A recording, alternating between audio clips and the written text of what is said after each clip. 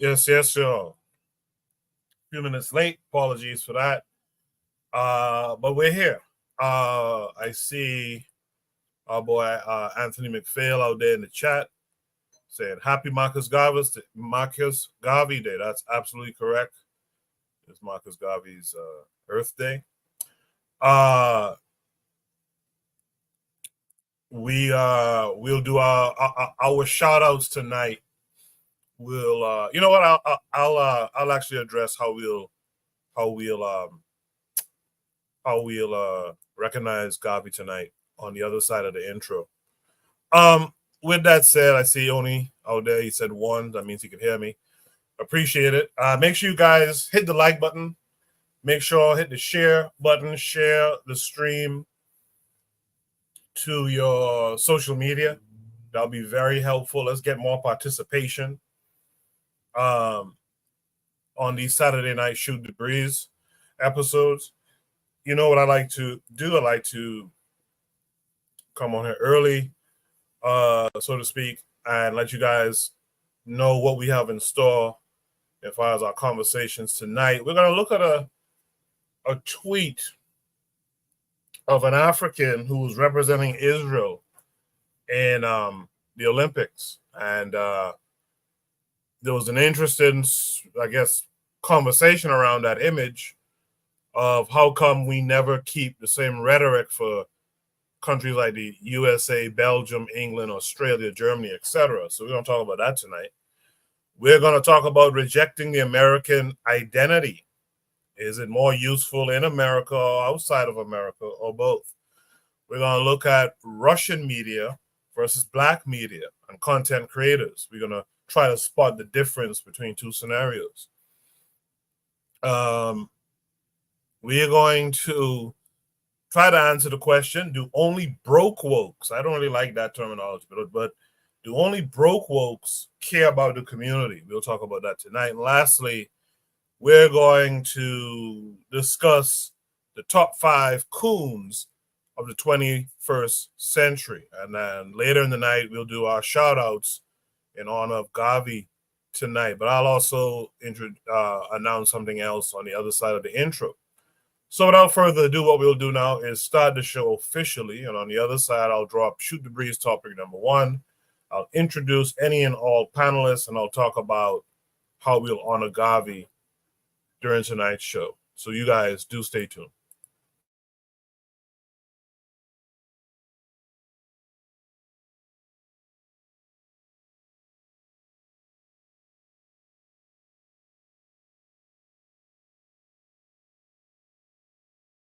You are listening to the Bitter Medicine Podcast on KWAZ Radio.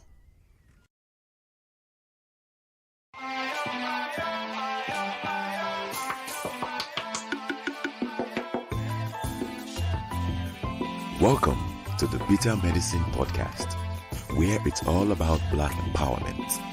Our show focuses on Black news and entertainment, arts, science, economics, history, people, and strategies that uplift, empower, and motivate Africans within the diaspora. And now your host, whose favorite color is black, Goku.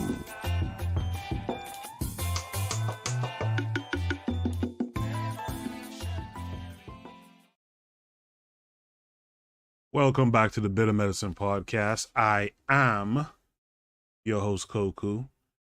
Just want to remind you guys before we get the show rolling that this show is part of a podcast network called KWAZ Radio. There are other shows on the network you are invited to tune into. This is D Webb with the Harsh Reality Podcast, asking you to tune in where we tackle the news of the day that affects our community, only on KWAZ Radio. Peace, family. This is Oni, inviting you to listen to the Pro-Black Perspective, where Black problems are addressed with Black solutions. Greetings, fam. Tune in to The Learning Curve with me, the Revolutionary Matron on KWAZ Radio. You are listening to the Bitter Medicine Podcast on KWAZ Radio. Yes, indeed. So we're back. Another Saturday night Shoot the Breeze episode.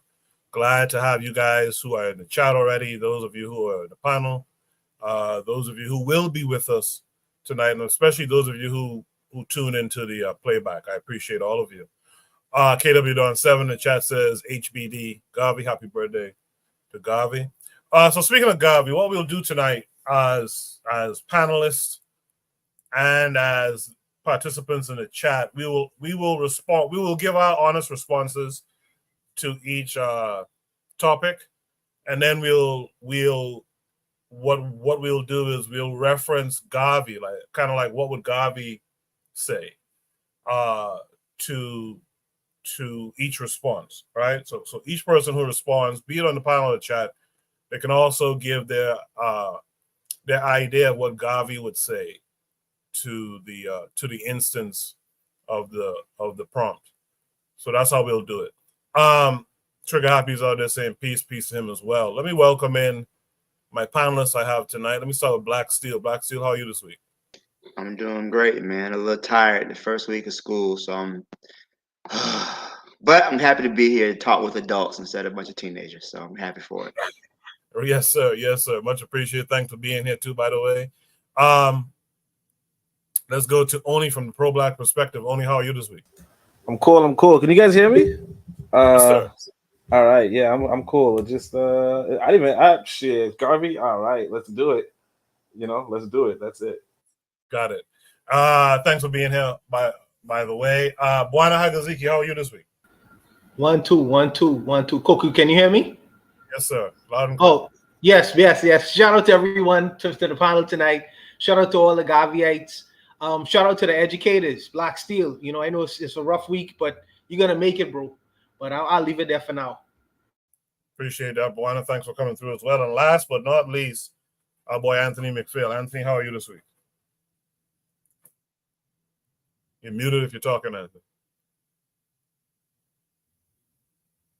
All right, maybe Anthony stepped away for the time being. Shout out to Afro Native World saying Happy Papa Gavi Day. Shout out to Jose in the chat saying good evening, everyone. So shout out to all of you guys, and thanks for being here. I guess Anthony had to drop off. I'm sure he'll be back shortly. In the meantime, let's go to Shoot the Breeze topic number 1. Shoot the Breeze topic number 1 says, I agree we shouldn't support this black man. This black man played for that state, but why do we never keep the same rhetoric for countries like the USA, Belgium, England, Australia, Germany, etc.? So who the black man in question here would be this black man right here. You guys should be able to see that pretty well. Yeah, this black man here. There's a tweet here that says, the original tweet said, not this N-word though. And it shows the picture of this black man representing Israel. But the person who retweeted it, Aaron Nation, says, a black man representing Israel is a problem. But y'all got American, British, French, and Belgium citizenship, countries that did far worse to blacks and Africans than Israel has and will ever do to Africans. Misplaced outrage just because you saw Arabs doing it on the internet. Seems like that's the only image or tweet from that particular tweet. So this prompt came with a second attachment. This is from Nick Young. I think that's Swaggy P. He used to play in the NBA. He says, so the police shot and killed a 36-year-old black lady holding a pot because she said, I rebuke you in Jesus' name. And we out here playing for the USA. That's a very interesting tweet from Swaggy P. I didn't expect that from him. But kudos to that brother. Before we start the conversation, let's see if Anthony has his sound together. Anthony, how are you this week? Yeah, I got it together, Coco. Peace, brother, man. Peace to all the brothers on the panel, man. Happy Marcus Garvey Day. Yeah, absolutely. Same to you, and thanks for coming through as well. With that said, I guess let's start this conversation should read something number one. I agree we shouldn't support this black man play for that state, but why do we never keep the same rhetoric for countries like the USA, Belgium, England, Australia, Germany, etc.? I guess I could throw in France in particular there too. Trigabi 262 plus says, sad thing is the brother in that picture is Ghanaian. That's an interesting revelation there. So with that said, let's talk about it. How come we don't treat America with the same rhetoric? Let's start it off with Oni this time. Oni, what say you? Yeah, so that's the thing. I don't know. You got me there. First off, what's this guy's name? Afrifa? Like, all right, okay. But I don't know why. Because realistically, see, me personally, I give America the same rhetoric. You know, I give America the same rhetoric. So I don't know. I don't know about this. Why don't we give America the same rhetoric? But as far as, you know, say why Americans wouldn't give America the same rhetoric, because they're American, you know? And I think we have to really come to terms. I think, like I said, I wrote this maybe a decade ago, but it goes along the lines of, if you identify as, no, if you're an African, but you identify as an American, right? Then why would you care about Africa? You know? Or even why would you care about, yeah, I mean, that's pretty much it. Why would you care about Africa? And more importantly, if you identify as an American, right? When America and an African country go to war, whose side are you on? And the reality is this: if you do a broad survey, now obviously there's exceptions to everything. You know what I mean? There's exceptions to everything. But if you do a broad survey, people are going to be on the side of America. Like people, quote unquote, Americans are going to be on the side of America. You know, and so just the same, you know, in fact, I just saw this today. Israel put out a tweet where they're going around, you know, making a dumb meme, I guess. I don't know. They're asking random people who are not white, you know, are you a white colonizer? And everybody's like, no, we're not white, and this is a diverse country, and it's a great country. So, you know, I'm from Dominican Republic, I'm from Brazil, I'm from, you know, whatever, right? You know, I'm from India, I'm from Pakistan, I'm from India, you know, all that kind of stuff, right? And the point being that this is why it's so important to be in Africa, and this is why it's so important to understand nationalism, right? Because a lot of times you are going to be loyal to the nation that you're in. You're going to be loyal to the nation that gives you citizenship. A lot of times, and you know, obviously there are exceptions, but the rule is, hey, you're in America. Who do you want to have the most medals from the Olympics? America. And how does America get the most medals? Put those black people to work to get medals. You know, and it's the same. The guy is looks like this guy is you know, he's probably an Israeli citizen. So what does he do? He represents this country and gets it some medals. Because why? That's his country. He doesn't have any loyalty to Ghana.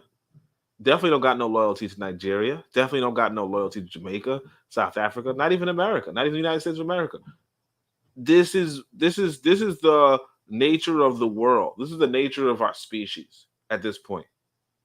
And we have to start looking at it from, you know, from that scientific standpoint and say, yeah, you know, realistically, I think that we should be trying to back away from these European nations, but it's almost like it's a dollar short and a day late.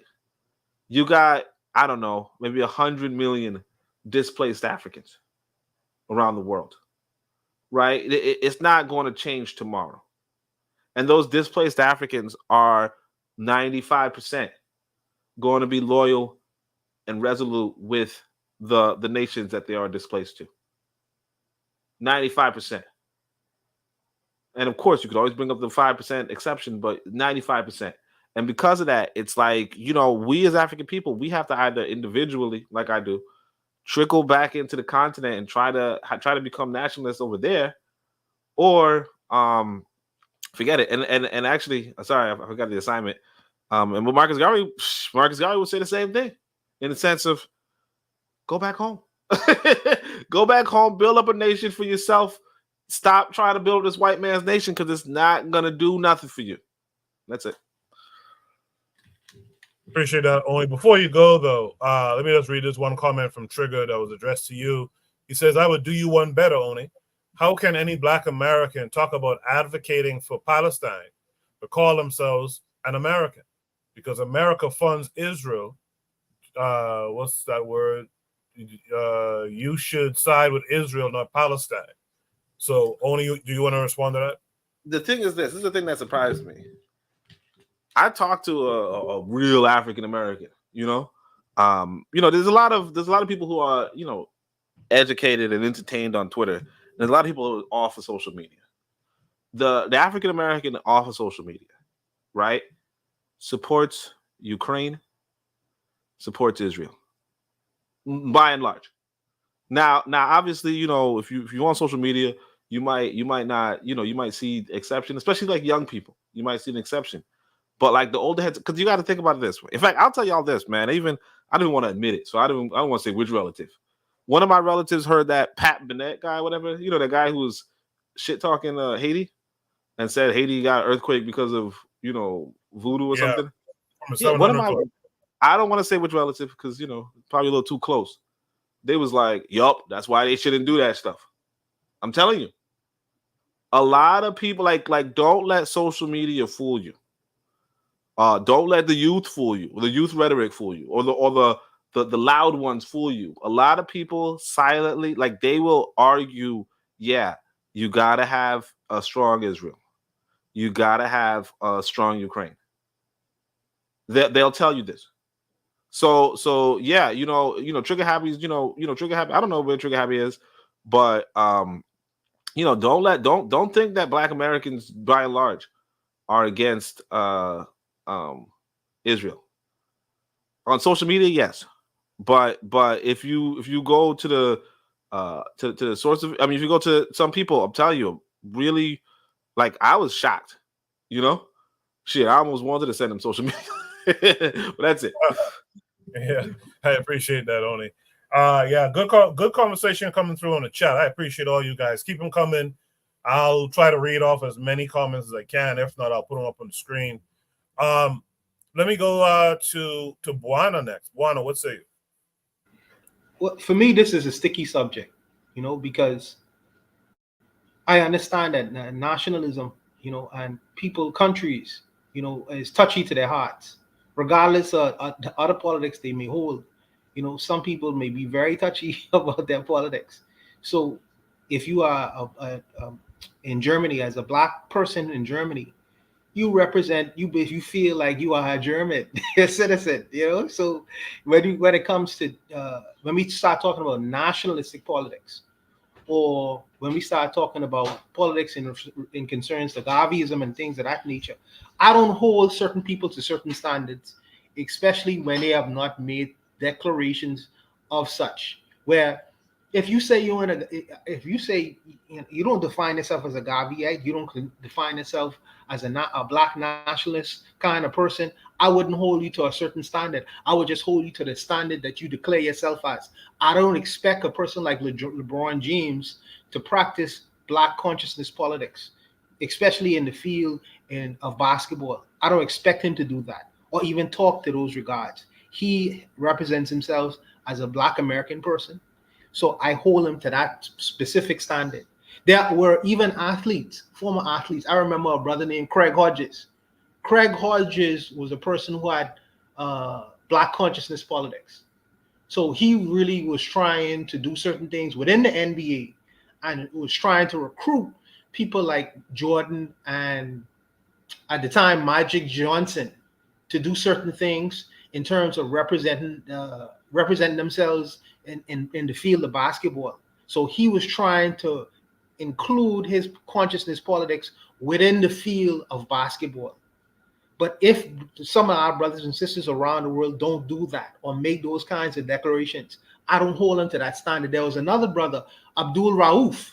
Abdul Rauf used to play basketball. I can't remember if exactly which basketball team, but his politics or his motivation was religion, Islam. And he was willing to even be outside of the NBA off of Islam, you know. So that was his foundation ideologically. So I kind of like would hold him to that standard and say, well, I can't stand up for the American national anthem when these group of people are bombing my brothers and sisters in Muslim states and Muslim areas.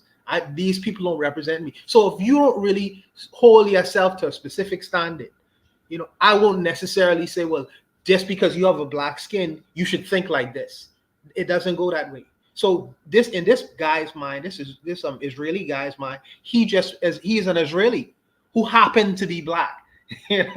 Who happens to be black, just like Americans, just like Germans, just like people out in the UK. The majority of the UK people who you see in the Olympics, half of them from the Caribbean. When you see Canadians running from for Canada in the field of track and field events, most of them probably from the Caribbean too. Most of them, you know, France as well. They probably from Africa, but their politics is as such where they see themselves nationalistically as the country of where they hold the citizenship. They don't say that, well, I'm from Ghana. My parents are from Ghana, so I'm a Ghanaian, but I'm repping Israel. They see themselves as Israeli. They came up under the system. They've been conditioned under that system. They see themselves as such. So I don't necessarily begrudge them. I just hold them to the standard that they tell the world who they are.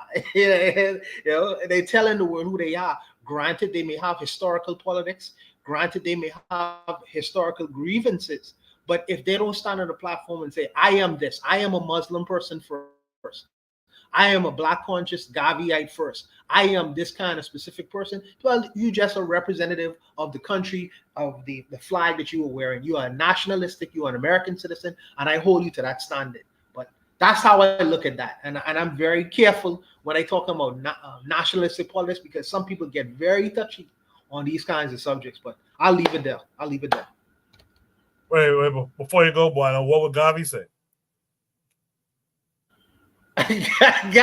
Gavi would say you must be repping the red, gold, and green. That's the flag you're supposed to be practicing under the Olympics. If you win the Olympics, you are repping red, gold, and green. Now, wherever that nation is in Africa, red, black, and green. I'm sorry. Red, black, and green. That is the flag that you are in the Olympics under. Wherever that country is, you are representing that color. Red, black, and green. True and true. That's what Gavi would say. Where are our colors? This is our colors. You know, but I'll leave it. Appreciate that, Buana. Let me go to Black Steel. Black Steel would say it.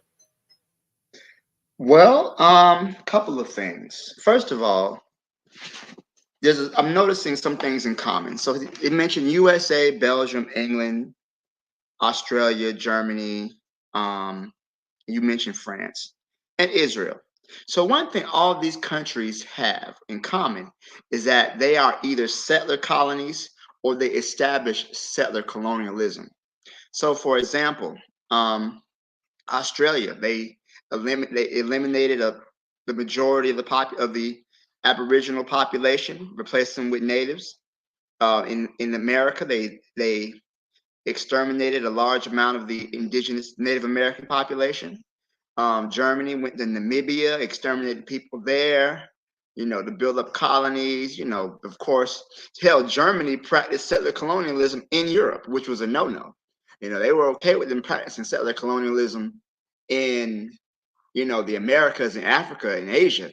But for them to practice settler colonialism in Europe, that's just a complete no-go. That's why everybody is so upset with Germany, because, you know, that's what the idea of LIVESTREAM was, living space. That's what Hitler wanted for the German people. He wanted to eliminate the inferior races. In America, they called it manifest destiny. The only difference between manifest destiny and LIVESTREAM is the fact that manifest destiny was more or less successful. But anyways, to my point, people are upset about this because Israel is really the newest settler colonial state on the block, right? And many of the atrocities that were done via settler colonialism and, you know, European invasion, they're considered history. We don't really think about what happened to the Aboriginal Australians because that was a long time ago. You know, They give them Aboriginal Australia Month. You know, in America, we have Native American History Month. You got a few Black people who are, you know, representing and, you know, in the Olympics, because all of that stuff happened a long time ago. Whereas it's a little different with Israel because their settler colonialism is ongoing and it's being live streamed, right? So the events that happened in America's past, where they enslaved Africans, where they killed off, you know, the population, that, you know, you're not seeing that face to face. Whereas now is currently being broadcast to you in 4K. So that's why people may be upset. Like, why are you going with this settler colonial nation, but yet people don't have a problem with this other settler colonial nation? Because it's a matter of when it's happening. They're not wrong. They're not wrong in saying that you should be as aggressive towards the people representing America or Great Britain. But at the same time, you have one nation that's currently enacting a genocide, which can be seen for the whole world to see, versus America, where most of their, well, I'm going to say most of their most horrific crimes are in the past, or not even in the past, because again, that sister was murdered. Their crimes are not as well broadcast, I should say. So they mentioned the cop who got killed, who killed the young sister who had the pot of water, right? That cop got arrested, you know, and we'll see justice, and he had to get arrested because America likes to save face. Even though this is a racist nation, they can't really show how racist they really are, because they want to try to pretend to be some sort of moral paragon in the, you know, to the world. Whereas in Israel, you know, they literally had a protest trying to free people who were raping Palestinian men in prison. So all of these countries, you know, their settler colonial ways are in the past, so much to where they still involved in them, but it's not as open, it's not as in your face, I would say. And I guess there's a slippery slope between that, which is why I say the person making this argument, they're not wrong, right? About why is it. But I think also too, there's no African nation, right? There are African nations, you know, in the continent. There's 54, 55 nations in Africa, but there's not a unified African nation, which is what Garvey wanted, right? So when you're talking about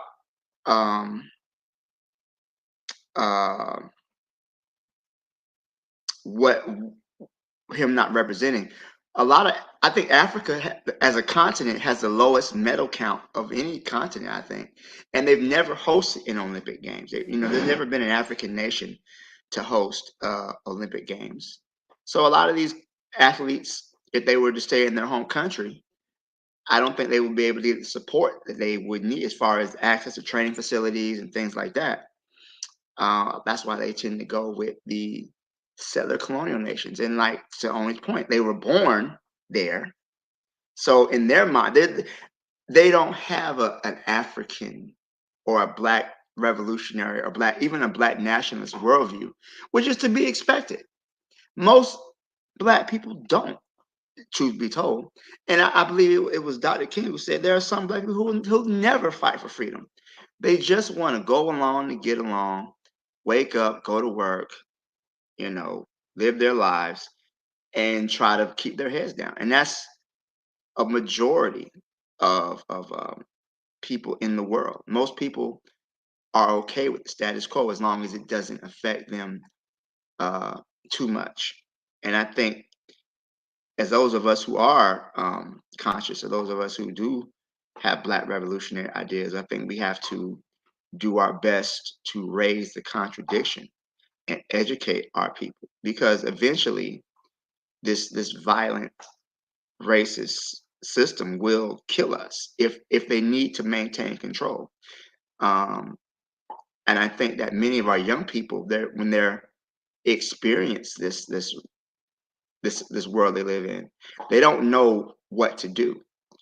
Sometimes they turn to reactionary thoughts of view. They become religious. They try to find, oh, why is this happening to me? Are we cursed by God? They fall into occultism. But I think that those of us who are conscious have a responsibility to educate our people, so that way they don't, they don't wear the uniform of settler colonial nations, and not just Israel, but the other nations as well. I'll leave it there. Thank you. I appreciate that, Black Steel. Brother Bakari is in the chat. He said earlier, I lost the message now, but he said in the chat earlier that he was watching the Little League,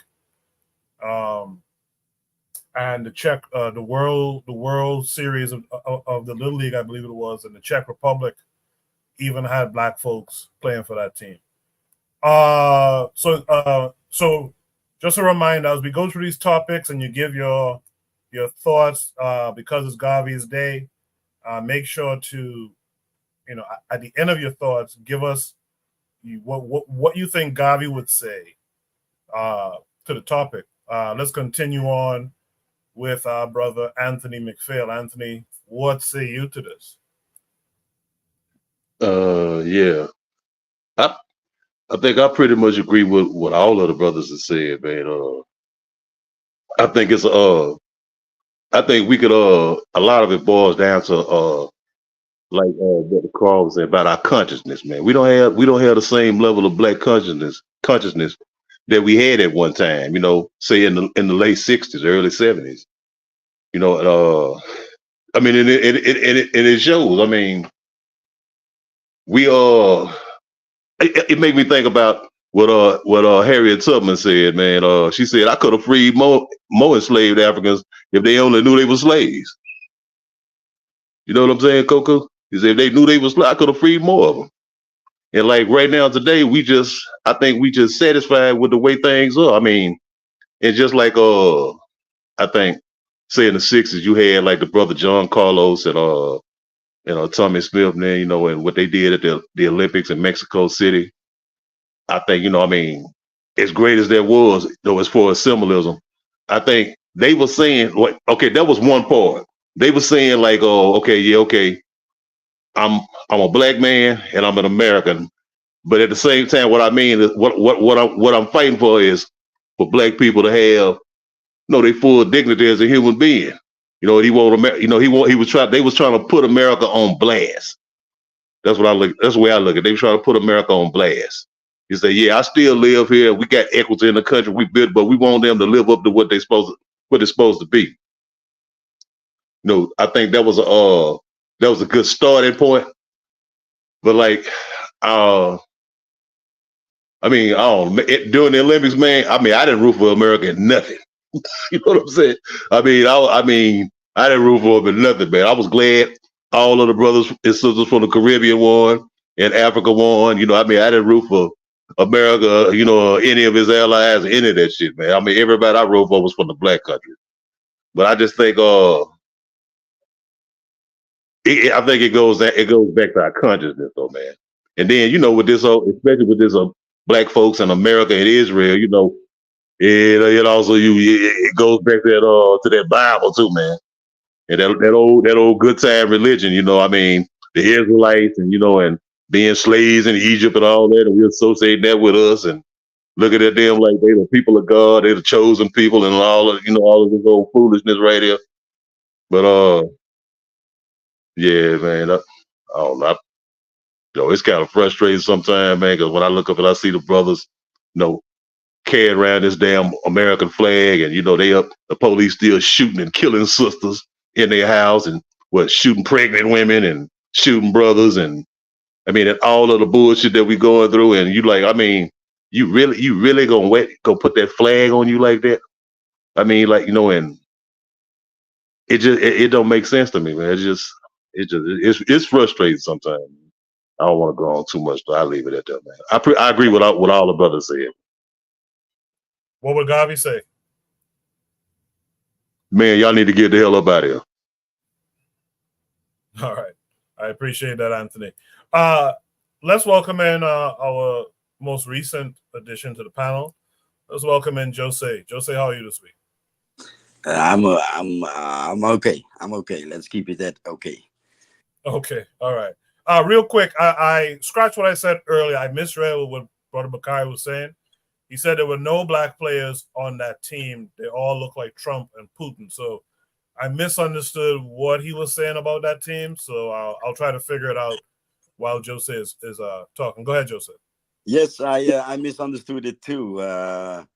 So I commented something about somebody I know that is selling, among others, Cape Verdean young soccer players to Eastern European B, C, or D clubs, and I'm sort of angry with him because a lot of sporters, they have this discipline in sport, but most of the times they are also disciplined in other things like studying and stuff.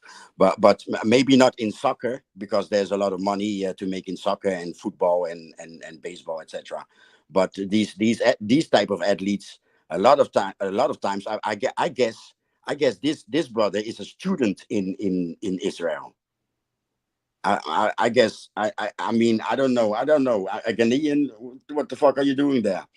But yeah, isn't he a Kushi? Isn't he a Kushi in Israel?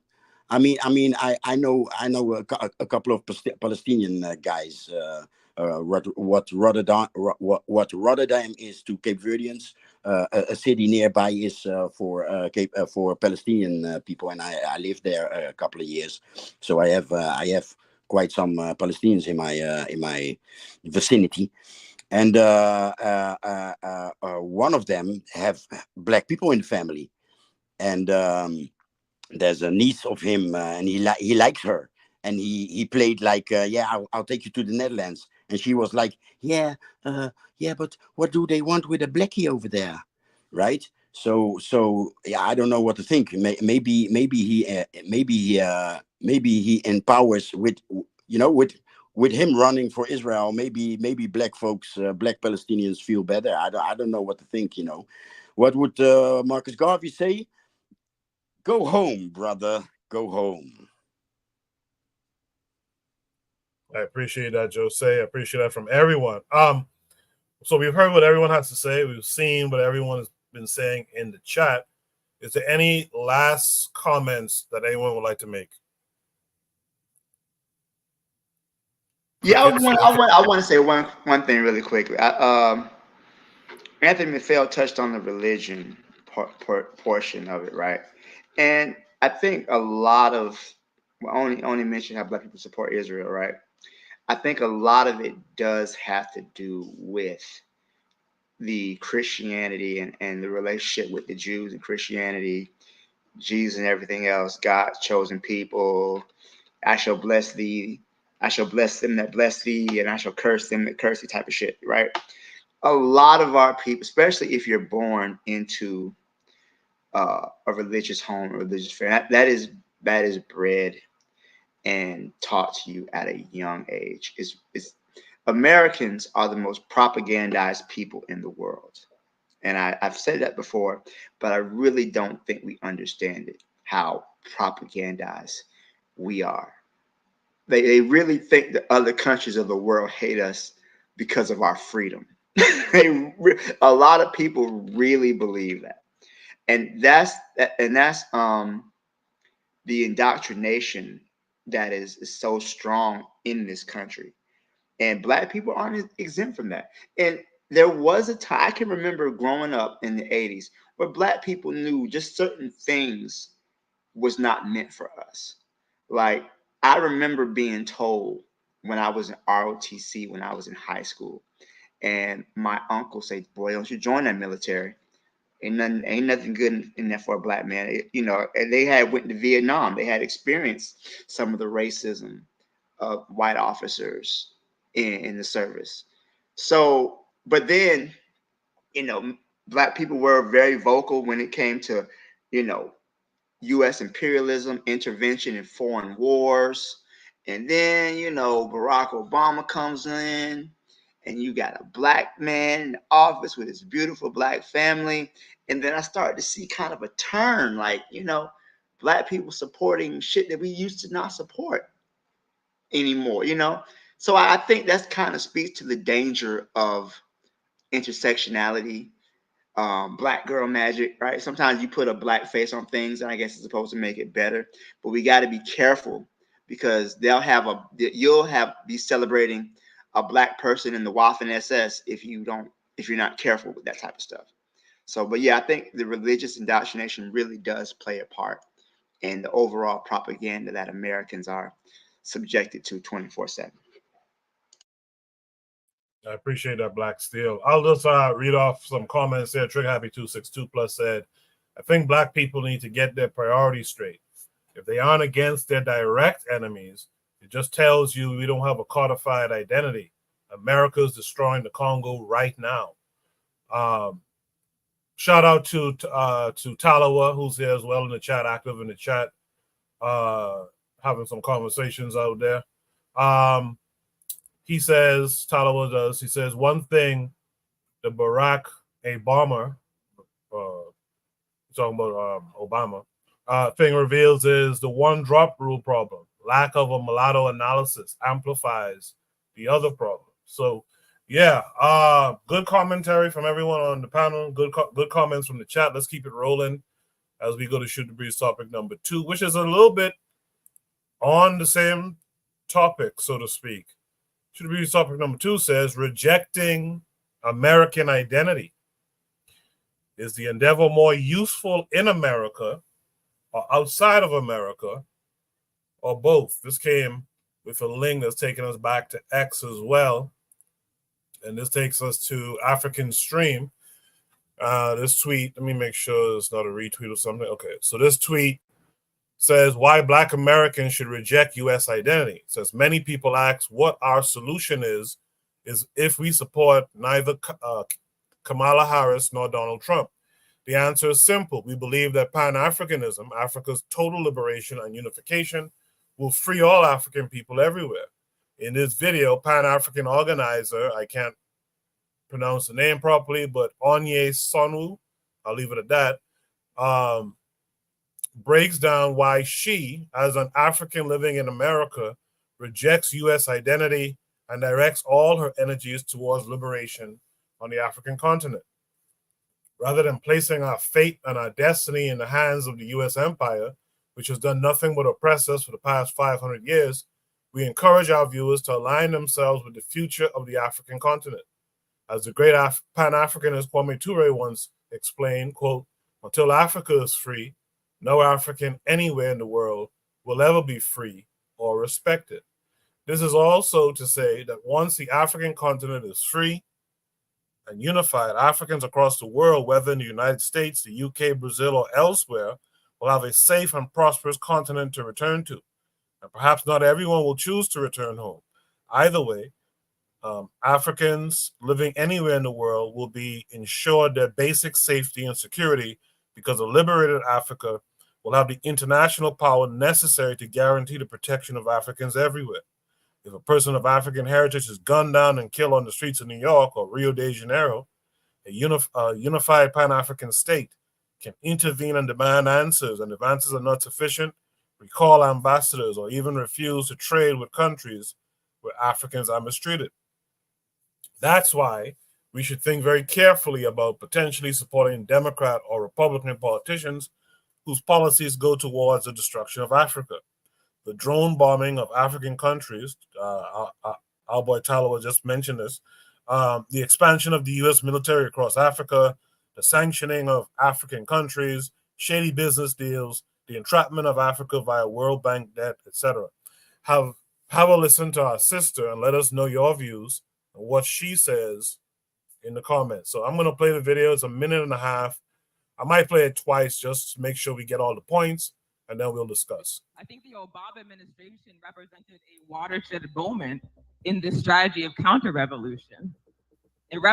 I think the Obama administration represented a watershed moment in this strategy of counter-revolution. It represented a moment where African people began to accept that our history is part of American history. Our culture is part of American culture. Where before we understood ourselves unquestionably as African people, now we understand ourselves as part of the American project. And we have to talk about why that happened. What's happening is that African people in the US have internalized American exceptionalism. We understand ourselves to be a separate nation existing apart from the masses of African people in the continent and around the world. We have internalized the logic of settler colonialism. We are participating in the erasure of the indigenous nations of the United States, which are still here, which are still fighting for their land, which represents the front line of the struggle against the destruction of the planet. We have internalized the enemy's line against them. So we have to understand we are not a nation apart from the masses of African people around the world. Our destiny as Africans in the United States is not tied to the destiny of this empire. It's going down, y'all. This is a sinking ship. This project is doomed.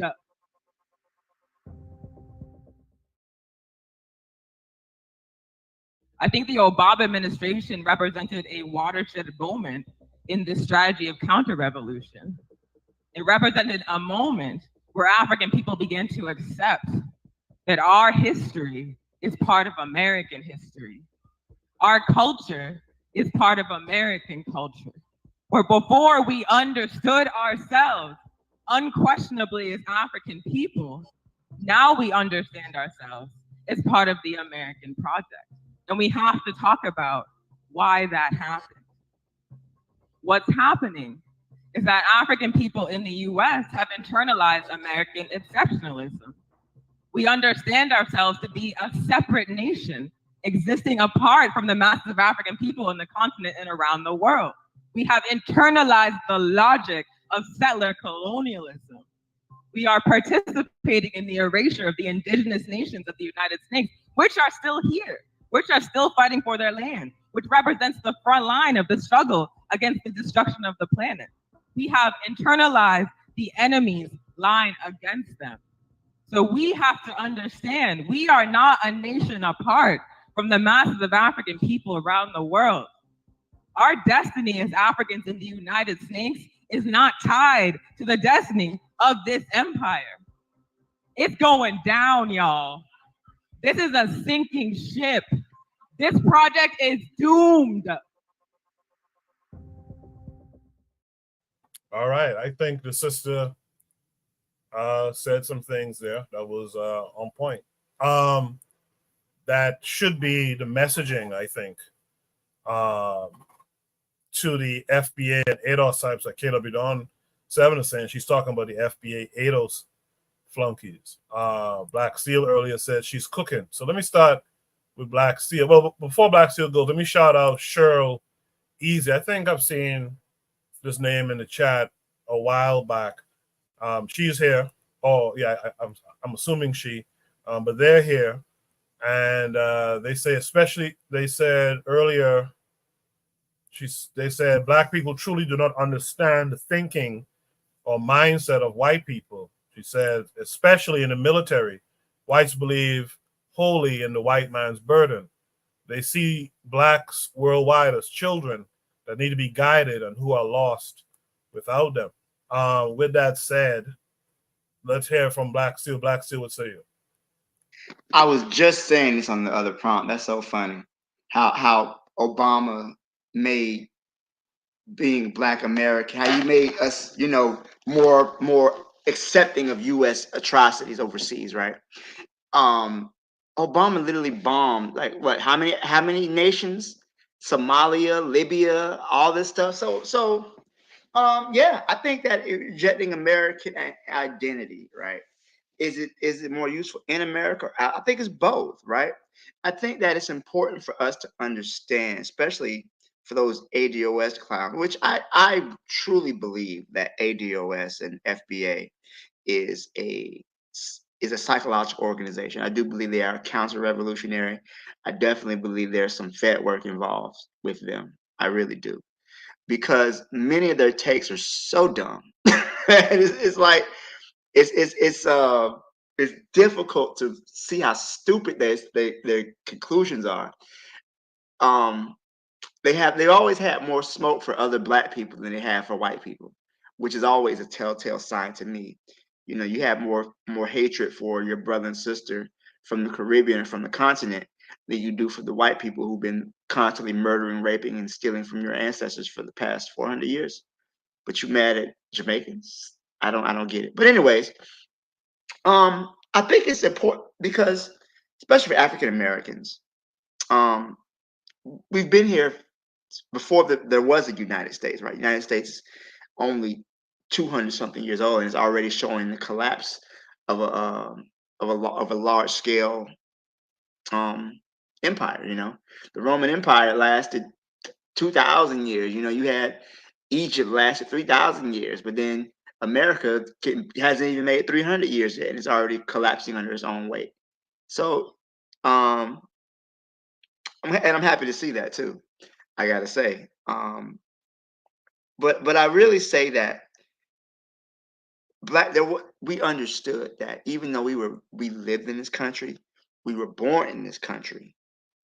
This was not our country, right? And they made it known this was not our country. They threw certain programs such as benign neglect, you know, certain policies, you know, segregation. And it's so funny because I always think about what Malcolm X said about the wolf and the fox, and how wolf bares his teeth to you, even though they're both canines. They bare their teeth to you. You know the wolf is your enemy, and you can prepare to defend yourself. But the fox will lure you into a sense of security, and you'll be halfway down his throat before you even know what's going on.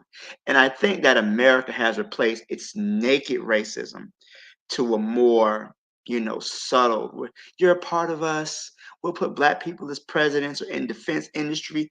We'll have black people as secretaries of state, and you know, and you know whatever role, you know, 5-star generals in the Marine Corps and everything else like that. We'll show our you know black ambassadors as they vote for against ceasefires and genocide, and we, you know, kill people in the Congo and Sudan, and we're just show how inclusive America is of all its people of color, right?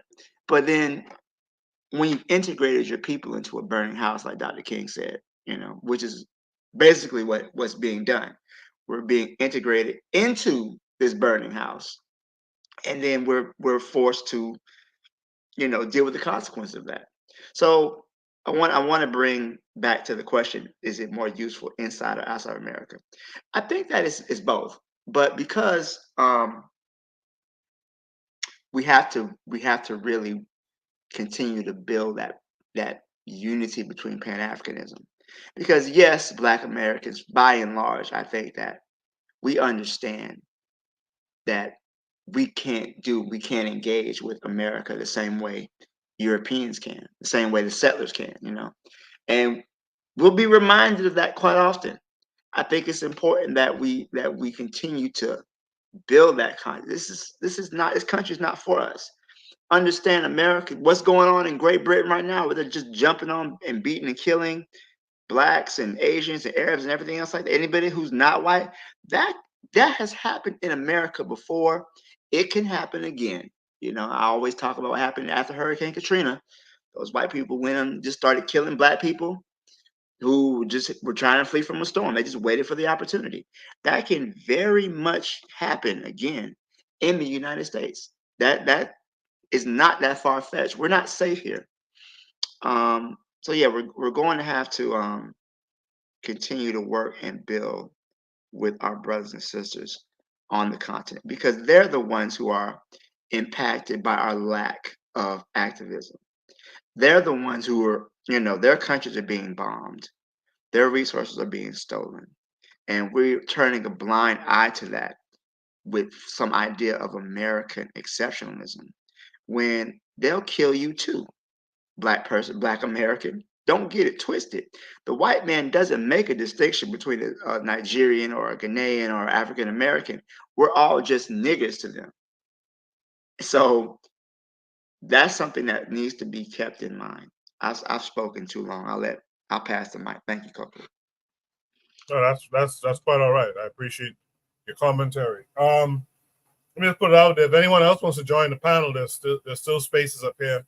Just click the link. It's pinned to the top of the chat, and you too could have your opinions heard as well. Let me Let me go to Jose next. Jose, what say you?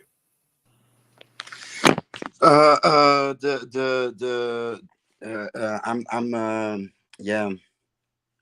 I thought it would blow over the ADOS and FBA, but it's getting stronger. People are making songs about it, etc. And I'm a bit disappointed because America, the white devil, etc. Where has it gone? Where have all these sentiments gone? Being revolutionary against what? Yeah, against the American government. If you're a citizen and if you're outside the American government, yeah, I can only express my disappointment. I don't know what to expect anymore. Seeing those images. Of South Africans trying to make a bad image of Nigerians. Have you all seen that on X? Like old murder cases, etc. They are throwing at each other. And I'm looking at FBA and I'm like, yeah, where's it gonna stop? I'm worried. We're making a bad image of ourselves. Uh, uh, I mean, yeah, America was the enemy, and now people get angry at Arabs for being against America. And people are protecting American interests in Africa against Russians and Chinese.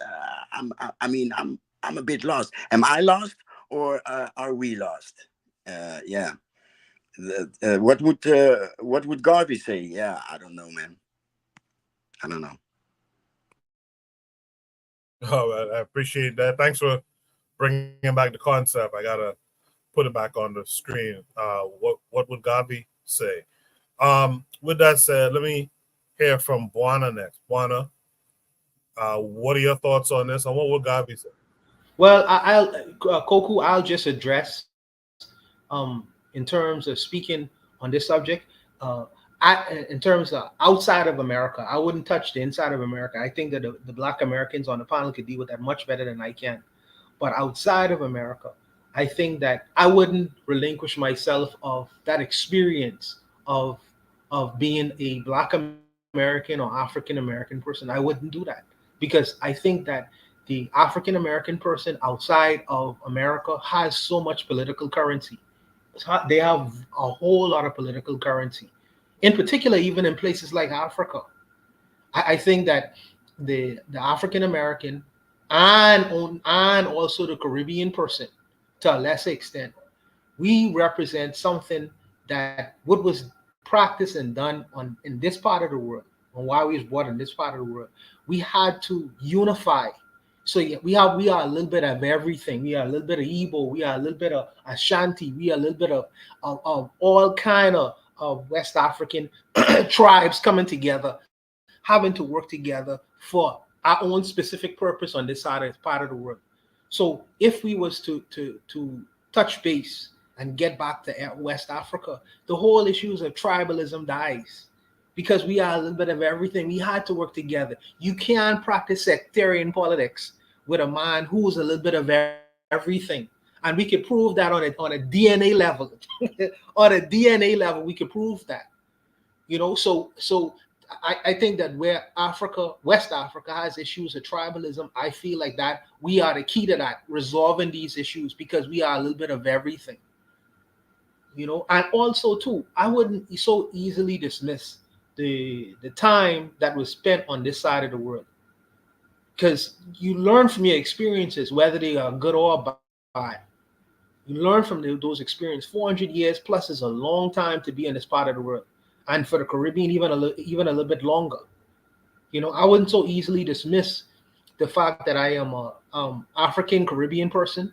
I'm an African Bahamian person. I wouldn't so easily just relieve myself of that experience, because that comes with a whole lot of not only history but experiences in living in this part of the world.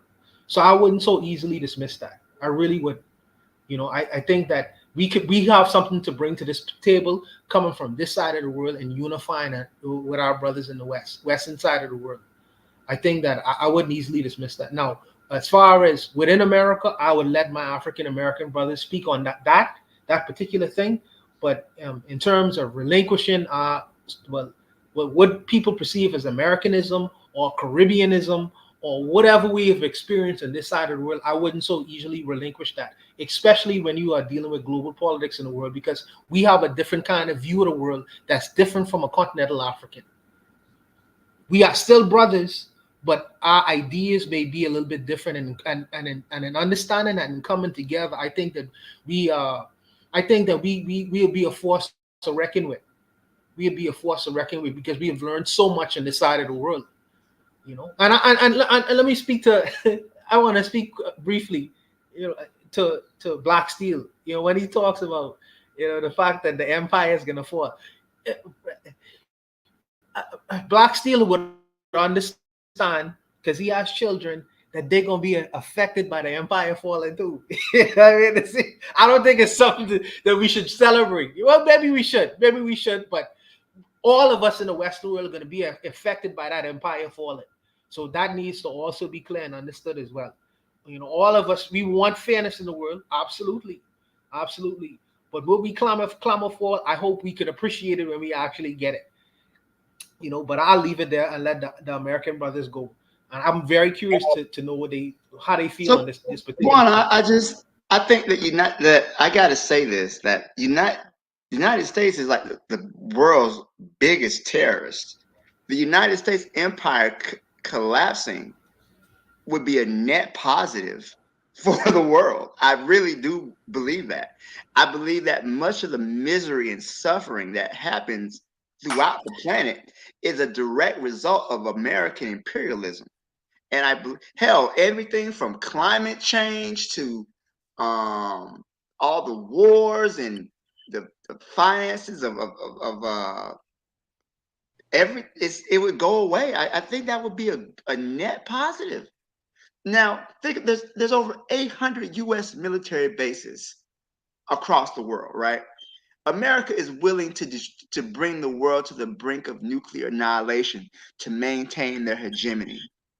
I think that's a good thing if they were to go away. Like, even right now, what's going on in Ukraine. What's going on in Ukraine is a proxy war, just like Afghanistan, just like Vietnam. These are Ukrainians are literally I have no love for the Ukrainians, but this war is being exacerbated by the U.S. to weaken Russia.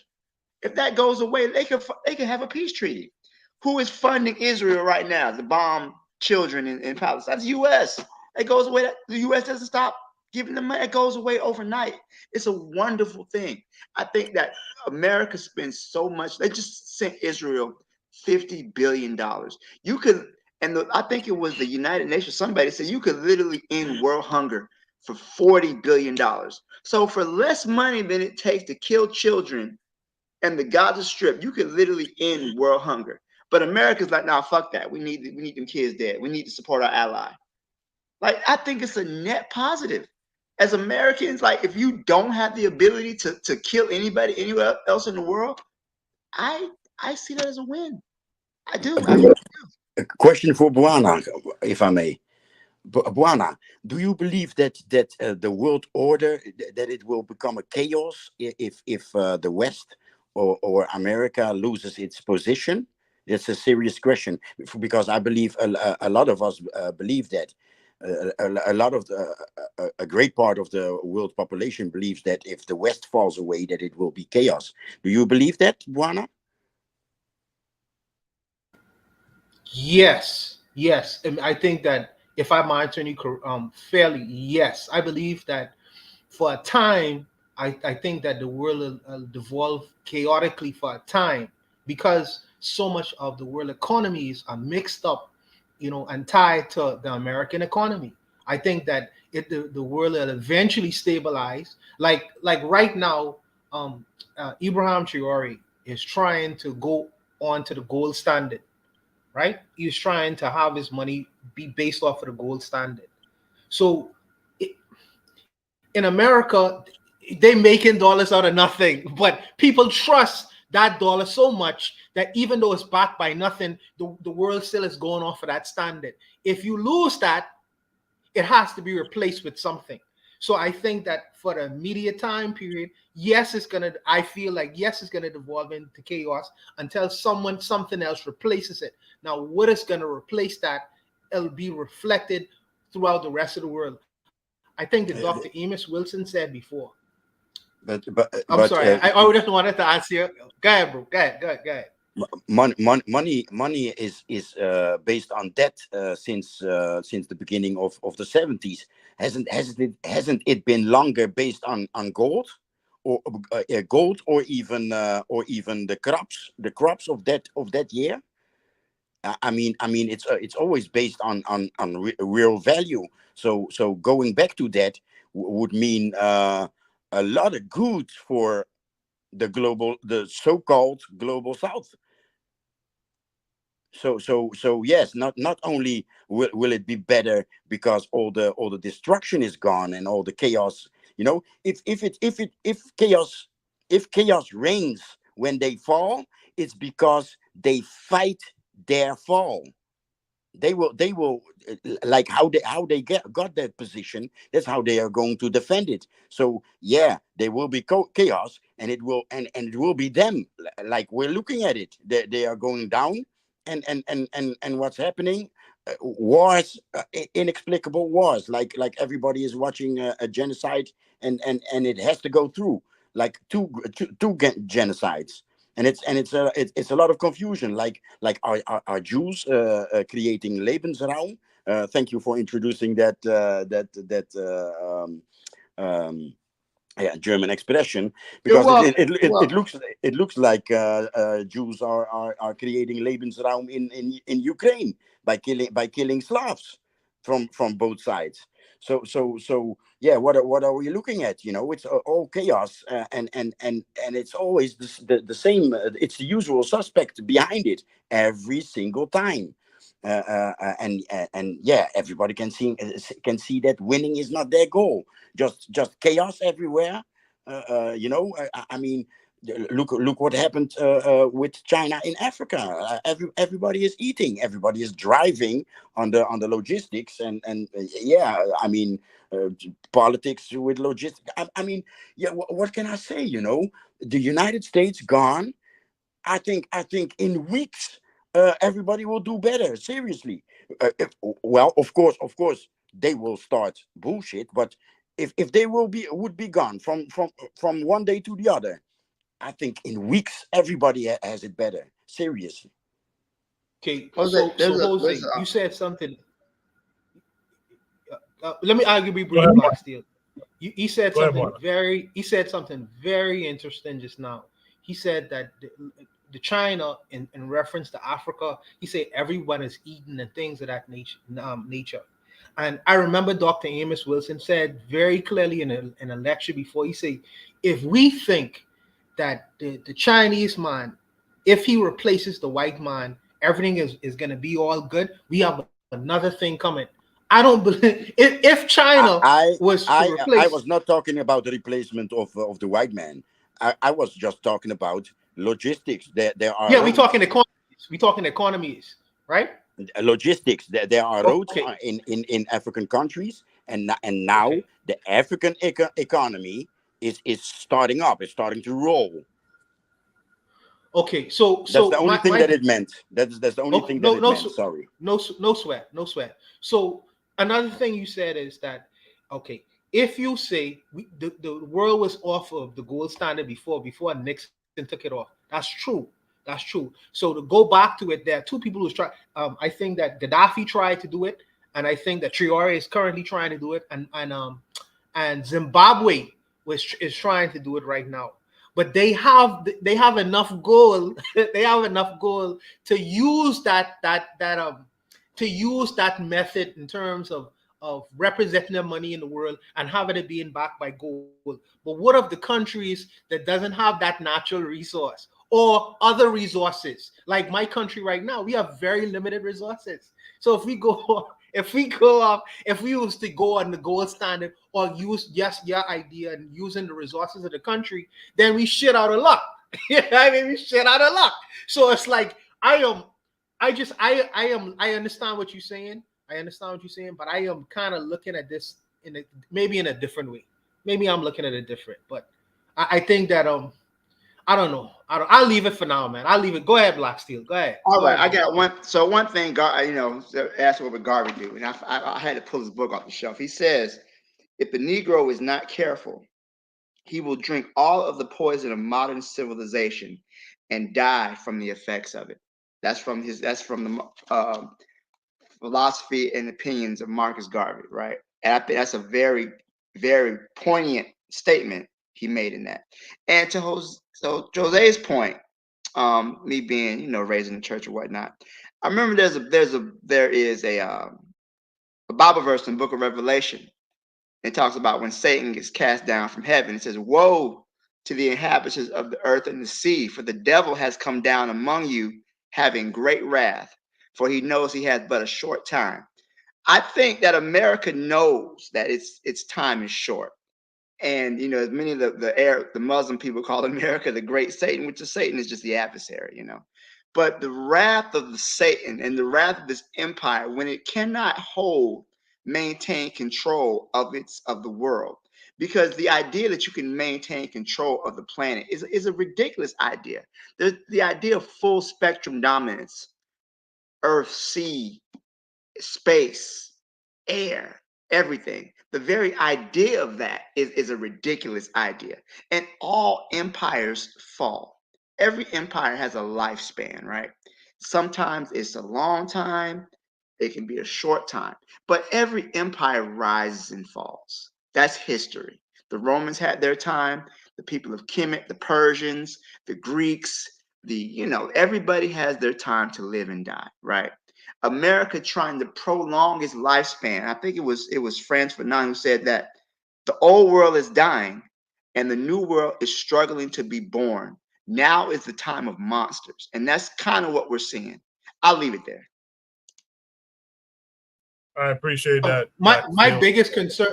Sorry, I'm gonna be brief, Koku. My biggest concern to Black Steel and to Jose is what will replace it. That's my biggest concern. I think a multipolar world is overall a good thing.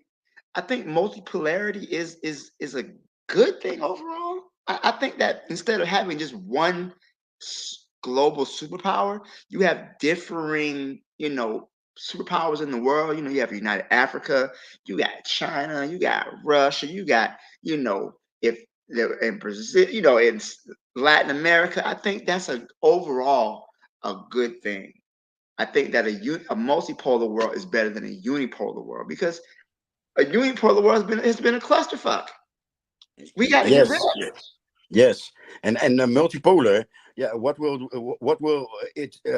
replace it? Us, at least in our nations, us, and then we will be one of the poles of a multipolar world. If it's not us leading us as the parents, but yeah.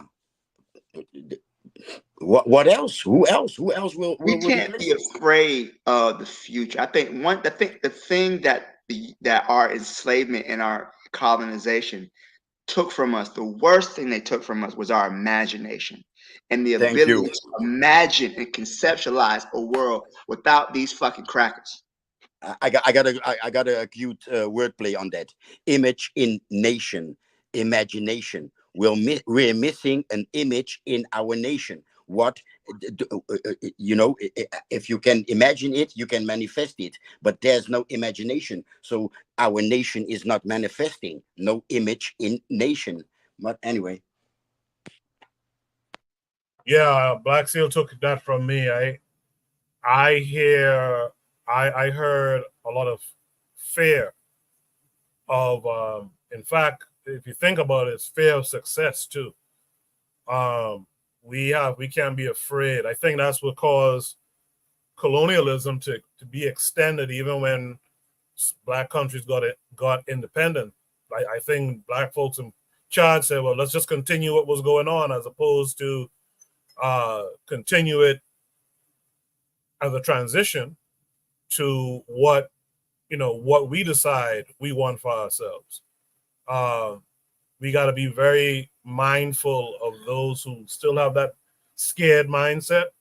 We can't be scared about. But Coco, you are from the Bahamas, bro. You are from the Bahamas. I am from the Bahamas. After this place claimed its independence and the Negroes take over, you understand the level of dysfunction that occurred still to this day, bro. The other night, I mean, I have my current on for 5 hours and shit like this and I shouldn't say that's just gonna happen to every black nation. But I'm saying that there is a level of dysfunction that I actually live. And these people who claim, oh, we are independent. What these Negroes have done for more than 51 years is left much to be desired. Because they replaced the other guys who's here. They replaced them.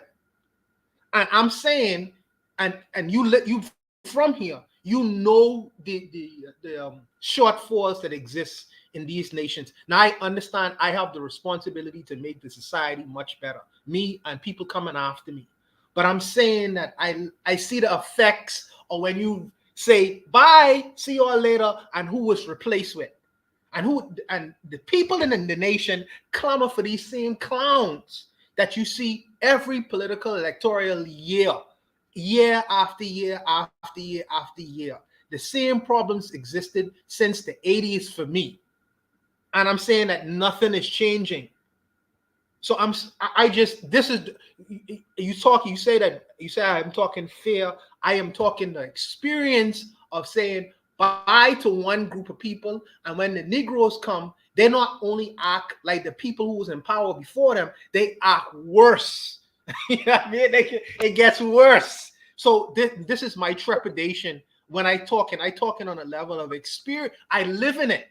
I'm living it. I ain't just talking. I'm living it. But this is to say, like I say, maybe it's trepidation, maybe it's fear, but this is my concern: the practical realities of the situation. That's where I am in my head. But I'll leave it. Yeah. I'll before I go to the next panelist, I'll just quickly say that fair is not a bad thing. There's people who go around talking about fair is a bad thing. No, fair is not a bad thing. It's about what kind of fair that you have. If you have a fear that the same malarkey will happen, then that just means that we have to do more work now to get people on the right mindset. What really happened in the past, and this is not the time to talk about it now, but what happened in the past was a lot of our folks who took over power when those black nations started to gain independence, these guys were immersed in the whole British experience. These guys were subjects of the UK. These guys were colonized too. And so they just went with the easy thing of just trying to continue what was happening. And of course, if you don't understand how something was happening, you're going to fail at it. And more powerful is if you don't implement things in the way that you understand things, right? It's going to fail. And that's the problem that we see in the Caribbean. A lot of those guys came up as British subjects. I mean, literal British subjects. They were colonized people, With all that said, he's been waiting a long time. Let's get to Anthony next. Anthony, what say you? Yeah, that kind of, I was just the part that you was just saying, Cuckoo, about the fear part. Okay, I address that first. Okay, first of all, that sister, I know her, Anya Sunwoo. I know she's a part of the All African People's Revolutionary Party. I think they based out of Arizona somewhere. But I know I was on a podcast with a couple other people with her one time. Yeah, real sharp sister, man. But okay, we was just talking about the fear part where you and Buana was discussing. It made me think about what Malcolm X said. You know when Malcolm was talking about the house Negro and the field Negro? You remember that lecture, Coco? Hello? Can y'all hear me? Yeah. Yeah. I was talking. I thought, yeah. Okay, but anyway, yeah, the lecture of the house Negro and the field Negro. Remember, okay, the field Negro and the house Negro were having a conversation. The house Negro saying, well, we found a better house than this. You know what I'm saying? The food and clothes and all of this stuff. And the field Negro, you know, who his experience wasn't the same as the house Negro, what he said, anywhere is better than this. You know what I'm saying? What he said, when a fire caught, he prayed for a wind that it burnt the whole goddamn thing down. You know what I'm saying? And that's why I put this with I equate this with the house nigga and the field Negro thing. You talk about the fear part. Okay, America falling. Man, I mean, I think it'd be one of the most beautiful things that ever happened. You know what I'm saying? I honestly, I think it'd be great. You know what I'm saying? And like I said, what Bonner was saying, well, what's going to replace it? But I mean, we got to think like the field Negro. You know, anything is better than here. And the anything is what you going to make of it. You know what I'm saying? I mean, we had to realize, okay, like you was just saying that, okay, when something happened, like when colonialism is over with, and you get these Negroes in office, you had these Negroes who were educated in that system. Okay, after a couple of years of them fucking up, the people need to do what? Need to run their ass up out of there. And I think too many times, whether it's in the Caribbean, whether it's on the continent, in Africa, or even right here in America, among us, the Congressional Black Caucus, we let these same old Negroes who won't never do a goddamn thing go represent us all the time. You know what I'm saying? They lay there and say this or that, and get and talk about what Trump gonna do and whatever this other white nationalist gonna do, and and scare you with those kind of politics, and they end up doing the same thing that they do over and over again. No, just so you can keep them elected, keep them in power, so they can keep on doing the same old damn thing and keep the system going along. You gotta fight a war to the end. And fighting a war to the end means you got to also overthrow them house Negroes. You know what I'm saying? You got to get them out the way. Because the house Negroes gonna stand in the way of progress. Okay, that's that part right there. Okay, back to the prompt you was talking about, the African identity. The African identity. Okay, I remember. Well, it's about rejecting the American identity. Okay, I mean, rejecting. Okay, that's the same thing. Okay, rejecting the American identity. Okay, it was a brother that was from right here, born and raised here in Shreveport, Louisiana. He's known as Owusu Sadoki. I don't know if Carl probably heard of him, but he was associated with with brother Kwame Ture. He was the co-founder of Malcolm X Liberation University in the late '60s in North Carolina, and he was like one of the leading Pan-African voices in America back in the late '60s, early '70s. Okay. They did an African Liberation Day in Washington, D.C. in 1972. The main slogan was, "We are an African people." You know what I'm saying? And they was and that's what they was talking about, rejecting the American identity and American policies and everything. Matter of fact, they was like protesting. They was at the embassy of the United States in South Africa and Zimbabwe. You know what I'm saying? And other places where America was supporting these colonial regimes. These European colonial settler regimes. And he had said that he met with Amilcar Cabral of the PAIGC in Guinea-Bissau. And he was saying, well, what can we do as African people here? And he was saying one thing, Cabral was saying one thing is, I'm glad that you accepting your African identity as African people. He was telling them the things that they could do, like, keep the heat on the American government and everything, and basically, just keep the heat up, keep the issues in front of us. Okay, this ain't new. If you go back to the 19th century, it was the same argument of the African versus American identity. You had Martin Robeson Delaney, Dr. Martin Robeson Delaney, who was a man who was a proud black man, and a man proud of his African heritage, even went to Africa. And then you had Frederick Douglass, who was like, no, man, we got to forget that, all that old stuff there. That was our great grandparents and all that. And we got to buy into this American identity.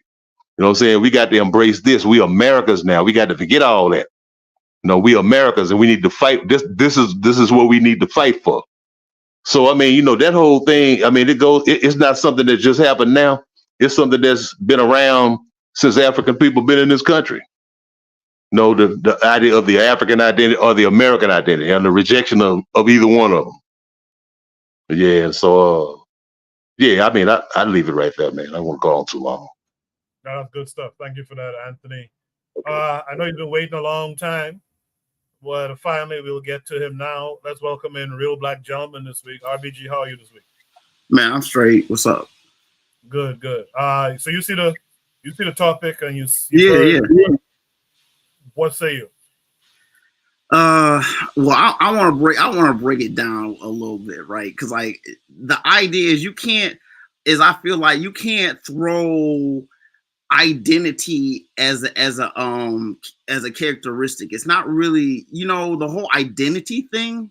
It winds up being convoluted beyond like literal, like, how do I say it? Identity. It should be a localized thing in general. When we try to identify identity, I mean, I have citizenship. I have, I have American, So to say identity, let me just break it down. So when I say that, I would say it's more useful in America because, I mean, in any case, you're not going to have anything to do with, you have to recognize, if I'm in Africa, I want to recognize what is American. I want to recognize and be able to identify it, right? But it's more important here if I'm trying to reject it, because it's not about the identity. Identity, again, it's the broader sense. You know what I'm saying? We're Black people, right? That in America, it being Black shaped America. So there's the stoplights. Everything Black people have literally done that you can call what it is that is integral part of the infrastructure of the bounds of the United States. You know what I'm saying? As far as like what she's saying, yeah, she makes a point about Barack in this counter revolution about trying to be more American and emphasizing those characteristics as opposed to the African ones. I mean, as long as you don't have to, how do I say it? I mean, again, Black people in this country are precarious because if anything, naturally, if we're all going to be African, then naturally the whole Africa, and all of its largesse could float something over, on behalf of Black people, and yet nothing that's floated over, right? So the whole Black thing, like Black people can't necessarily, daftly give up America, although the America that like we would identify as going out of the world and doing all that other stuff, yeah, I reject that. I reject that because like, no, that's not my America. What is that? Those are like areas in which people perform duties and calculate shit within the bounds of that real estate. And they do that supposedly on behalf of everyone in this country, including Black people. You know what I'm saying? You don't want to sit here and say, you know what I'm saying, as Black people, you know what I'm saying? It's easy to reject America outside as African people. There's a lot of stuff. So much of it. And as far as the whole replacement that you know what I'm saying, Bwana and everyone saying that like you don't want to replace one for the other. True, like we do have to have a sense of like who we are, but we need to understand there's going to be like steps in between there. You're not going to get there from here. Real politics tells you you're not going to get there from here. So you're going to have to make some decisions and kind of like theater it out in such a way that we gain leverage in the chaos. You know what I'm saying? When I say we, I'm speaking as Africa, as African people, we. I hope I made that clear. You know what I'm saying? I reject all this nonsense. You know what I'm saying? All this money going over like, no, you didn't do that in my name. You know what I'm saying? None of that. when we're talking about America, as soon as it leaves the bounds on some other shit, you know what I'm saying? That I can't identify. I don't recognize that. I don't know what that is, right? Because it's not the people. It's just, you know, folks in particular real estate, you know, going over plans and plots and like moving, you know, infrastructure and equipment here, there to do, and, you know, on my behalf, supposedly. I'm gonna pass the mic. I appreciate that, RBG. Good conversation in the chat. You guys keep it going. If I can't read your comments, I'll just display them on the screen. With that said, Oni, you've heard everything everyone has had to say. You've seen the chat. What say you to all of it? Yeah, so I kind of agree with everybody on some points and disagree with everybody on some points. This is the real problem. Well, no, let's actually backtrack. America is gonna fall. Let's say that, right? Malcolm X told us the same damn thing. He said, America don't got too many years left. It's about to fall, and blah blah blah. He said this in the 60s, which is, look at the look at the time, look at the year it is, right? That's 60 years ago. We've been talking about America falling for 60 damn years, right? Now I'm not saying it's not going to fall, but here's the second point to this, right? And that is, if it were to fall, you're in no position for that collapse. Like if America were to fall, you should not be in America when it happens. And I'm going to defer to, before we go to Garvey, I'm going to defer to the wisdom of my brother from another mother, Carter G. Woodson, who says, history shows that it does not matter who is in power, what revolutionary forces take over the government. Those who have not learned to do for themselves and have to depend solely on others never obtain any more rights or privileges in the end than they had in the beginning, right? And what he's saying is,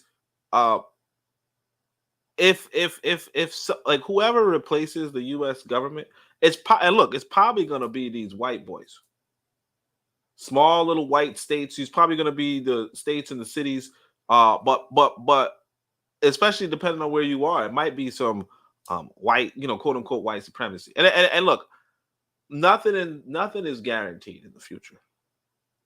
However, you got to ask yourself, who's organizing for independence and who is dependent?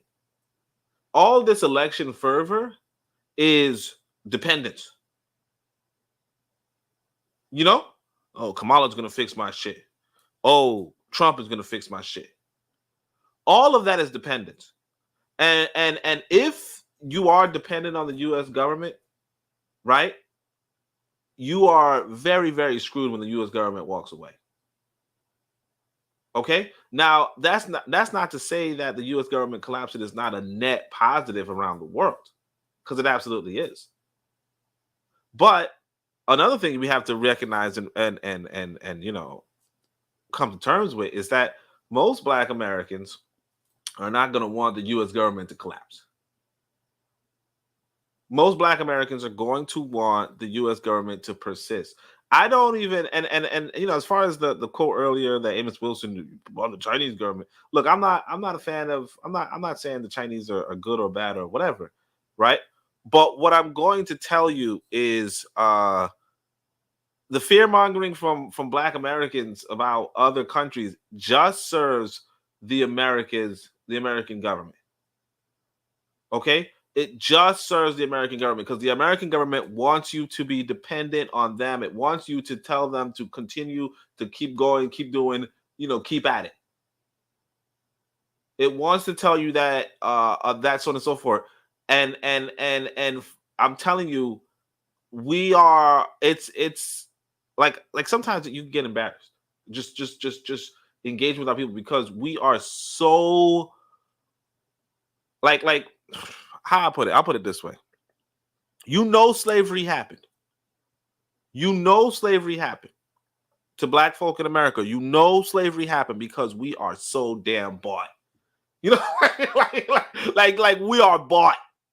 We are selling out as a people. So I mean, I want us to, and the thing is this: I think that we have to come to terms with that, because it's like, what do you? I mean, look, again, I have nothing against. I'm not saying that I like China. I'm not saying I dislike China. What I'm saying is this: the United States is the global exporter of terrorism, and I tell you, I almost feel bad today. Today, I actually, I'm not an emotional guy. Okay. Not an emotional guy, but I heard this video. Somebody put up a video on, and they said this thing hits different 20 years later. And so you click on it, and it's Saddam Hussein, right? Now, 20 years ago, I didn't really, young buck, stupid fuck, you know what I'm saying? I didn't know what was going on, right? Matter of fact, I was a teenager or some shit, right? So, I was just told, like Black Steel said, we all heavily propagandized. It's a bad dude, right? You hear this guy's last speech, and you look at it in the context of, what if these people were African? And you say to yourself, damn. You say to yourself, damn. He's like, look, y'all are just collaborating with the invader, with the imperialists. You're collaborating with the imperialist order, and the judge there is sentencing this man to death. And of course, you say to yourself, allegedly, if I remember correctly, this is the one that they said had weapons of mass destruction when he did it. So his own people are sentencing this man to death at the behest of the U.S. government and its allies, right? And they're going along with it, and he has to die. And he's telling them, look, pay attention. This is just imperialist bullshit. And I'm telling you, it keeps going on. I saw a video earlier today of what's going on in Ukraine. If you guys don't know, what's going on in Russia, matter of fact. If you guys don't know, Ukraine recently pushed into the borders of Russia. And what they're doing now is they're kidnapping people. And like I said, again, it's Russian people. So, you could say, I don't care. But sometimes you got to look at it like, what if these were Africans? And you have some people pushing into invading the country and kidnapping people. And you say to yourself, that's how easy it is. That's how easy it is. Because what NATO gave to what NATO gave to Ukraine, NATO has. And you're in NATO. You're in a NATO country. So whatever they could do abroad, they could do at home. Worse. And you there waving a damn flag. Okay? And I'm telling you, if the U.S. government sets away, because I'll tell you this, you know who's between you and that quote unquote white supremacist? The police that you allegedly don't like. Because you're not between them. You either have to get out or get suited and booted. But because you're not getting suited and booted, or because your neighbor's not getting suited and booted, get the fuck out. And I'm gonna address the big elephant in the room. The reality is this: even if you said to yourself, well, won't Pan-Africanism save us? Probably not in your lifetime. Okay? Probably not in your lifetime. What will save you in your lifetime is getting out. Okay? That's what will save you in your lifetime. Don't buy the bullshit. And I'm telling you, America, whether America falls or continues, whatever, it is whatever, like if it continues, it's gonna do the freaking terrorism against you. It's going to propagandize you. It's going to mess with your freaking head. It's going to screw you over. If you guys see what's going on right now, I think I'll say it's in the women's circles, honestly. But what's going on right now is that all of a sudden, because Kamala's running, black folk, black people are now like there's a big push for black people to be anti-Palestine all of a sudden. Okay, And it's that quick. It's that easy they can manipulate you. It's that easy. It doesn't take any work. And that should scare you. That should scare you. You know, I'm not saying that because I support one way or the other. What I'm saying is that the fact that they could manipulate you so damn quickly, so damn easily, you should be saying to yourself, okay, this is not a safe space, because if they could manipulate you, they can manipulate their own people too, and they can manipulate your people against you. And they have, and they'll continue to. Right? So you know, I don't remember all the things I wanted to say because, you know, whatever. But I think I'll finish with this quote, because the question is, what will Marcus Garvey say? And so, you know, I said to myself, you know, why would I even answer for myself? Let Marcus Garvey say it. So Marcus Garvey says, it is unfortunate that we should find ourselves at this time the only disorganized group. Others have had the advantage. I should read it like him, right? Others have had the advantage of organization for centuries. Nah, lose that. But so what seems to them unnecessary from a racial point of view becomes necessary to us, who have had to labor all along under the disadvantages of being scattered without a racial aim or purpose. No race or people can well survive without an aim or purpose. Do we have an aim? Do we have a purpose? Right? Are we trying to organize as a people? And oh, sorry, I forgot. That's one thing I wanted to say. And so to Barnes' point about, hey, you know, the governments fall apart, you know, after the white man leaves. Yeah. You know why? Because the white man was sustained on the back of your enslavement. And if you're not getting the resources from enslaving your own people, you're not going to have as much resources before compared to after. But you have to make do. And you got to remember that when people come out of slavery, people come out of a highly abusive system, a highly dehumanized and abusive system, they might not necessarily be, you know, MIT graduates. So they're not going to be able to manage nations on the same level. If they have less resources, if the world economy is turned away from them, if all their older economic models or all their economic plans are put to waste when the countries, you know, when the other countries that they used to trade with or engage with are not accepting the same things that they produce, or are not recognizing them as states or trading partners, right? A lot is going to happen if you take that revolutionary step. But the thing is that you must take that revolutionary step because these other people are dehumanizing you and abusing you, and they really brought you there to enslave you. And just to finish with this, you know, my ancestors, I guess, in Jamaica, you know, here's the thing about what happened in Jamaica, right? The average lifespan of an enslaved African in Jamaica was 2 years. A lot of the Africans who came to Jamaica had no descendants. They were dead. And that's the kind of management system that gave Jamaica a whole bunch of wealth. Absolutely. But for us as Black people to sit down and say, you know, the country used to run better when people were dying in 2 years, when the mortality rate was 2 years, absolutely not. It was okay for white folk, but we're not white. And sometimes we have to look through, and so yes, if a Black person takes over that sort of an economy and they're not enslaving their people to have a mortality rate of 2 years, it's going to be radically different. But guess what? It's also going to be radically better. And that's what I'm gonna say with that. I gotta add the clap soundbite, you know. But well said, my boy. Well said. There, you guys heard what Oni had to say. So, does anyone have any last comments they want to make on this topic? The only thing I would say to that, because I hate to have to say Oni is right. Lord knows I do. But when he's right, you know. You know.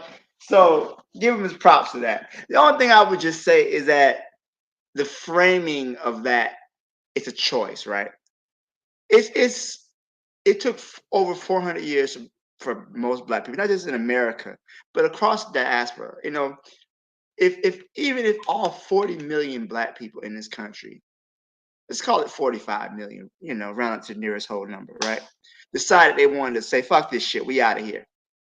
Logistically speaking, that would take hundreds of years to happen, especially when you have Black children being born every day. Like there was, I believe it was, after the end of the Civil War, the idea was that they were going to take all the former slaves and take them to Haiti or, Central America. The idea was to get Black people out of this country. And they said there's the way that there's so many Black children being born, we couldn't get them out fast enough. So I think that when you kind of say this, and I'm all for expatriation, but I don't think that logistically, financially, you could get all 45 million Black people out of the United States into which African country? I don't know. And truth be told, to your point, it would be a decrease in the standard of living for a lot of African Americans. And sadly enough, they probably wouldn't want it. What you mean, I don't have Wi-Fi? You mean the health care is shit? I can't get my Social Security, which I know you're dealing with a lot of elderly people. They probably wouldn't even want to, go.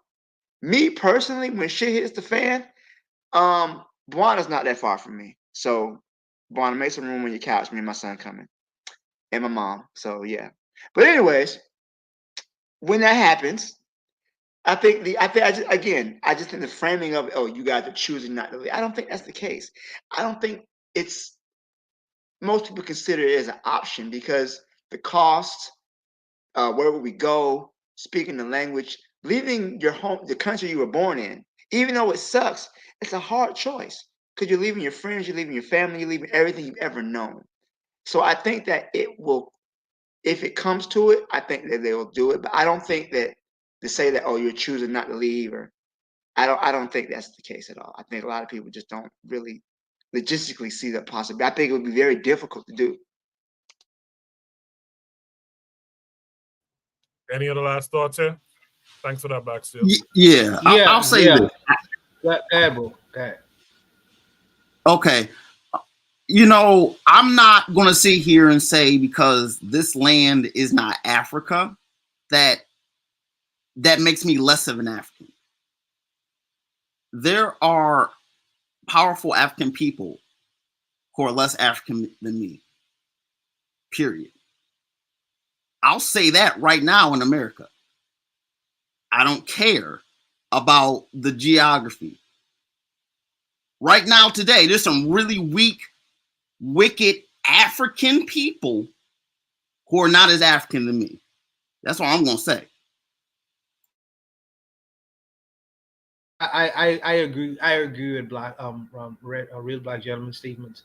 And by the way, Black Steel, I would never let you sleep on no couch. I have a room that is an exercise room. I'll convert that room, and Big Mama and your son, y'all could turn that into your own place. But I'll never ever let you sleep on no couch. But needless to say, I just think that I hear Oni's perspective. I somewhat agree with him.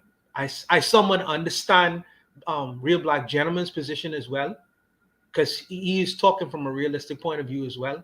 And I just want to, I understand the sentiment, but for me personally, I like to focus on the reality of things and how things are going to actually play out. And everything we are doing right now, we are speculating. And you know what? I don't want to be a hypocrite because Jose said something tonight that it kind of like made me eat my words. He said that, why we can't run the world. He's like, who's going to replace us? We going to replace us. And I had the same kind of speech last week when I say that you should have confidence in your own self. So he is exactly right and exactly on point when he say that. Why wouldn't I believe that we are supposed to be at the head of this so-called global competition? So he is absolutely on point. So he made me eat my words tonight. And I just really wanted to let him know that. But I'll leave it there just to be brief.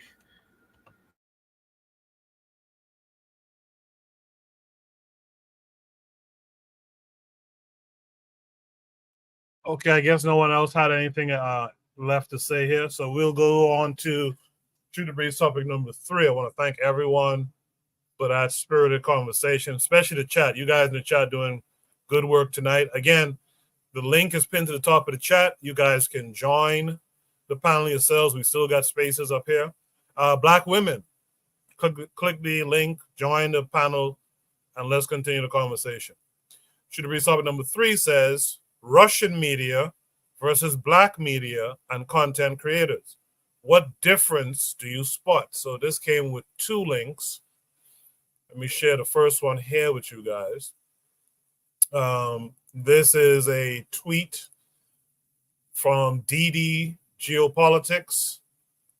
It says, we are, quote unquote, we are Russians. It says, we are diverse.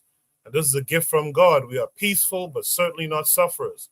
When the fatherland is threatened by an enemy, the Russians show how fingers clench into one big fist.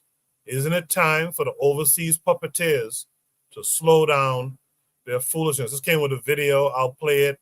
It's a little over a minute. I'll play it twice so that we can get a full understanding. Мелко, санкции, блокады. Мы русские из Грозного и Пскова, из Нальчика, Донецка, Чебоксар. Мы русские в широком смысле слова. Мы разные, и это Божий дар. Мы мирные, но точно не страдальцы. Когда отчизне угрожает враг, показывают русские, как пальцы, сжимаются в один большой кулак. Заморским кукловодам не пора ли притормозить свою дурную прыть?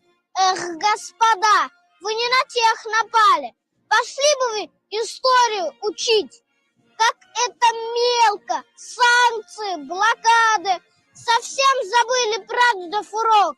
С генетикой героев Ленинграда у нас безмерный болевой порог.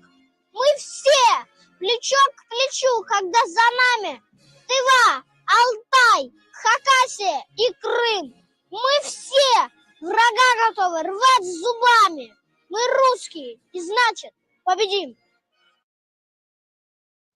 Yes, I'm not playing that twice unless I play that on mute. But you guys get the idea there of the propaganda that this kid is repeating. This prompt also came with a second attachment. Let me share that with you guys. Also on Twitter, this one is from Megatron. It says Russia has released a new military video of Christians and Muslims fighting together against globalist forces. This is a 1.5-minute video. I'll play it twice if needed. Let's check it out.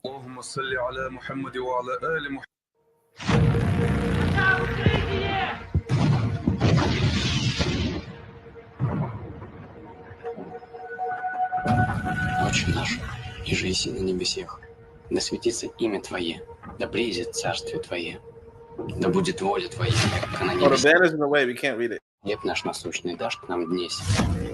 بسم الله الرحمن الرحيم اللهم صل على محمد وعلى آل محمد وسلم لا حول ولا قوة إلا بالله العلي العظيم.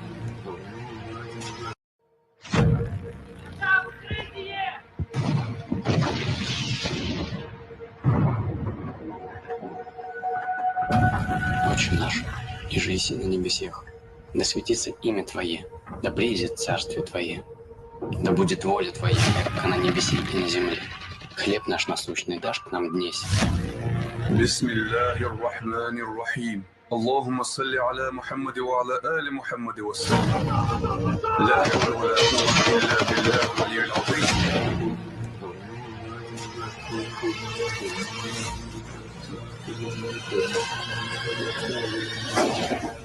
Спаси, Господи, люди Твои, и благослови Господина Твоего, победы православных христиан на сопротивные отдали.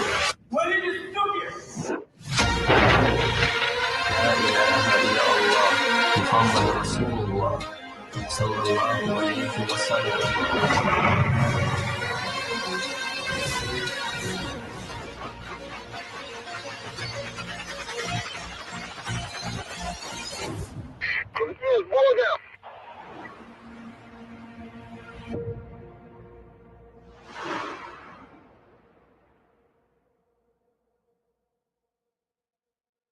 All right. Very, very interesting. The one word comes to mind is worship. Very interesting. Very, very, very interesting. I could spot a couple of differences, but I'm curious to hear what the panelists have to say. Let me mix it up. Let me start with Anthony on this one. Anthony, what thoughts come to mind on this prompt? What kind of matter? Well, they got a. I think they have a very effective propaganda machine. You know, I mean, they always had. Even if you go back to the days of Stalin, you know, in the 1930s, and I was just thinking about like because if you go back to we go to the 1990s to the late 80s, the 80s, and on into the early 90s when Russia had this problem. Remember, they was in Afghanistan fighting against those crazy ass Afghan mujahideens. Okay, I think they seen. Look at they seen it. If you all right, Russia, especially southern Russia, and that area, that whole Central Asia area, you know, the area of Kazakhstan and all those other stan regions, you know, Turkmenistan, Kazakhstan, the other one, Uzbekistan.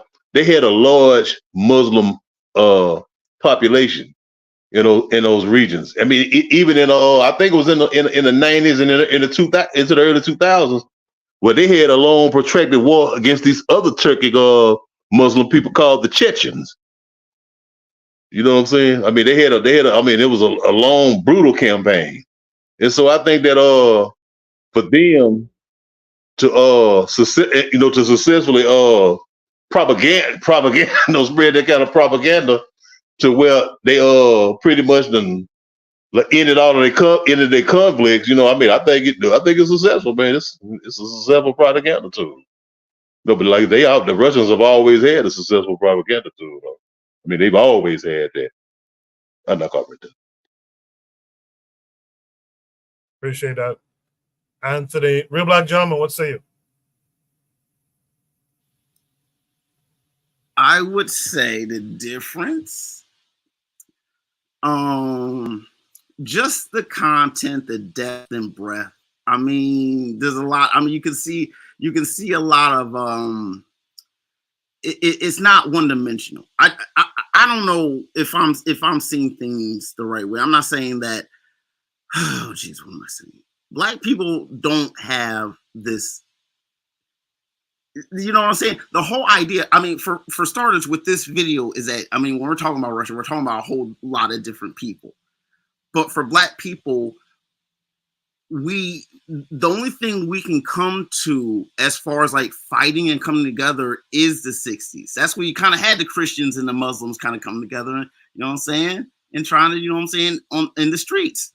And so right now you do have a bit of how do I say it? You know, sometimes people pick against King. Sometimes people pick against Malcolm. And I mean, we forget the picture of Malcolm and Martin holding hands. You know what I'm saying? I think that with Black people, what we have to do, this is where kind of like, I'll say like, you know what I'm saying? If Black people could redefine that whole, if we could, how do I say it? Put in focus our definition. We have to focus, we have to magnify our definition of like what it is to be Black in this country, right? You know what I'm saying? Even like generally, you know what I'm saying? As Africans, right? What makes us us? You know what I'm saying? It doesn't have to be the battle that we're going on right now. It can't, you know what I'm saying? What this is about is in terms of them in the theology, trying to just tie theology and just saying that, okay, doesn't matter which book, it doesn't kind of matter what you're doing, like we're all on the same team here. That is where, you know, for starters, I mean, this is where it's important, I would say, for Africa to actually like, you know, eliminate the borders and actually have political unity amongst an incredibly broad area, literally from coast to coast. That way you can have a front line.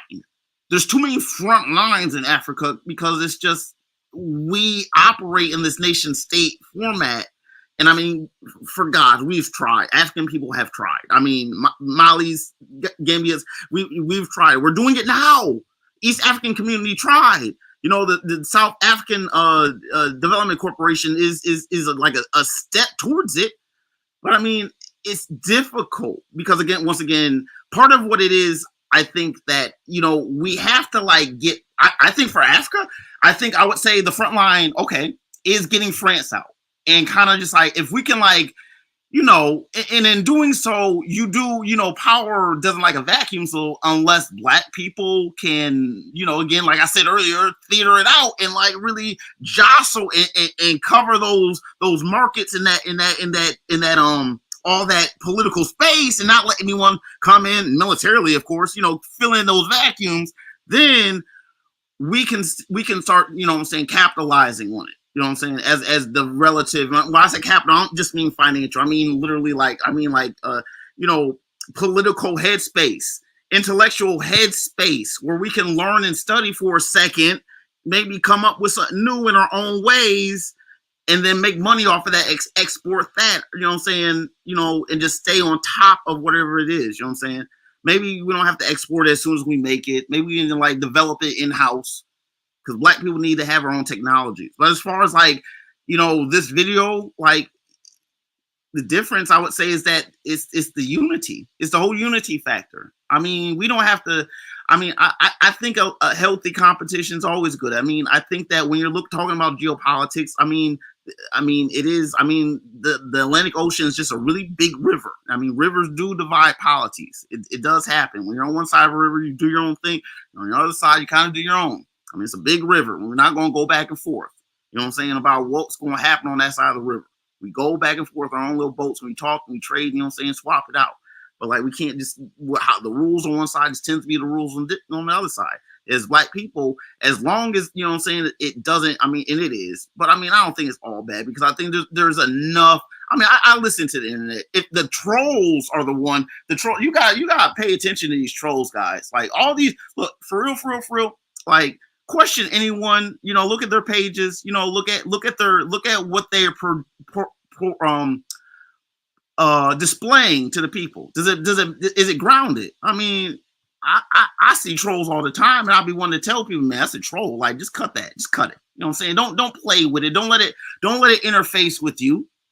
And I wish I could go around the internet. That's a front line, knowing what's us and what's not. And I mean, just really, you know what I'm saying? If a couple, you know, innocent real people get cut, you know what I mean, they can always, I mean, you know, always it's all about making sure that our headspace and our political spaces are good. You know what I'm saying? You got to fight back from that. You know what I'm saying? The globalism, we don't think about globalism as black people. We're I mean, that's the problem with Americanism, is that you're not thinking about stuff outside America. I will say that. And like when you start alienating out everything, I think it's stupid. But there is good in making sure that you do organize and actually have some, I mean, just recognition about what it is.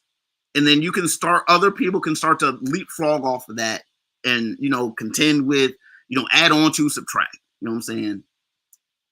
I mean, I don't put any stake in FBA like that. I mean, I recognize it. Sometimes I claim it, sometimes I don't. But I don't ever claim it against Africa. You know what I'm saying? I believe that black people, you know what I'm saying, sincerely, you know what I'm saying, it's some everyday stuff, you know what I'm saying, hold it down. I mean, we're not like puppets of imperialism on our day-to-day.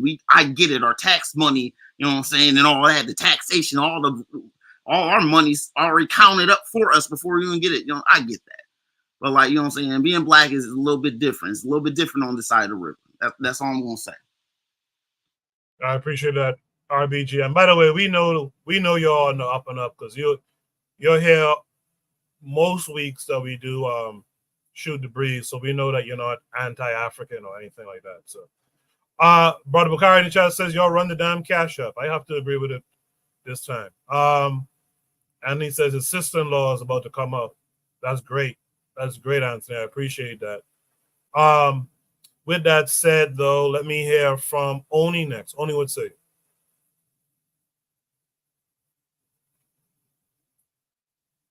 Oni, you're muted if you're talking.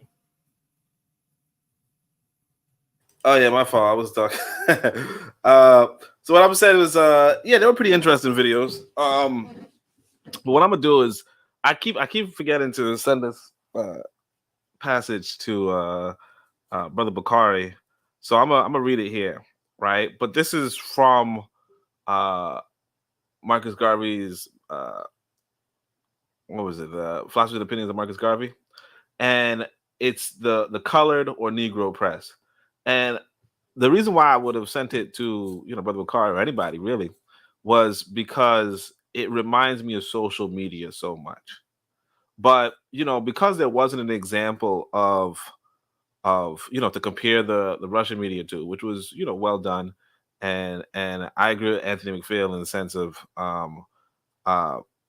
there's the Russians have been pretty good with propaganda for a minute. But here's what I'm gonna say. It says, unfortunately, the colored or Negro press of today falls into the hands of unprincipled, unscrupulous, and characterless individuals whose highest aims are to enrich themselves and to find political berths for themselves and their friends, or rather Confederates. The white press of today has its elements of venality and corruption, but the higher ethics of the profession are generally observed and maintained, and at no time will find the influence of white journalism used to debase or humiliate its race, but always to promote the highest. What's that? Okay. But always to promote the highest ideals and protect the integrity of the white people everywhere.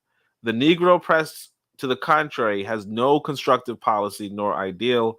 You may purchase its policy and destroy or kill any professed ideal if you would make the offer in cash. And I'm telling you, we see that today. Okay? Now, Marcus Garvey wrote this in 1920s.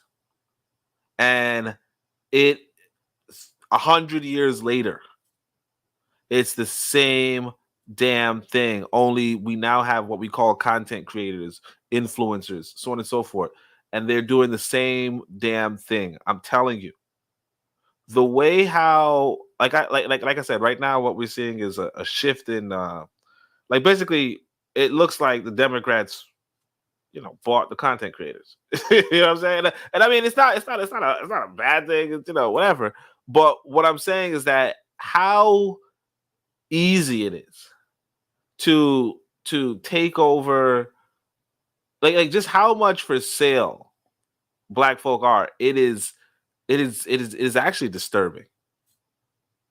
It is actually disturbing.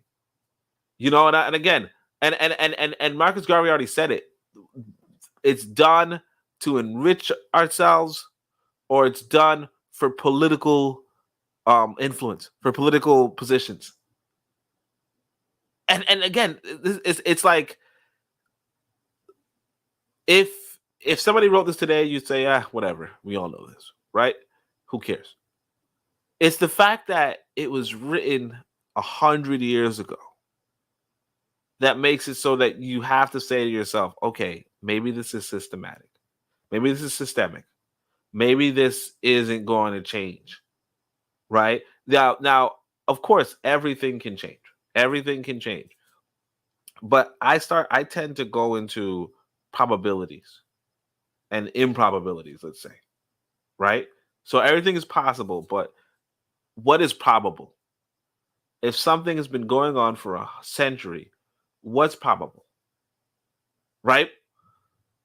So then this is also like Russia demonstrates. That's why I said, as much as some people don't like Russia, that's okay, right?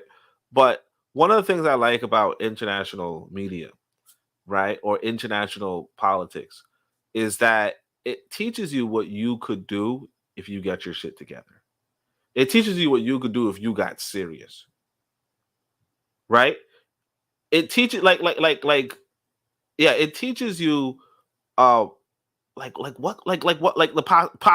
possibilities, And so even though this is we were talking about Russia and Black media, I want to say this.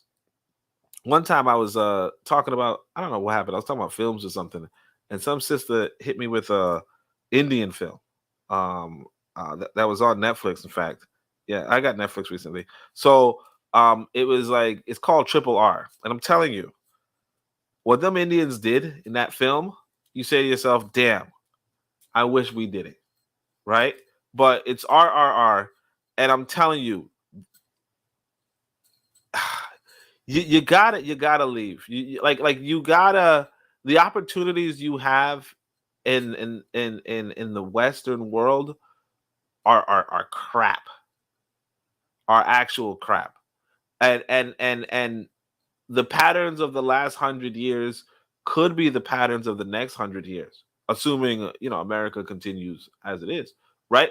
But the patterns of the last 100 years could be the patterns of the next 100 years. But if you put your own destiny, you put your destiny into your life, you won't be complaining about black media, because black people will be making some damn good media. If you haven't watched it, you guys go do yourself a favor. I think I only watched 2 Indian films probably in my life. Both of them were 3, because I saw the sequel to Drishyam. But those 3, Drishyam 2, and RRR, damn good. And I never watch Indian movies, but I'll tell you, like, when you see what other people are doing, the as Jose put it, the imagination that other people have, right? You'll start to see why it's very important to try to take your destiny in your own hand, and stop with this dependence on these white boys. That's it. Only cooking tonight. I appreciate that too. Well stated. With that said, let me hear from Buana Hagazi. No, Oni is on point tonight, and when you have to give credit where credit is due, and Oni is actually thinking about some of the answers he coming up with tonight. Needless to say, I think that for this prompt, I have to ask my socialist brethren. Because I would have thought that Russia is a atheist nation. So all these religious symbolisms in this commercial with them praying to Allah or praying to Jesus Christ. I'm like, man, I thought that Russia was a socialist. Well, I thought it was like an atheistic kind of nation. But if that's the propaganda, let me just say that in terms of black media is too much of a broad term to use. I understand when someone talks about black media, the person was probably referring to American media, black American media. But I understand that you live in a globalized world now, because I have to reference which black media you're talking about. Because my mind, Muda Baruka is a man out of Jamaica. Because media is not only television, what you see. Media is also what you hear. So I've been listening to black media from places like Jamaica with Muda Baruka them for years. And then you have black media out of Nigeria. Then you have they have Nollywood. They have television, and they have media in reference to where they talk about the politics of the day. I forget the sister's name, who's very prolific on YouTube. Then you have another black gentleman. We play some of his clips. Politics Watch. That's out of Jamaica. So when you just use a term like black media, I have to position myself in the world like where I am today. Because to be talking about black media in reference to which country, my brother Jose, he's from the Netherlands. So you're talking about black media from black Netherlands, what they talk about over there. So you have to really make it more specific, in terms of which kind of black media, in terms of content creation that you're talking about. Now, in reference to the kinds of content that is out there, I hear good black media from different places. Talawa goes to Got Kush. My black brothers, them out of England, they serving up very good black media in terms of propaganda and trying to educate the masses of the people. So I don't know. I think that the differences lie in what you decide to listen to. Even black American media, you have some black American media or content creation that's horrible, that is nonsensical, that is not very has a lot of contributive value. But you have black media that's coming out of America that is very good content. But Bakari he teaching all the time his Mississippian Glen Island politics, but a lot of things he's saying is educating and giving a lot of food to the black-minded individuals. So it's just really in where you talking about your perspective, and you have to really filter it down in terms of what specifically are you talking about in trying to make a differentiation between what I'm seeing here and what I have heard across the spectrum of the black world. Because I listen to positive messages from the black world in terms of all around the world and who was talking about it. Now, if you're talking about negative messaging and what's heard from the negative areas of the black world, I really don't care to pay attention to it because I know that it is affecting my mental health. So I like to listen to more positive, reinforcing information, in terms of what I hear. So usually it's on a positive spectrum. I try not to listen to the junk. I try not to listen to the junk, and you could choose not to as well, because I'm sure that Russian media have bullshit on bullshit that they had the Pussycat Riot people was all over the Russian media spewing their nonsense, and they ended up being arrested. But they was a part of the media as well. It's what you decide to listen to. It's what you choose to listen to.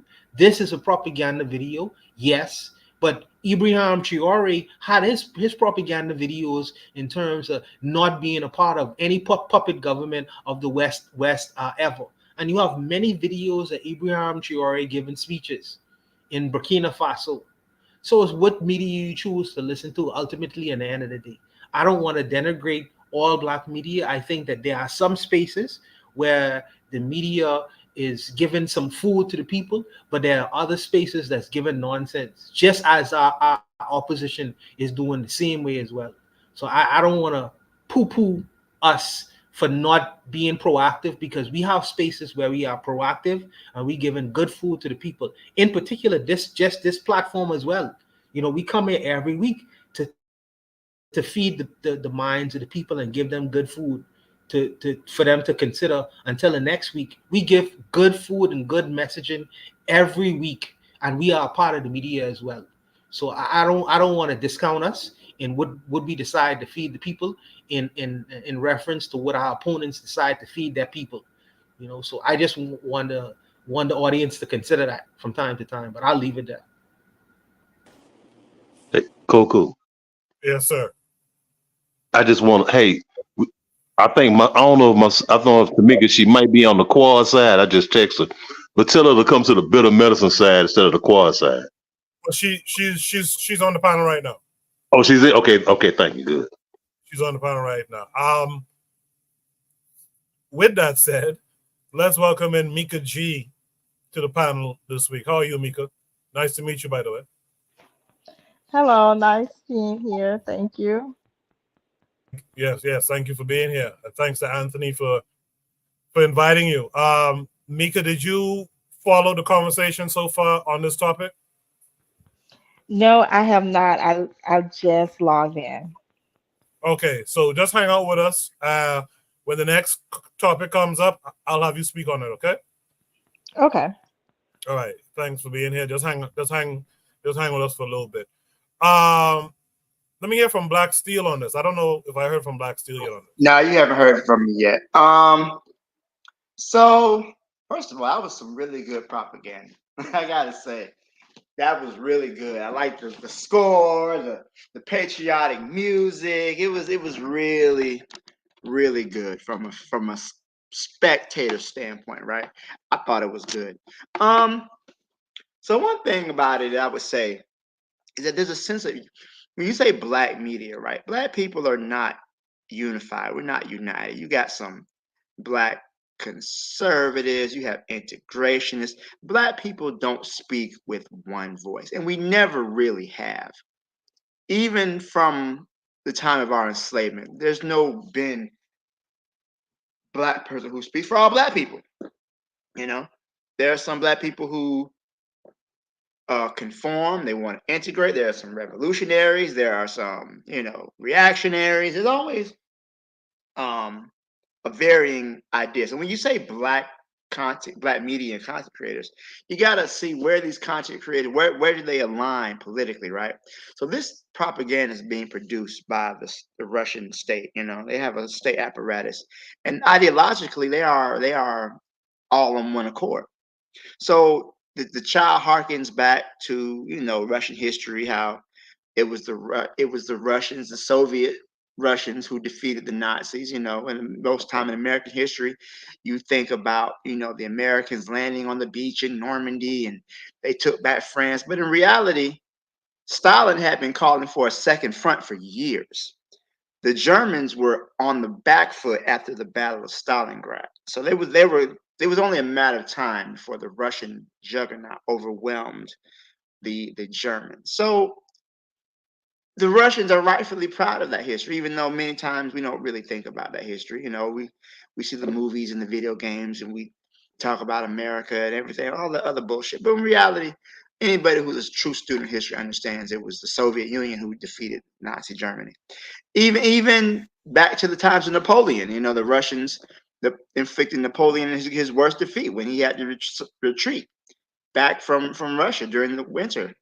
So I think that they're hearkening back to their history, and, you know, their opponents having invaded Russia, having attacked Russia, usually don't end up well, with the exception of maybe Genghis Khan and the Mongols. You know, they were able to kind of beat their ass. But even then, they weren't unified. But back from my rambling, I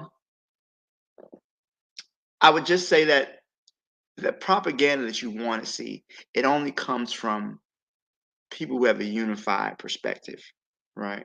And I think that's really the issue, is that Black African people, we don't have a perspective that's unified. I would even say there are some Russians who may not necessarily agree with what the state is doing, but because they don't have power, they don't have control, their perspective is not going to be shown.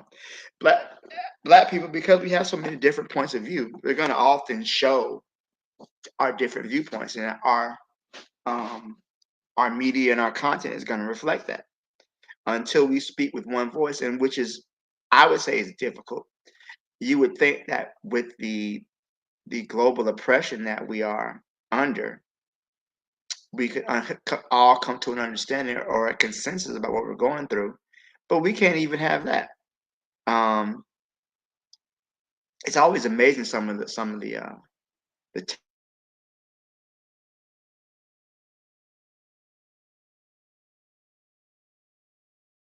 Did Black Steel cut out? I think so. Okay. Yeah, I don't hear him anymore. Yeah, Black Steel, you cut out there.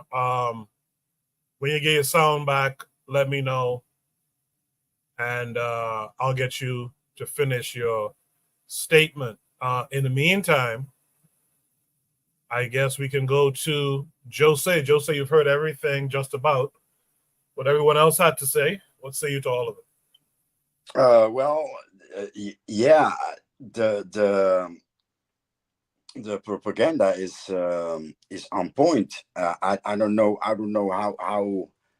how deep the panel and the chat has watched it, but what I see is a small boy, the next generation. You know, for who do we do it, right? So the next generation, this boy's generation, has to be proud to be Russian too, you know, and he has to defend the Russian too. So okay, that's set. And then the other one is the main theme is Christians and Muslims fighting together against the globalist. That's the theme. That was sort of the title of the video. But what everybody forgets is that Russia is a federation of 11 nations, right? I believe it's 11, and the ethnicities are also, you know, they vary from dream catchers and totem poles back all the way back near Alaska and the North Pole to round tents, Kazakhstan. You know, there's a lot of different races inside of the Russian Federation. So it's not only those two religions fighting together, but also so my whole point is actually those two things. The next generation. We are not occupied with the next generation. We don't care what they stand for. I want my reparation now. I want the Democrats to win now. You know, and you know, I mean, you know, we, quote unquote, we, of course, we are defending the culture against all kinds of external factors, but you know, I mean, what have we seen in the past days? Breakdancing, right? How black is breakdancing today? When was the last time that you saw a black child play an instrument, guitar, keys, brass, you name it, you know? So are we are we even concerned about the next generation and the estafette, the what we're going to pass to the next generation? Are we even occupied with that factor? And the second is, yeah, unity. You know, so I suggested the title. I suggested this title to compare the Russian propaganda and the content that we create. What is the content that we create? Panels like this.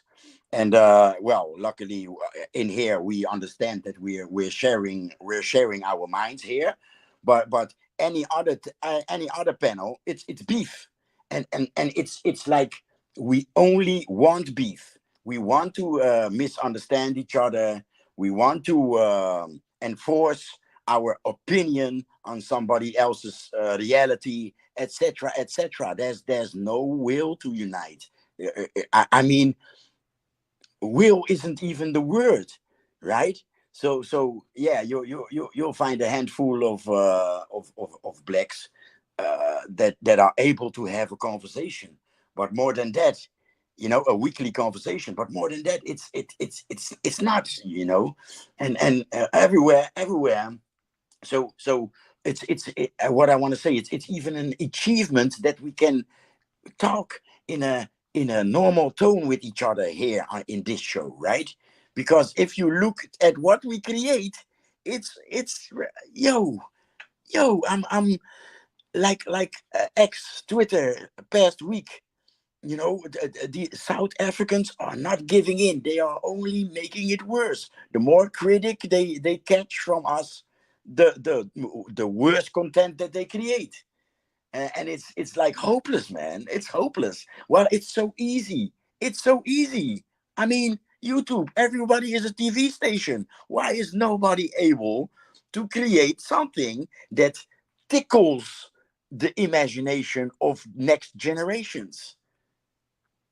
How difficult is it to focus on our children and you know, to pass the culture through to you know, so that we exist when we die, when this generation die, that we are represented. But no, I want to represent in my life, and yeah, what my children do, I don't know. So yeah, what would Garvey say?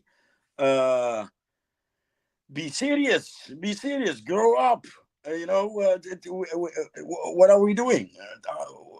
What pro black, you know, where are we with our minds? How serious can we take ourselves? And that's it. Yeah, I really appreciate what you said there, Jose. With that said, is there any last thought? Yeah, can I say something real quick? I mean, to the best, about Russia. Russia is what happens when you are like kind of the pilgrims, but don't like murder and like smallpox Indians. What Russia did is it gradually, you know, gathered its strength, kind of in the absence, in the vacuum of Genghis Khan in that empire. Once Russia was basically west of the Urals, I'm saying basically. Then you had the Genghis Khan, and then once that died down, it was able to gradually move east, incorporating the peoples of the territory into the Russian state. You know what I'm saying? It didn't, to the best of my knowledge. I mean, there's always people bang it out, but it doesn't come across like, it's as if like, when this white man came across to the Dakotas, they would just let the Dakotas be the chief and just let them be a part of the United States of America. They didn't do that. We know what this white man did, but the Russians didn't do that to the best of my understanding. Otherwise, you wouldn't have these peoples out. Half of Russia is Asian. You know what I'm saying? Those Siberians are like the lightest skinned Asians. You know what I'm saying? It's like they're really different peoples. Imagine if like you had the Navajos who weren't in this reservation, but they just happened to tend to be, the governors of New Mexico and Arizona just all the time. They just are the governors of Utah. The native people just are the governors, and they could have, a population of 90% white people, but they were just still in power. That's how Russia is basically. But we know that this white man just, killed off everyone who was in this country. Brought in people and killed off people. They didn't bring in, the Russians didn't enslave people. That whole, like, they're kidnapping people. That's that MO of that Jew, of those people. When Jews went up and when people talk about white people enslaving white people, that's that Jew enslaving all the peoples around them. So there was a Jewish aspect up in like Ukraine at that point. I mean, this is relevant. I study history to the best of my knowledge. I see the analogies. Russia gradually went east in the same way the United States went west, although the United States went at it faster. But you know what I'm saying? The Russians are truly unified through centuries. You know what I'm saying? These Native Americans don't really care about this white man all like that. You know what I'm saying? That's all I got to say. Anyone else with last thoughts on this prompt? All right. What we'll do is we'll go to the next prompt. Black Steel had internet issues, so he might be back on before we finish around 11. Shoot the breeze topic number 4 in the meantime says, honestly, do only broke wokes care about the community? This came with a link taking us to X. By the way, I'm kind of appreciating these links to X. So keep those attachments to YouTube and X as much as you can. This is from the Menace. It says Charleston White really gave up on the black community. It says here he got some money and switched up. So let's see what's being discussed here. Basically saying, well, you're a community activist, right? No, I'm a community. I started out as a community activist. I came to the internet as a frustrated community activist. Then I started getting money off the internet. Once I started getting money, it's fuck the community. Only people who think about community is broke motherfuckers. Motherfucker with money don't give a damn about fixing the community. But don't people look at that as you turning your back on the community? I am. I don't do a motherfucking thing no more, community nigga. I'm not no community nigga no more. I don't give a fuck about the community. Fuck them schools in Fort Worth, my nigga. Well, nigga, I ain't in this. I don't want to help the school, nigga. Fuck the school. I'm in the strip clubs now. I done went from the schools to the strip club. I'm having way more fun, nigga. Fuck them, but nigga, I'm in the strip club now, my nigga. That's why they ain't seeing me in the school. I'm staying out too late. I wasn't drinking, now I kind of drank a little bit. Nigga, I'm having fun. I ain't got time to stop and help the poor nigga babies in the school. Basically saying, well, you're a community activist, right? No, I ain't. I'm a community. I started out as a community activist. I came to the internet as a frustrated community activist. Then I started getting money off the internet. Once I started getting money, it's fuck the community. Only people who think about community is broke motherfuckers. Motherfucker with money don't give a damn about fixing the community. But don't people look at that as you turning your back on the community? I am. I don't do a motherfucking thing no more, community nigga. I'm not no community nigga no more. I don't give a fuck about the community. Fuck them schools in Fort Worth, my nigga. Well, nigga, I ain't in this. I don't want to help the school, nigga. Fuck the school. I'm in the strip clubs now. I done went from the schools to the strip club. I'm having way more fun, nigga. Fuck them, but nigga, I'm in the strip club now, my nigga. That's why they ain't seeing me in the school. I'm staying out too late. I wasn't drinking, now I kind of drank a little bit. Nigga, I'm having fun. I ain't got time to stop and help the poor nigga babies in the school. Yeah, unfortunately, I think that is a common. I think that's a common thought, and I'll also say I think this is a part of propaganda too. I think a part of the propaganda is when you commit and submit to the system, you have prosperity. And so, what is all this talk about oppression and this, that, and the other? So this guy Charleston White is. I have a lot of frustrations with him because there's times where he makes sense, and there's times when he's just like, God damn, what a ignorant sellout Negro. Let me hear from some of our American, well, Africans from America or in America friends. Let me start with Anthony. Anthony, what say you to this? Okay. Hey, Coco, can I go? Will you do my sister first, man? Let me come after her. Sure, no problem. I was gonna go to her first, but I wanted to ease her in. But Mika G is on you now. What are your thoughts about broke wokes? Is it only broke wokes who care about the community?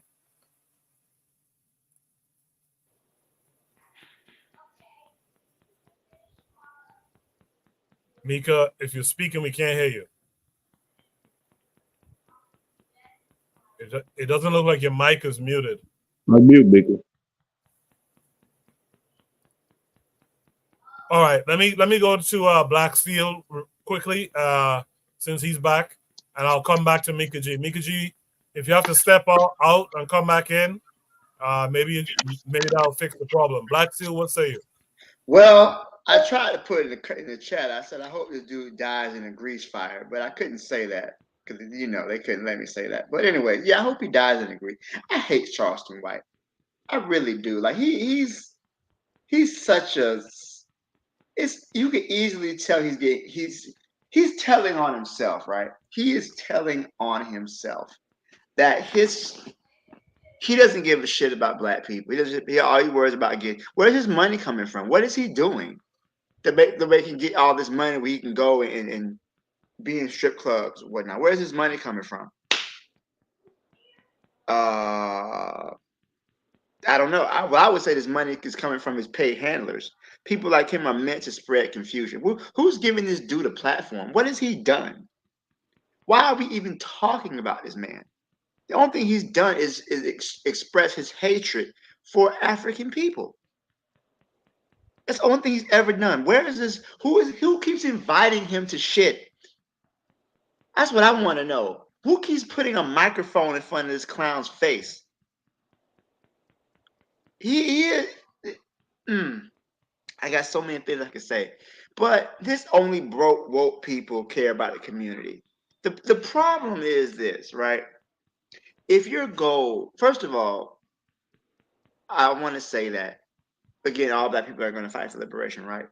But there's a certain class of black people. We have class distinctions within the black community, right? And their fortunes are generally tied to the well-being of the society.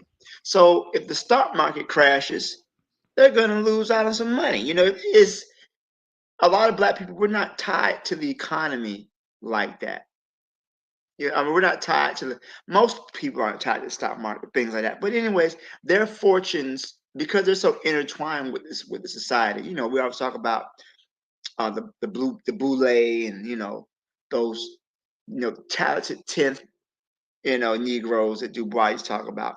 They're so connected to the whims and the fortunes that they're not going to risk their standing in society. That's why a lot of people say, why don't the rappers or the athletes do anything? Because they're not going to risk their money. They're not gonna risk losing out on their millions of dollars. You know, look, everybody looks at what happened with what's his name, Kaepernick. What he did was light. He didn't do no revolutionary shit, but it was enough for him to lose his job. And a lot of these wealthy black people, they're not going to risk that. So to his point, you're not going to really see a lot of wealthy black people who really are going to do anything more than just superficial changes, right? That would involve them committing class suicide. And a lot of black people don't want to do that. They don't want to go back to being poor and impoverished, or having to borrow money to pay their light bill. They don't want to do that. So to his point, if you're wealthy, the more wealth you have, the less likely you're really going to do anything to challenge the status quo.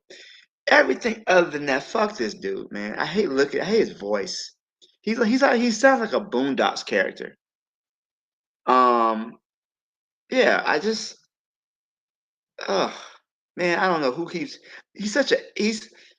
He might be worse than Tariq Nasheed. I thought Tariq Nasheed might be the worst, but he might be the worst. He might be worse than Tariq Nasheed because he's the worst. But yeah, he's a clown. But the idea that many black people who are wealthy are not going to commit class suicide, that's true. But I don't think that being broke is necessarily. You can still have money. You can still have some level of wealth. But yeah, African people who really want liberation, that don't mean you got to be impoverished or living out of a cardboard box to care about a community. That's dumb. But you're not going to be in the 1%. That's not going to happen. But you can still work, have a living, have a home, and care about the community. This dude's just a sellout. He's just a clown. And he really, he's obviously protected, obviously, because the way he talks and the way he moves, he's definitely an agent. He's definitely working for some of the alphabet boys. I'll leave it there. Thanks. Yeah, I appreciate that, Black Steel. I agree with much of what you said too. When he first came out on the scene, at least when I first caught up to him on the scene,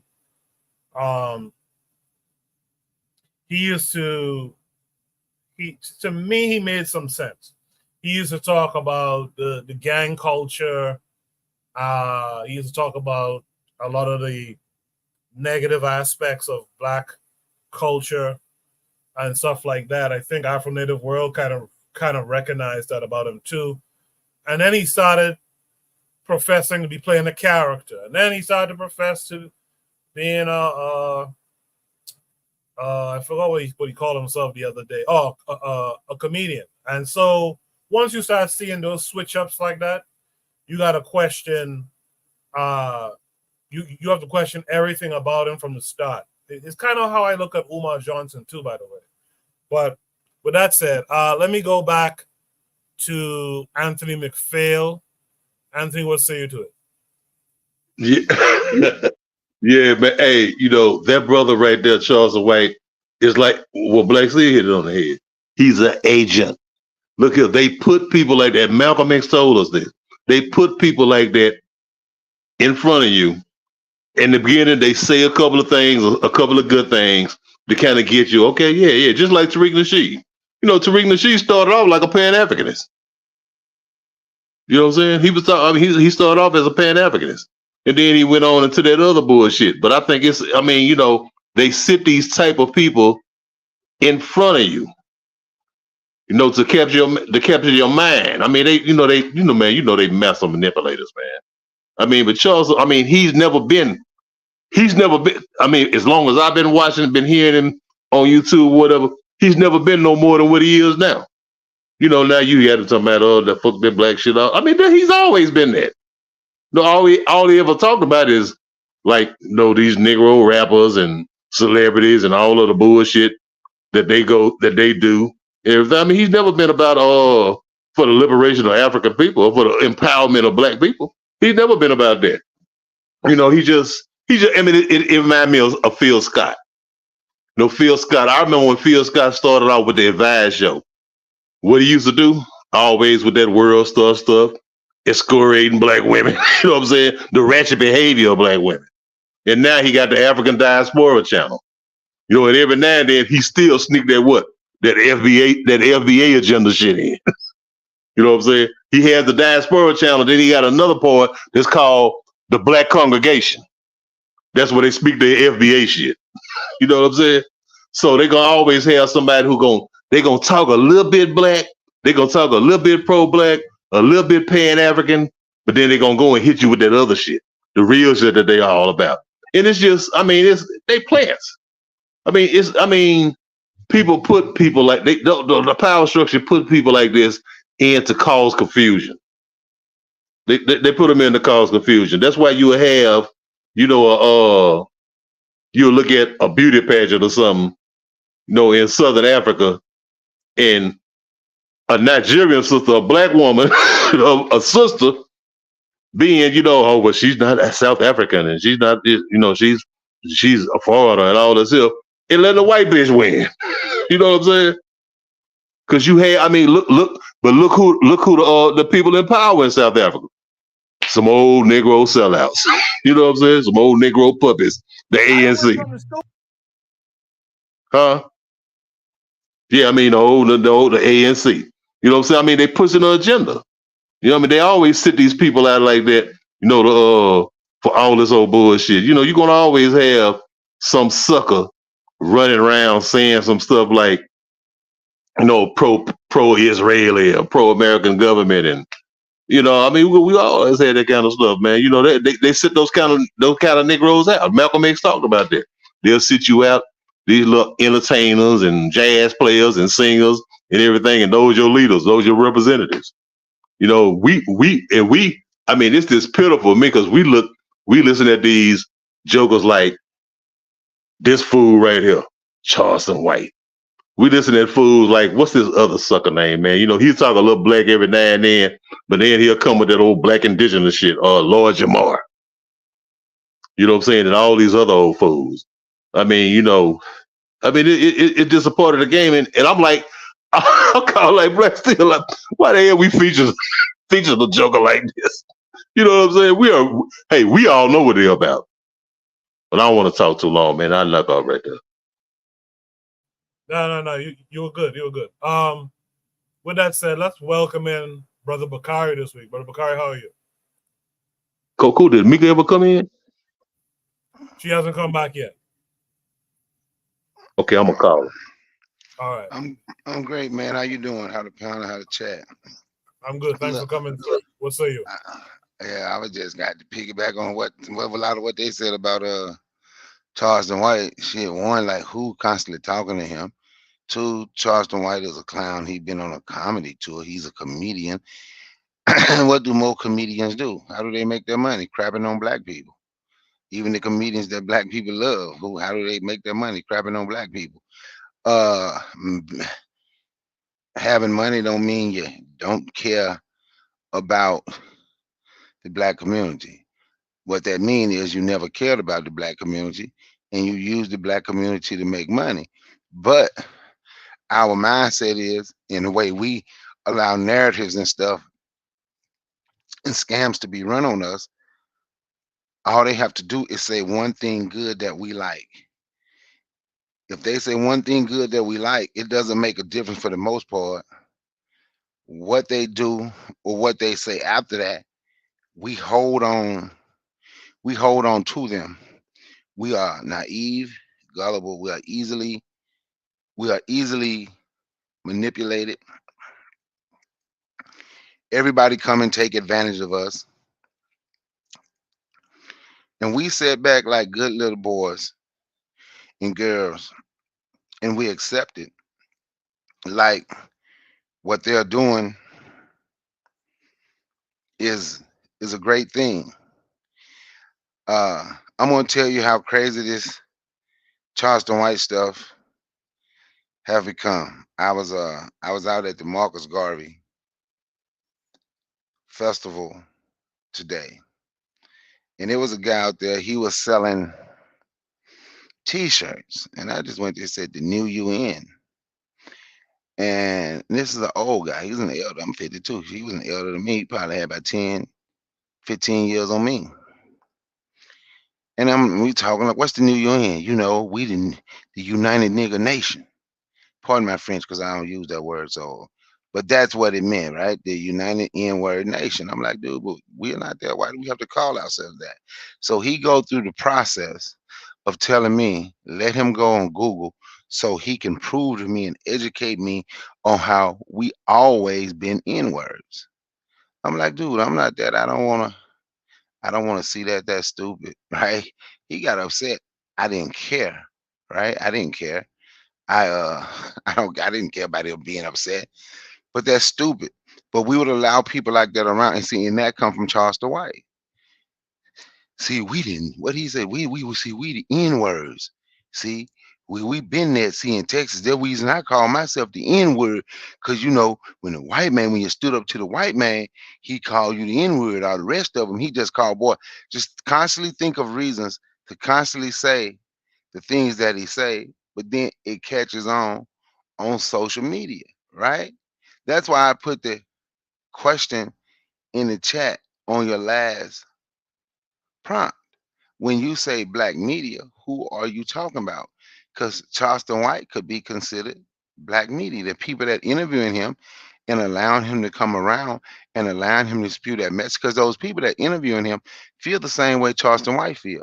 That's why they are interviewing him so they can get click, likes, and views and build up their channel and make some money. So they feel the same way he feel, right? They feel the same way Tariq Nasheed feel. They feels the same way Jason Black, Professor Black Truth, Hot Dog Sweaty Neck. I can't even think of his name. Anthony McPhail just said his name. Phil from that Vice show when he used to be out there calling black women hyenas. That's how part of the way he built his channel up. Now all of a sudden he's African diaspora, lie like with a Mexican wife, and then tell black people why y'all get mad because he got a Mexican wife because his wife do more for the black community than anybody that's talking about her. She always doing stuff for the black community. We need allies like her, but it's allowed. And you know, I piss people off the way that I talk, and I've gotten to the point I don't care about people being pissed off because some stuff just have to be said. And when I talk about these people, I did a live about a week ago. It was facts versus narrative. And if anybody watch that, all you have to do, it doesn't make a difference what fact you showed people, what fact that was shown. Our people wanted to stick with a narrative that have been given to them. And I shown the guy who was debating Roland Martin. And when Roland Martin told him the next time you come, man, bring facts. What did he say? We're not concerned about a fact. We're concerned about perception and a narrative. If you can spin a good narrative, that will outweigh the facts any day of the week. And I see that in our community. Because how is it anybody will still interview Charleston White? Anybody still pay any attention to Dr. Umar Johnson? Anybody still pay any attention to Tariq Nasheed, Jason Black, Professor Black Drew, Bitcha X, any of these people? How? Because if you listen to these people talk, I would say, with the exception of Dr. Umar Johnson on this point, everything they talk about, who's blamed? It's gonna be the immigrants is blamed for everything. These people gonna always figure out a way. When Anthony said they're gonna be on the FBA talk, right? Those people that's on their FBA ADOS talk, they're gonna always figure out a way to give white people here a pass. That's why I don't just that's why I suggest people not to just put everything on Jews. Because if you do that, now you're giving all these people that enslaved black people, all these people here that did Jim Crow, all these people that did all this bad stuff to black people is getting a pass because we want to say It's one group of people, the Jews. So a narrative has been spun. And now, can you defeat the narrative with a fact? It's hard. Charleston White has spun a narrative. We the N-word nation. You know how many people say that? And now we're proud to be that, but now they're gonna get mad if a white person said to them. So I agree with what folks were saying about Charleston White. On that point, I get him, Mike. I appreciate that, Brother Bakari. In the chat, someone seemingly new, I don't remember his name, Siri Joshua Hajstein, the African devil, says the new school talking heads from YouTube are the most dangerous kinds of actors because they spew every kind of backwards politic to black people except Pan-African control of the means of production. I actually like that comment. Cheryl, says this guy came out, admit what he do. Is Tariq gonna do that, or is he gonna keep up the scam? I'm just saying. Thanks for those comments. Let's direct it back to Sister Mika G. Mika, are you there?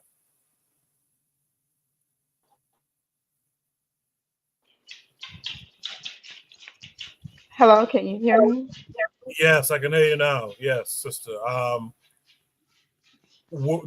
Did you catch the conversation so far? Yes, I did. I heard the Charleston White piece. Okay, take it away. I personally, I've never been a fan of him. I always felt like he was an opportunist, and he used certain situations, and it just didn't seem genuine. So when he came out and admitted it, it was nothing new for me.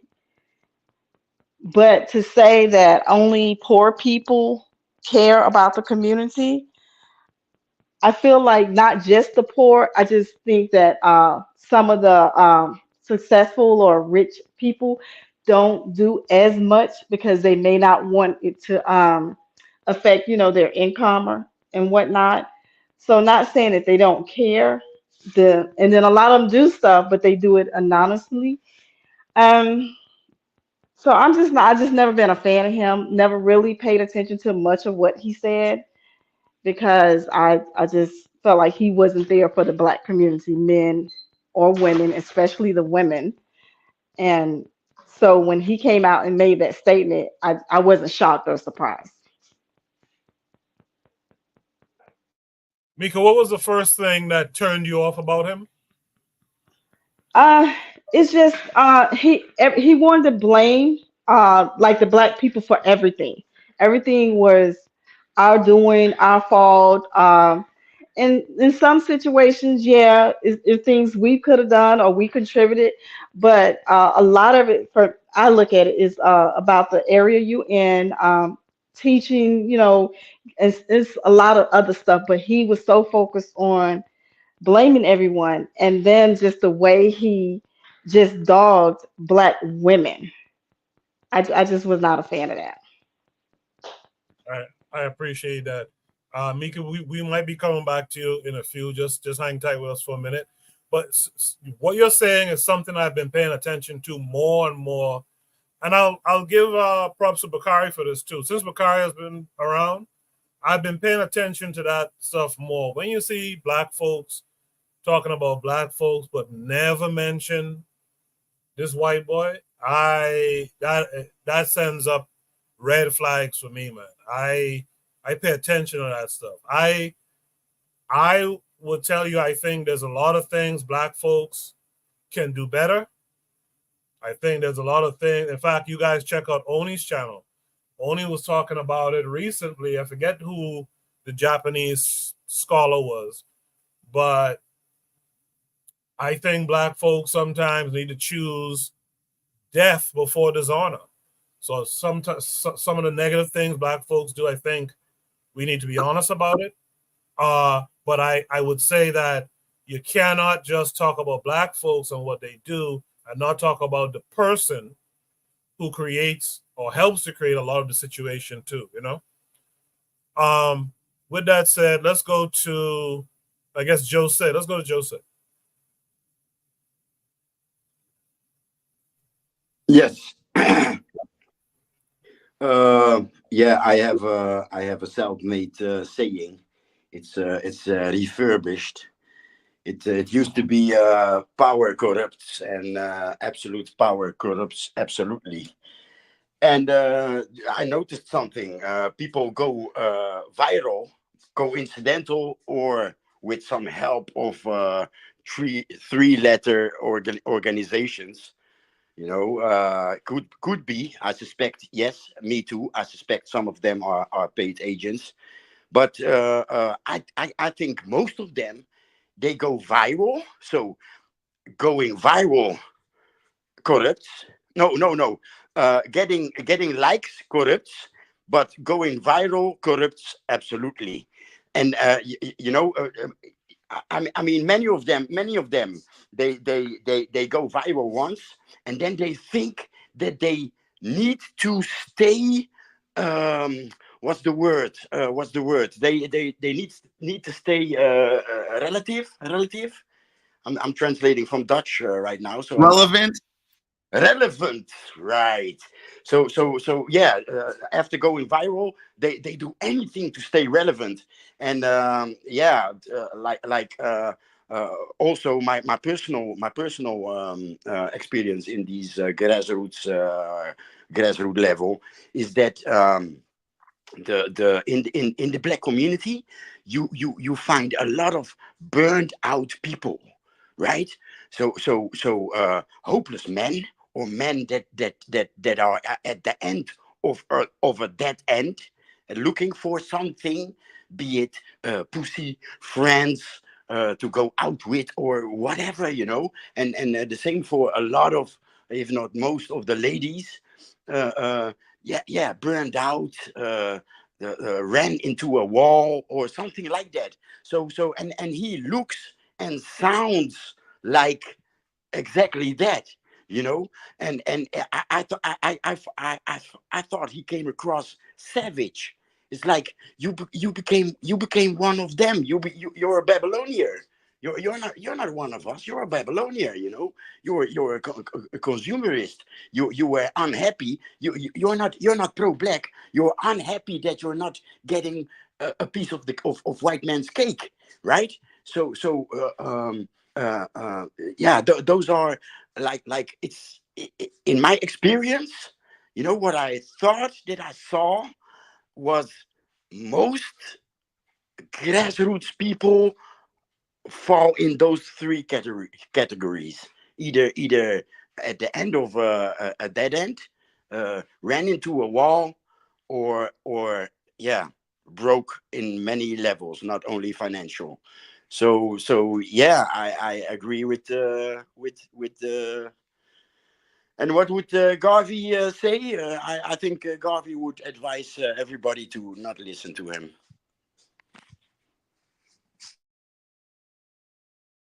Thank you for that, Jose.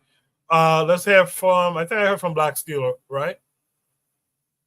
Yeah, I went first. But Okay. yeah, just to say, man, if Garvey was here, he would say all Africans don't need to go back to Africa just because there are Africans who are no good over here. They'd be no good over there. He was talking about Charleston White. Good addition there. I appreciate that. Let's hear from Buana. Buana, what say you to what you saw?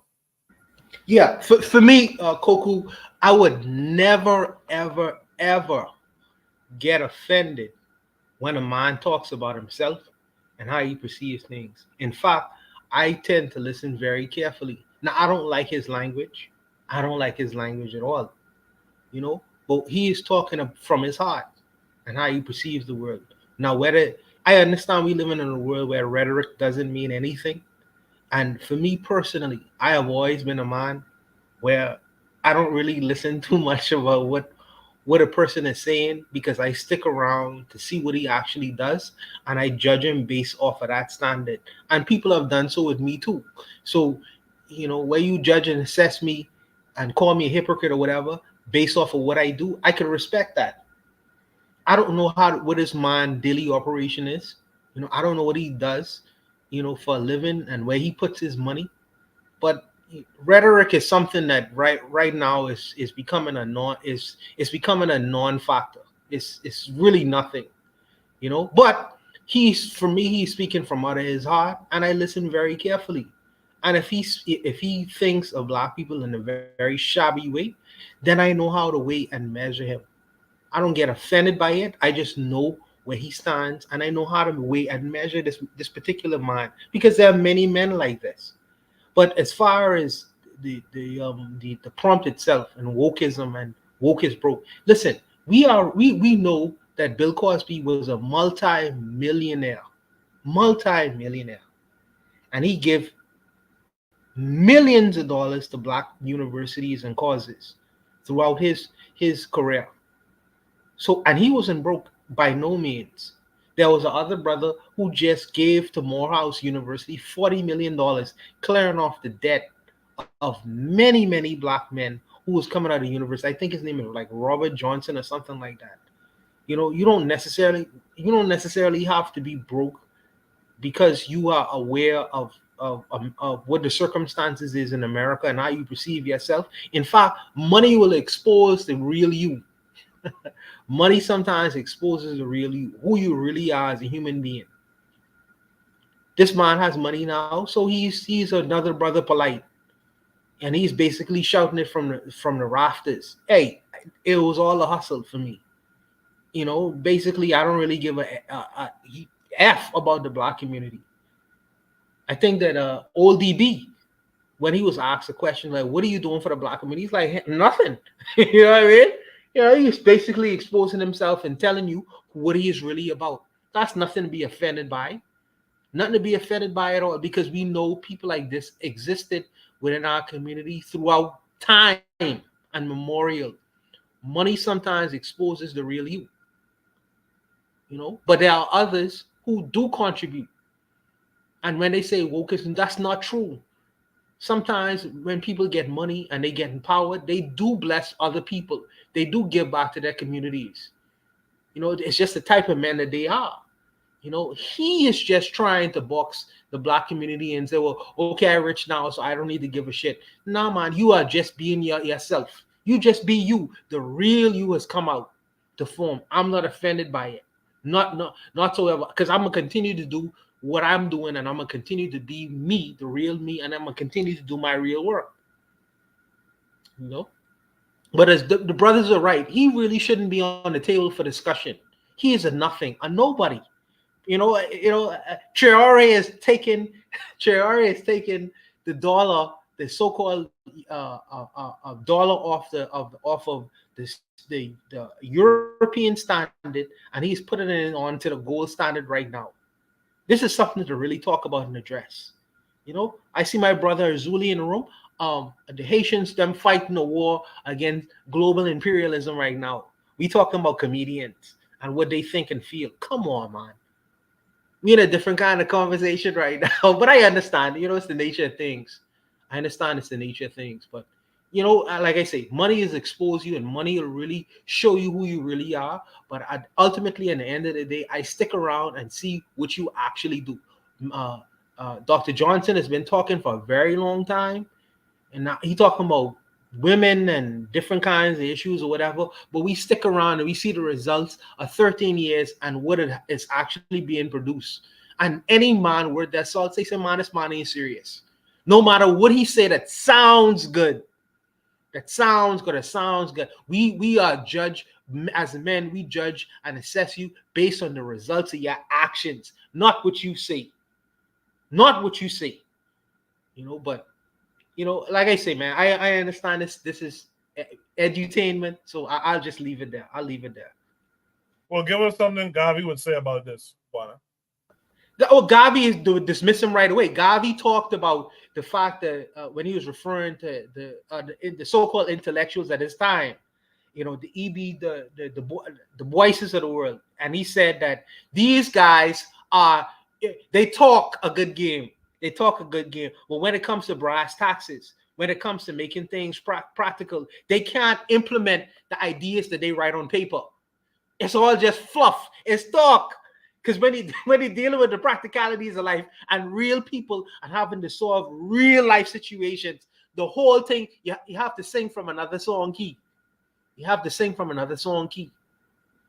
So like I say, these guys, you have to actualize the things that you express from your mouth and ideologize. You have to make things practical. Make things practical and real. And if you can't make it real, you're just talking. And we shouldn't pay attention to you. But that's what Gavi would say. I'll leave it there. I appreciate that, Buana. In the chat, Razuliism says he is expressing his frustration and maybe he realized you Negroes are sick. He says Gavi died before he saw how Negroes act. Real Black Gentleman in the chat says Gavi wins if he anticipates Du Bois's sabotage. That's it. That's the message. We could come back to what Razuli said, because Razuli, even though it might rub some wrong, there is a valid point in there. What happens when the pro-Black, Pan-African, Gaviite, revolutionary, what happens when they're fed up? What happens when they're fed up and they decide, unfortunately, to turn away from it? That's something we can discuss after. But in the meantime, let's get Oni's thoughts on what everyone had to say and the video itself. Oni? Yeah, so, I don't like the N-word usage, but it is what it is. It's an interesting point. Obviously, not only broke wokes care about the community. There are like athletes who hit it big, and then they, finance big things in their communities and so on and so forth, right? Even so, I think I want to bring in 2 Garvey quotes. It's kind of cool that we're doing some Garvey quotes, so I'm gonna keep up that thing, and let's see if I find it here. So one of them is this. First off, this one was inside of Message to the People. So that's my favorite Garvey book. For Message to the People, he says, never keep the constant company of anybody who doesn't know as much as you or isn't as educated as you, and from whom you cannot learn something or reciprocate your learning, especially if that person is illiterate or ignorant, because constant association with such a person will unconsciously cause you to drift into the peculiar culture or ignorance of that person. And to a large degree, what Garvey's kind of saying is, stop going to these ADOS folk. Stop going to these FBA folks. Stop going to these swirler people. Stop going to these, MGTOW or whatever, or the other one, the black male studies. Stop going to these people because they're gonna mess up. They're gonna mess with your head. And Charleston White is one of those people who's gonna mess with your head. And so the other quote I wanted to put, and this was really the quote I was looking for, I don't remember where it's from, but Marcus Garvey said, you must not mistake lip service and noise for bravery and service. I'm not going to say being a community activist is easy, but, as he pointed out, when you got nothing, you can complain to your government about how I ain't got nothing. And in some respects, that would make you a community organizer. Now, again, I don't know Charleston White, so I don't know what he was doing. Maybe he was doing something with a school or something. I don't know. But again, if you want to complain to your government, you got nothing going on, you might well do that, and then you can get bought. And the thing, like I said, Black people were enslaved because we are very easily bought. Okay. White boy buys you, and that's it. And we see this day in, day out, time and time again. This white boy waves some money inside of Black folks' heads, and they do just about damn anything. A lot of the drug trafficking, or a lot of the drug trade, a lot of the gang banging that happens in inner city communities ties back in with white folk paying. But you got to ask yourself, you telling me you would sell crack cocaine to an elderly woman? You would sell marijuana and this and that, and you would shoot you would shoot at other people just for some money? It's absolutely. By a lot of black folk will say absolutely. And so, what Garvey, saying, don't mistake lip service and noise. Again, anybody can make noise. Anybody can do lip service. It really comes down to, well, two things. If the opposition tells you to stop, what are you going to do? And I guess we could go back to the Musashi quote. Musashi said, and this was, I like this, I like what he said. He said, for a warrior, to be a warrior means to choose death always, right? And of course, not suicide and shit. But he's saying, so the opposition comes to you and tells you to stop. What's a warrior's response? And it's, I ain't stopping. However, what a lot of people are saying is, for how much? And I'm saying this because, like I said, I used to be in an organization with Alton Maddox, and he would tell us how when he was, doing his organizing, people would, approach him with like suitcases of jewels. Okay, suitcases of gold and jewels and all that kind of stuff. The kind of, cartoon type shit. Not like cash or whatever, but yeah, or suitcases of cash, all that kind of stuff, or briefcases of cash, that kind of stuff. People would approach him, and he would turn it down. And he said one of the stories that happened was that him and there was this one case of this brother in I think it was Bensonhurst, right, who got killed, and they did a protest, and it was a successful protest, and these white folk, came to them, and were like, we'll give you anything if you stop the boycott. Because they were doing a boycott every Saturday, and that's when black folk hand their money back to white people, right? So white people was pissed. So they said, we'll do anything. And so Maddox told them, he said, all right, tell us the name of your children who harmed tell us the name of the boys who harmed our, the black youth. And the white people told us, and this was interesting, the white people said, we can't turn on our own children. Like we can't give away our own children. And so then what was it? Alton Maddox stood up and said, okay, then we got nothing to talk about. And as he was getting up, he said he looked back and he saw Al Sharpton and C. Vernon Mason still sitting down. No, C. Vernon Mason, Al Sharpton, and the boy's father still sitting down. Like, can we have this conversation without Maddox?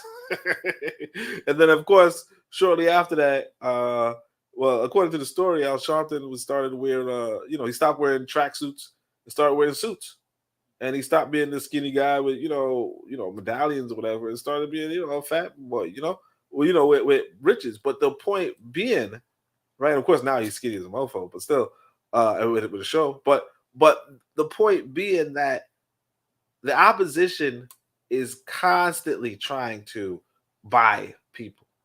And the reality is that some people who is never no good, they might have, they might be like, I protest this, I protest that. But in their hearts, they were never that good. And the thing is that this is a very frequent phenomenon. And I'm telling you right now, I'm not really paying attention to it because, it don't really interest me. But right now, there's content creators for quote unquote, I guess, black women versus Palestinian women, and a lot of the black women are like, we pulling away from Palestine because blah blah blah, Kamala Harris and all that kind of stuff. But they pull it away, and the way how they, they just retract. The Palestinian women are like, wait a second, y'all just gonna just give up just like that, and it's like, yeah. That like it's really it, and of course, I'm not saying I agree or disagree, but what I'm saying is that, absolutely very few people are standing on principle. Very few people are standing on principle. A lot of people are unprincipled, especially in our community. A lot of people, and so you can buy them out, and everybody knows this. And it goes back to what Garvey said earlier. Everybody knows you could buy black people. So slavery, of course slavery ended, right? But the fact that you could buy people is scary. Is scary. And that's why, for me personally, when I'll tell people, I guess I'll reiterate, with Garvey, is you gotta go where they're not buying people. You gotta go where they're, you gotta step away. If you're in the West, step away. That's it. Really appreciate that, Oni. I had brought up earlier, honestly, what happens to the person who is not just jaded? They've been the activists. It's not even so much about them being bought by anyone, but they haven't gotten anything personally from it. They haven't seen any traction, and now they're looking to just move on and improve their lives. What would you say to that person? We had Azuli in the chat who had some things to say. He said Garvey died before he saw how you Negroes act, etc. So I guess we have a chance to kind of deal with it. Azuli is here. Azuli, how are you this week? Yo, I'm fine. Can you hear me? Yeah, just talk a little louder. Okay, hold. Sorry. Yeah. I don't know. I think Charleston White I've heard a lot of things that Charleston White has to say. A lot of things he says, to me, he's putting facts, but also he's a caricature. And he said it. He said it that he had to act this way to get people to listen. So I don't know. I'm going from another perspective. I'm giving him the benefit of that he's been doing community activity. He's been a community activist. He's gone into the fight for a lot of us, or a lot of the people of his community, and we don't know. This man probably have seen that, at the end of the day, everybody is just fighting for crumbs. So I believe that, just like him, that a lot of people are frustrated. And I think when he's saying that, when broke people are only fighting for the community, a lot of the people that he said that are broke are probably just fighting for crumbs, and it appears to a lot of people that they're fighting for the community. So I'm saying I'm not. I don't know if this man sold out. I don't know anything. I'm just going by what I think, that a lot of us get frustrated by the way we are responding to the constant imperialistic and violation of our community. So Buana always says the Haitian people. One of the biggest, Haiti's corrupted as hell. So if you want to use that, there's another country that quote unquote fought for their freedom, quote unquote did this, and look at what happened with the country. From the inside, from the outside, the powers that be came back and really recolonized that country with the help of corrupt Haitians. They put a chokehold on Haiti economically. All the other countries, all the other Black Caribbean countries around, just let Haiti go through that. And can I blame them? No, they don't have no power themselves. They all begging for handout from the same force that is siphoning resources from their country. So imagine you've been fighting this for years. You mean to tell me Garvey would have been like, yeah, continue fighting? It was a black man and a couple of black people that got Garvey out of America. Are you guys kidding me? That you don't understand where this brother's coming from? Who killed Malcolm X? Y'all, nigga. Y'all. With the help of y'all. Y'all betrayed your own heroes. And we want to talk about, Africa. What? Africa never came back for y'all after they sold y'all. Never. A couple have. big continent like that for over 600 more. They've been subjugated by the Arabs and they've been subjugated by the Europeans. South Africa, they're xenophobic against Nigerians. They mad at Nigerians. They mad at that Nigerian girl who wanted to become Miss South Africa. And then they elected a Dutch descendant, French descendant, as their Miss South Africa. And you guys stay right here and say don't understand this brother's frustration? Are we kidding right now? Are we, no, we cannot. That this for Africa to be in the state that it is till now, that it was prior, and people seem to not understand where this brother's coming from. This election coming up, you're gonna see why this brother was right.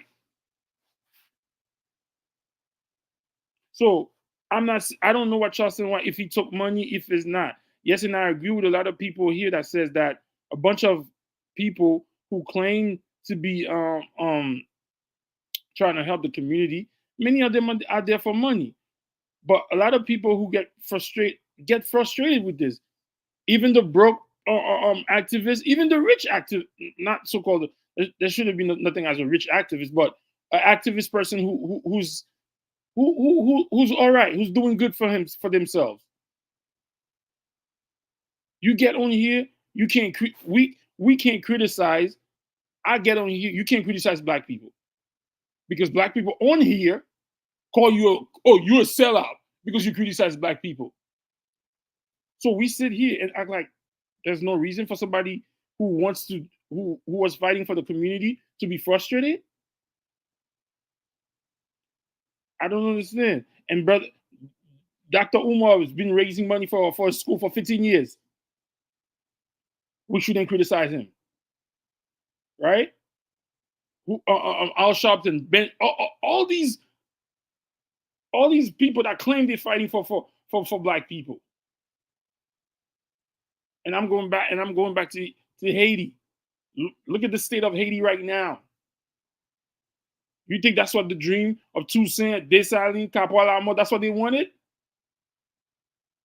For us to sit there, Garvey would be like, Garvey should shut up because the same people, they got him out of America. Let's stop coming here like, so we refuse to see this man. Yes, I don't see that he's doing that because he's frustrated. Oh no, I don't. Somebody said, I don't pay attention. Yo, if you listen to a lot of stuff he said, this brother speaks the truth. But y'all don't like that truth. Y'all don't like that truth that makes you look into your own self and say, yo, change black man, change black woman, stop being immoral.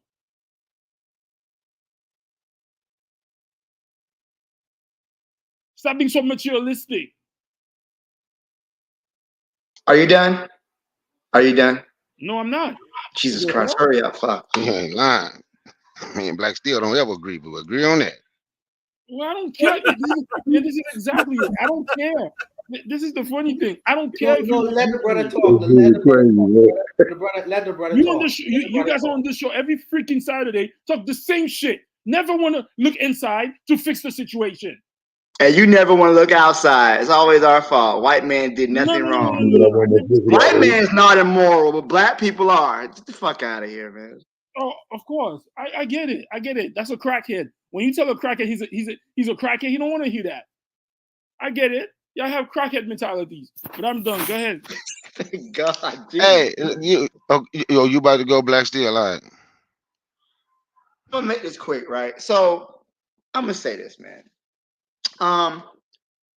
First of all, human beings get tired. We're only human, right? We can only do so much, which is why it's so important to belong to an organization, right? I think that's why so many of us mess up sometimes, because what organizations are you working with? So that when you get tired, right, you can pass the baton. It's never going to be a situation where just one person is trying to try and uplift all of Black people. But when you don't belong to an organization, yeah, you're going to get burnt out. But there's really no excuse for a Black person to say they belong to the United Nigga Nation. Like, what are we really talking about? When you got Black people like Charleston White who say, "Oh, we niggas. They niggas never came from Africa to come and get us."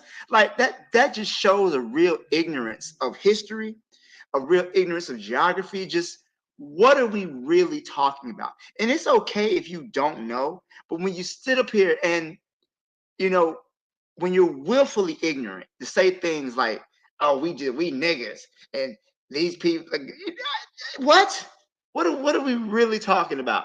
And whenever we have this conversation, right, I'm perfectly fine with criticizing Black people. Yes, Black people's response to white hegemony has been the wrong response. But when you make I'm gonna paraphrase Kwame Ture, whenever you make an analysis of an oppressed people, but you leave out the oppressed, you're going to come to an incorrect analysis because you're going to blame the oppressed for all their problems. And that's what I always hear you do, is that you're always blame. Whenever Black people do shit, what are we doing? Immorality. What are we talking about here? Like, white people sit up here and rape and colonize and pillage the whole world, and we talking about Black people's immorality? How many genocides that are currently ongoing that white people are responsible for? We're talking about Black people's immorality.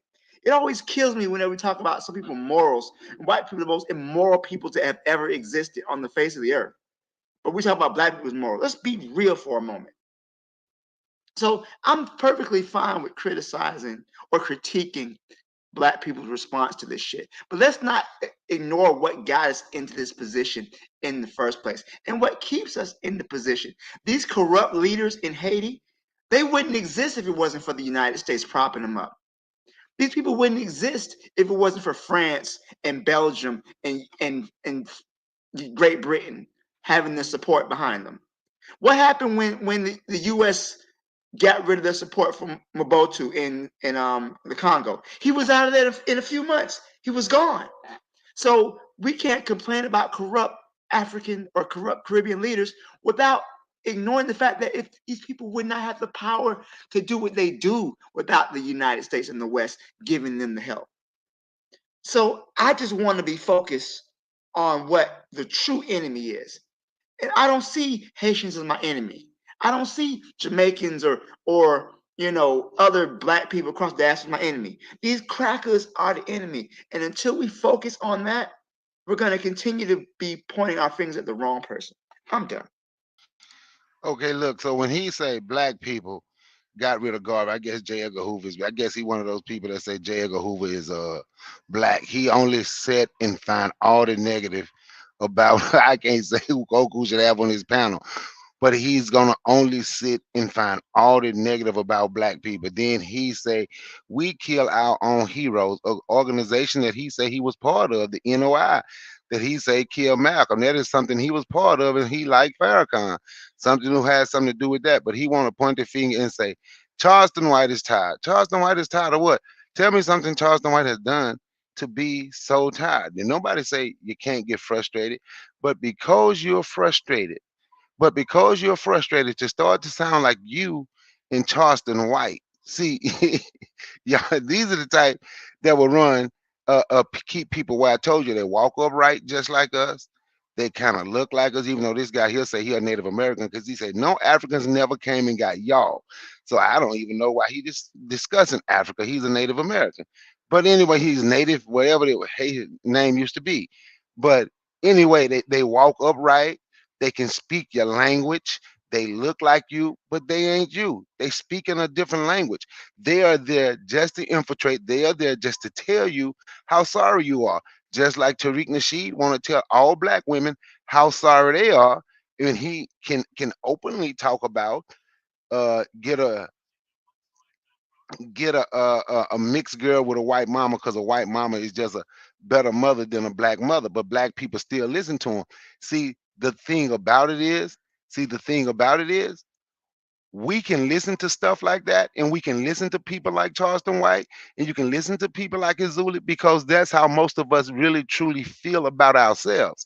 I have never seen a person don't see nothing positive. So when he say with Toussaint L'Ouverture, well, Toussaint L'Ouverture was one of those people that kind of didn't like black folks, who wanted to work with the French, and he led a revolution, but they could stay, and he wanted to keep kind of like imperialism. Toussaint L'Ouverture, that's kind of like what he wanted somewhat.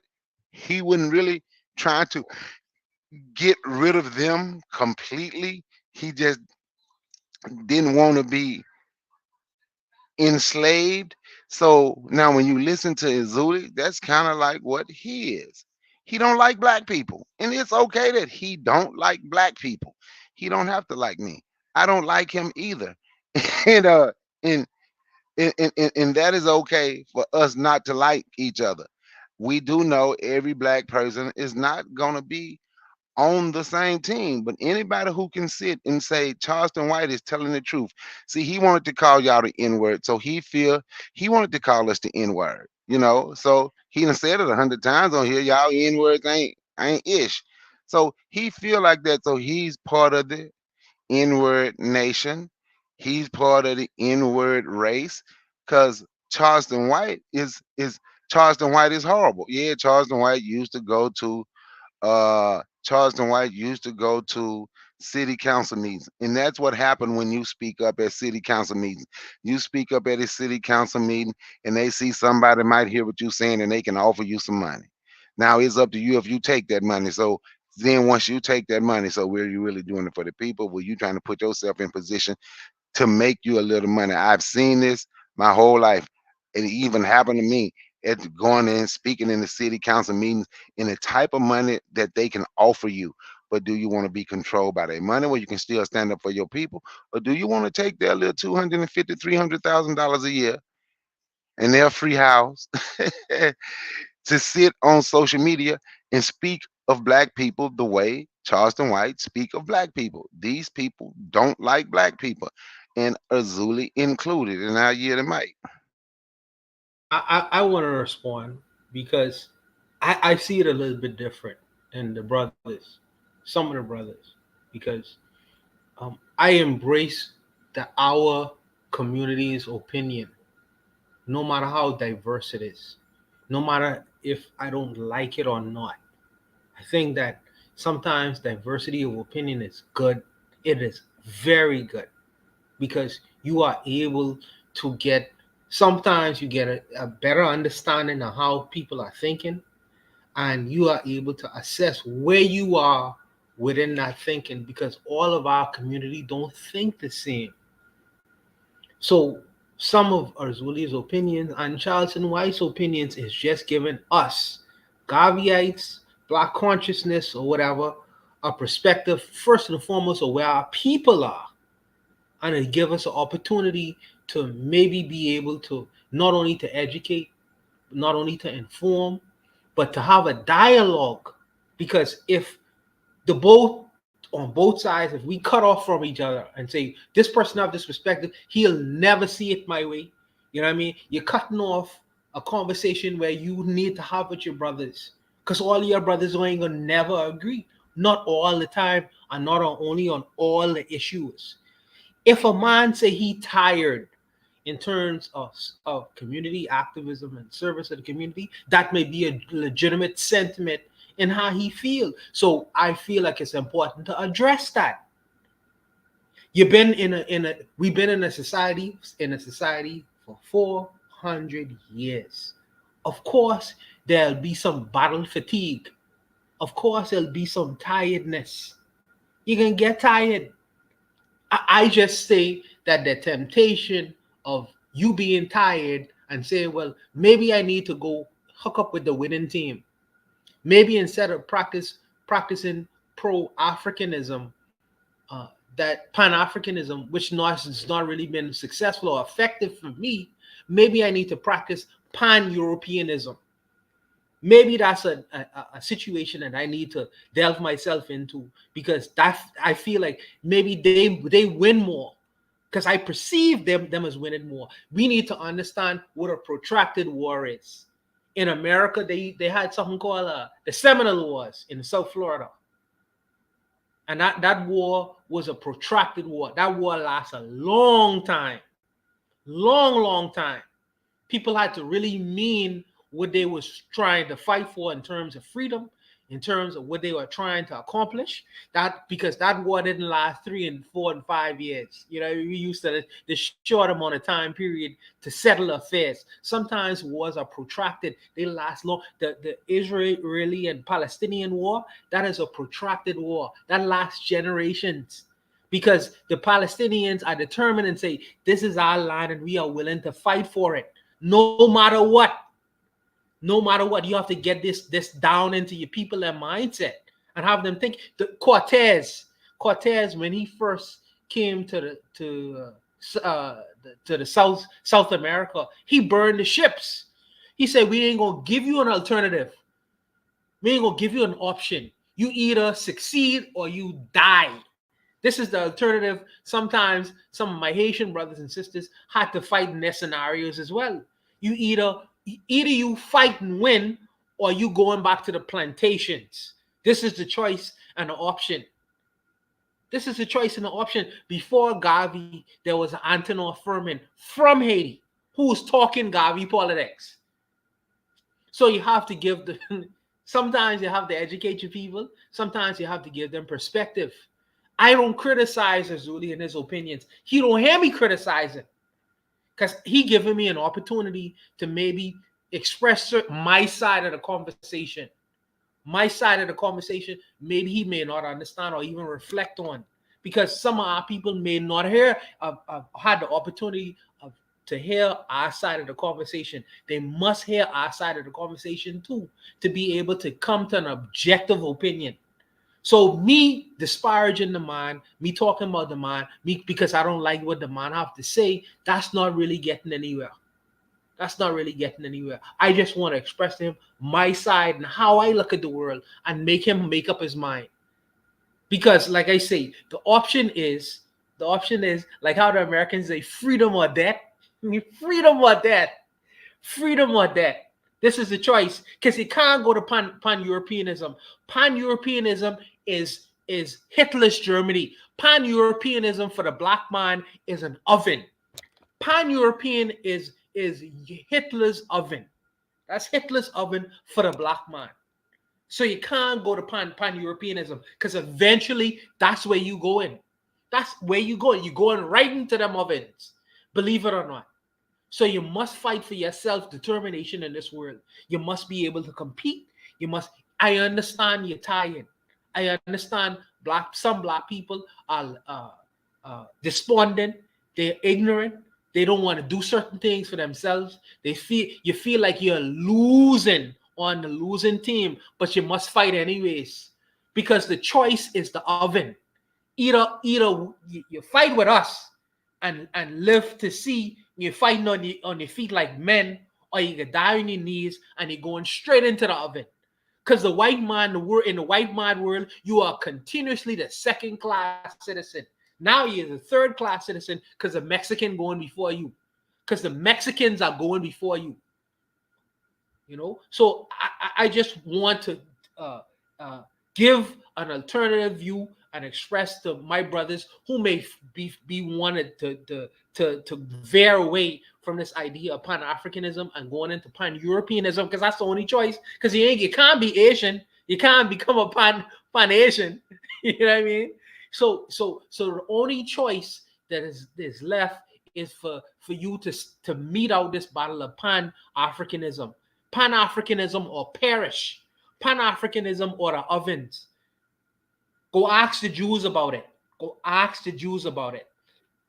So we must have an honest dialogue. Like I say, it's not in my nature to cuss out nobody because they have a different opinion than me. My position is to educate the man. And if he still say, well, you know what, I can still trot on this road, I can just leave it alone. Just leave it alone. Just leave it alone. We are where we are. We are where we are. But that's my spill, Koku. Brother, you got it. You got it. Yeah. Any other last thoughts here? Can I respond to Yeah, go ahead. I want to respond to. Go ahead, Azuli. So One, two. so it's fun. It's funny how your brother said, "I don't like you." I never said I didn't like yo, but this is the brother that's talking about let's unite. But anyway, Black still said, um, I'm thinking I'm talking regular. I don't need to point out the imperialist colonizers, the immorality. I already know that. There's a prophet that said, "No enemy without could destroy me if I don't have an enemy within."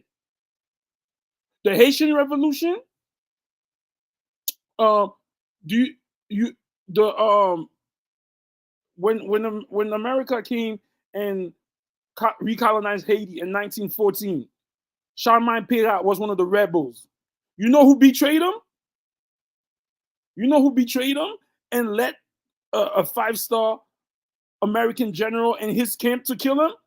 One of us. You know who betrayed Fred Hampton? One of us. You know how many? Because you want to say Fred Edgar Hoover. You know how many black people that Edgar Hoover hired to come and destroy our movements? So when I'm saying what I'm saying is this: the enemy without cannot destroy me if I don't have an enemy within my camp. And black people in America and all over the world have an enemy within themselves that they have to work on. Until you don't fix that enemy that's within you, the enemy without will destroy you. So if y'all want to keep, you're not pointing out the immorality of the white man. Why the hell do I have to do that? History shows it. So I have grown men. He's gonna this guy he's gonna use the N-word. Koku told me not to use the N-word, so I can't use Negro. So y'all not Negroes now. So I'm just like Charleston White because Charleston White is saying something frustration. I wonder what Fred Hampton would say right now. You saw you know who led the police and drugged him and had the police kill him? One of y'all. If that's not an enemy within, I don't know. So go ahead, So I'm just saying, go ahead, man. No, but because there have always been black people do not have the monopoly on traders, right? We don't. So in the United States, one of the most famous traders, the name synonymous with traders, Benedict Arnold. He betrayed the American Revolution he tried to at least to the British. Some Norwegian dude named Quisling. He betrayed Norway to the Germans. So I'm not disagreeing with you. We do have internal problems. We do have people who betray our race, and I do think our response to our traitors is not appropriate. For example, Quisling, the Norwegians, they shot him as soon as the war was over. Benedict Arnold could never come back to the United States. But I think black people respond to our traitors the way we do is because we lack power. So I don't want to gloss over the fact that we do have internal enemies. And in many ways, these internal enemies have been as damaging to us as our external enemies. And until we come up with basically, we have to make the punishment for betrayal greater than the incentive. So, but I don't believe that black people we just uniquely cursed with people who are just going to betray us. And I think that just as there's bad within our race, there's good within our race. And usually when we have these conversations, I don't ever hear you say anything good. I never hear you say anything good. I always hear the negative, and we're constantly bombarded with the negative. We wake up in the morning, we see negative. Yep, listen, let me tell you, I'm a teacher. So we had a meeting with the principal, and they were going over the suspensions. And, there's a kid with 23 referrals, like in 1 year. It's crazy. We're going over the test scores, and it's the black kids with the lowest test scores. And we're going over the absentee rate, and it's always the black children with the lowest absentee rate. I could easily say these fucking black kids, their parents don't care about their education. They don't want to do well. They let them skip school. But then you think about the factors behind that. Like, why is it that these black children are getting written so many referrals? The white kids act up too, but they don't get the same referrals. But look at the teachers. Are the teachers mostly white? They're mostly women. Of course, they're going to write the black boy up faster than they write the white kid up. That's the nature of our society. But if you're just looking at it from one perspective, oh, look at all these scores, look at these referrals, you're going to look at it and say, okay, well, these niggas just don't give a shit about their education. Fuck them. But until you go deeper and look at some of the root causes of the issue, that way, just the way you come to a correct analysis. That's the only thing I'm saying. Yeah, we got some traitors in our race, absolutely. But we got to look at the overall enemy. We're not trying to give these traitors a pass because we can't. We got to deal with the external enemies and the internal enemies. We have the constant education of our people. The minute we let up is the minute we fuck up. I'm sorry, I'm losing my voice. I'm talking for a while. Yo, can I say something, right? But Yeah, then, of because I course. know you said, and I'm gonna say. So I think we have so many internal enemies because we don't want to get rid of people. And I understood what Black Steel said. We deal with them with the way we deal with them. And it's 2 times tonight I said I understood what Black Steel said, and he ain't got to argue with me. On a But roll, anyway, baby. Let's go. Let's go. but anyway, we don't have the power, so we accept them. Just like when Candace Owens was fired, you looked up and you see all of a sudden she's on all of a sudden she's on Black People Power. All of a sudden she's on Black People she's on a podcast, right? On Black People Podcast, talking about Black folk. Now she got her own thing again. So she doing what she always do. So when Charleston White say Black people get money, they don't care about Black people. Francis Ngannou, uh, who was the MMA champion, made money from that. Fought 2 heavyweight titles and he made $20 million against Anthony Joshua. He go back and he makes sure he gives to his village. He makes sure he's out there working with the people in the mines in Cameroon and actually trying to purchase a couple of mines now to give back because he says so the people can do better. Christian M. Billy, who's who about to soon to be world champion in boxing, just fought on ESPN. I was watching him fight. Cameroon. He does the same thing with his money. You can go through and you can find people from the United States that do the same thing. Like I'm gonna just say, let me give just one example, and I would tell people I'm not a fan of this guy, but I can talk about the things. Some people will call him a coon, even me at times, maybe, but I can talk about how Michael Jordan made sure he started opening medical clinics inside the Black community. Uh, so the elderly could get free health care and people who can't afford it on jobs can have health care in their communities. And he started in North Carolina where he's from. So when we say that people get money and people don't care, you think, do I think they some should be around more? Yeah. But do I hold us accountable a lot of time for the reasons they are not there? I say yes. So when you say we don't ever talk about holding one another accountable, that obviously mean, right? This guy never listened, especially to someone like me. That's my biggest thing is holding us accountable. But when we're holding a conversation and a Black person can only see what a Black person has done and blame everything. Like I said, spin a narrative. They're gonna spin a narrative on it was the Black people that got rid of Marcus Garvey. It was the Black people. It was the federal government. So that's what they do. They keep you in a position where you need money, or they have you in a position where they are gonna where they can deport you. They have you in a position of begging. So now this is what I'm gonna do. Even the guy that set up Fred Hampton. And I'm not giving these people passes, but what he was about to go to prison. And if you look and seeing what people don't and what people and never talk about is the outside forces. Because when you start letting everybody join, people was coming in and people was watching to see what he was doing to make sure he was doing it. So, and I'm not giving him a pass. And when you look at the Black Panthers out there in Oakland, we talk about infiltrators. Nobody ever never talk about Tony Aoki. I might be saying his name wrong. The Japanese dude. This is why I be against that. All this bringing everybody else in. They got their weapons from a known CIA agent. Those were not black people that set them up.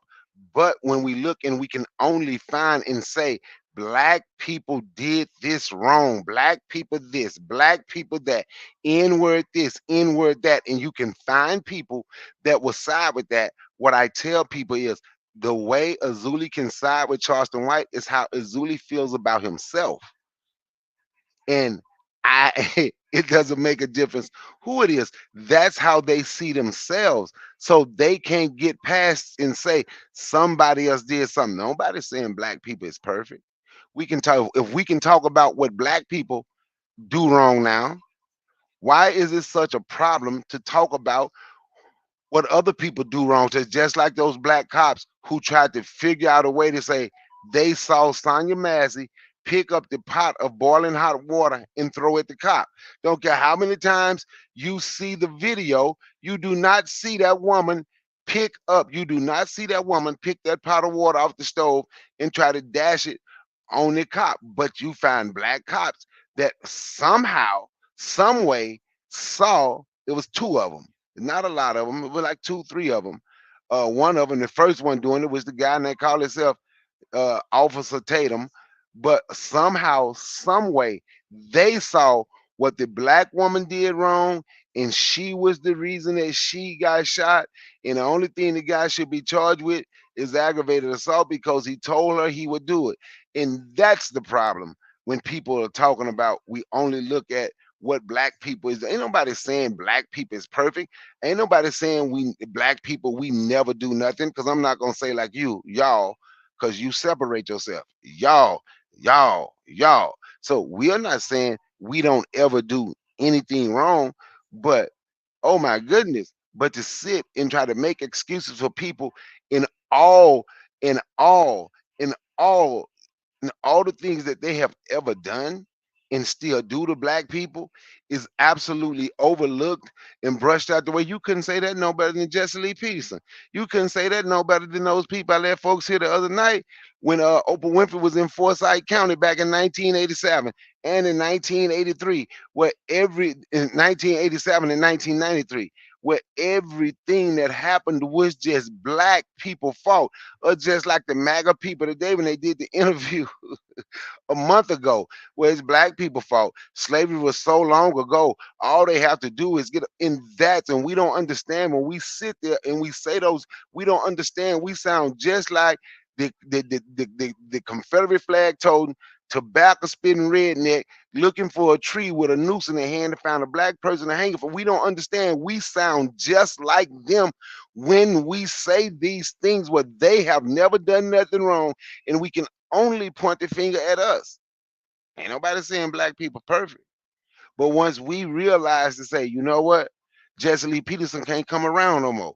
Once we realize, well, ain't nobody gonna ever take up for Candace Owens again, when the whole panel can just say, you know what, Candace Owens can be lynched from a tree and I can be eating a banana and smile. That's me. Don't nobody else agree with that. But that's me. I don't care about, well, you say a tree, so that's what they can do to her, and I don't care, because that's how we gonna have to start feeling about these people. Jesse Lee Peterson, the same way. I got a cousin I told him I feel about the exact same way. But as long as we can just say, y'all, black, y'all the reason, black this, black that, well, actually, N-word this, N-word that, N. Then go listen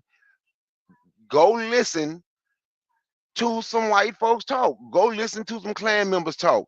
Go listen to these folks, Jared Taylor and David Dukes, and go listen to them talk and tell me what's the difference in them and Charleston White? What's the difference in them and Azuli? You won't be able to tell a difference. The only thing you'll know is, okay, that's Charleston White because I know his voice. That's Azuli, I know his voice. But I'm talking about listen to the words that come out of their mouth. You won't be able to tell a difference. I hear the mic. Oh man, brother, one second. Yo, sorry. So brother, go ahead, brother. Go ahead. Sorry. One second, because we got folks here who've been kind of quiet. I'd like to hear something from I don't know if Jose is still there, Mika G, and Anthony McPhail. Do you guys want to add something in here now? Yes, but not completely the subject. It's the use of the N word. I don't know if it has priority. I'll speak on it, and then we'll hear from the other folks. So okay, here in the Netherlands, and maybe I've mentioned this before over a year ago. So here in the Netherlands, it used to be occupied by either the Spanish or the French. Both of them tried to make Europe one. And during the occupation, the Dutch were looked down upon, right? And they were called goose. And you still have like proverbs for weakness or for dumb with the goose, right? Connected to goose. But yeah, either the Spaniards or the French, I don't know, I don't care. They used to call the Dutch people stupid goose or something like that, goose, right? But the people that kicked the occupier out, they did that under the name Goose, right? So they were the guerrilla warriors, the Goose, right? And nowadays they still it's even a proverb. Geuzennaam, goose name is a proverb like, oh, you call me the N word, well, I'll call me the N word because yeah, I survived your plantation and I'm still here dominating your culture. You're here in the in the United States. Nothing that you contributed makes people happy. That's us. You make us suffer. You want to make us suffer. We conquer the world with our culture, right? Yes, I am that power that you love to hate. You know, like some songs are I think Ice Cube, the N word that you love to hate, right? Yeah, in your face. Here I am in your face. So I am Cape Verdean, right?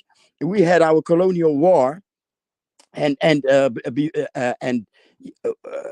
Creole, right? I don't know what it means in the Caribbean, but with us, it's to me it's not kind of clear. Some people say it means bastard. Let me take that take, right? Creole means bastard, right? So in the colonial wars, I have a vinyl record with a handwritten letter, and the people on that record, I know them, right? Yeah, I mean the generation is starting to die, but I know them because it are people that my father grew up with, and the letter says, okay, so we couldn't have our holidays, right?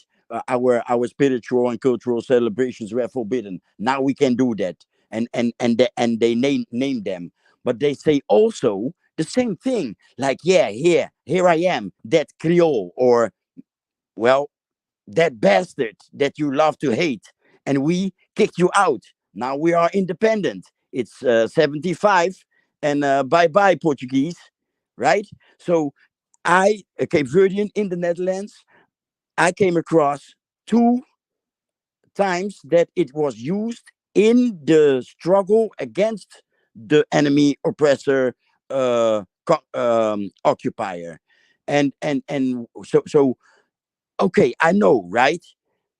The N word hurts people, but shouldn't the N word be like, you know, you have this saying like or in films, I've seen it in films, I heard it in rap music, like to make my name taste bad in your mouth, right?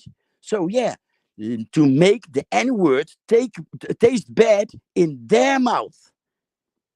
I'm sorry that we this is how I think about it.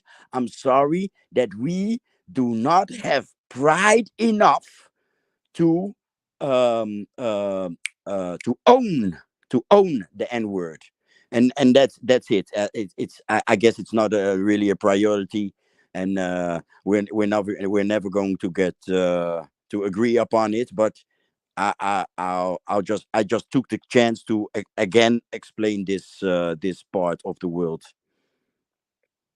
Thank you. I appreciate that. Mika G? Maybe Mika's not there. Anthony, are you there? Yeah, I'm here. Brother. I think Mika, she logged off, man. She had to go and do some mother stuff, you know. Yeah. Okay. Do you have any thoughts here? Because we haven't heard from you and Real Black Gentleman in a while. Yeah. Okay. All right, let me see. I'm gonna get this. Okay, all right, I'm gonna go like this. Coco, I want to say, okay, bear me just for a minute. Okay, we in a war. Just listen at me. This scenario. We in a war.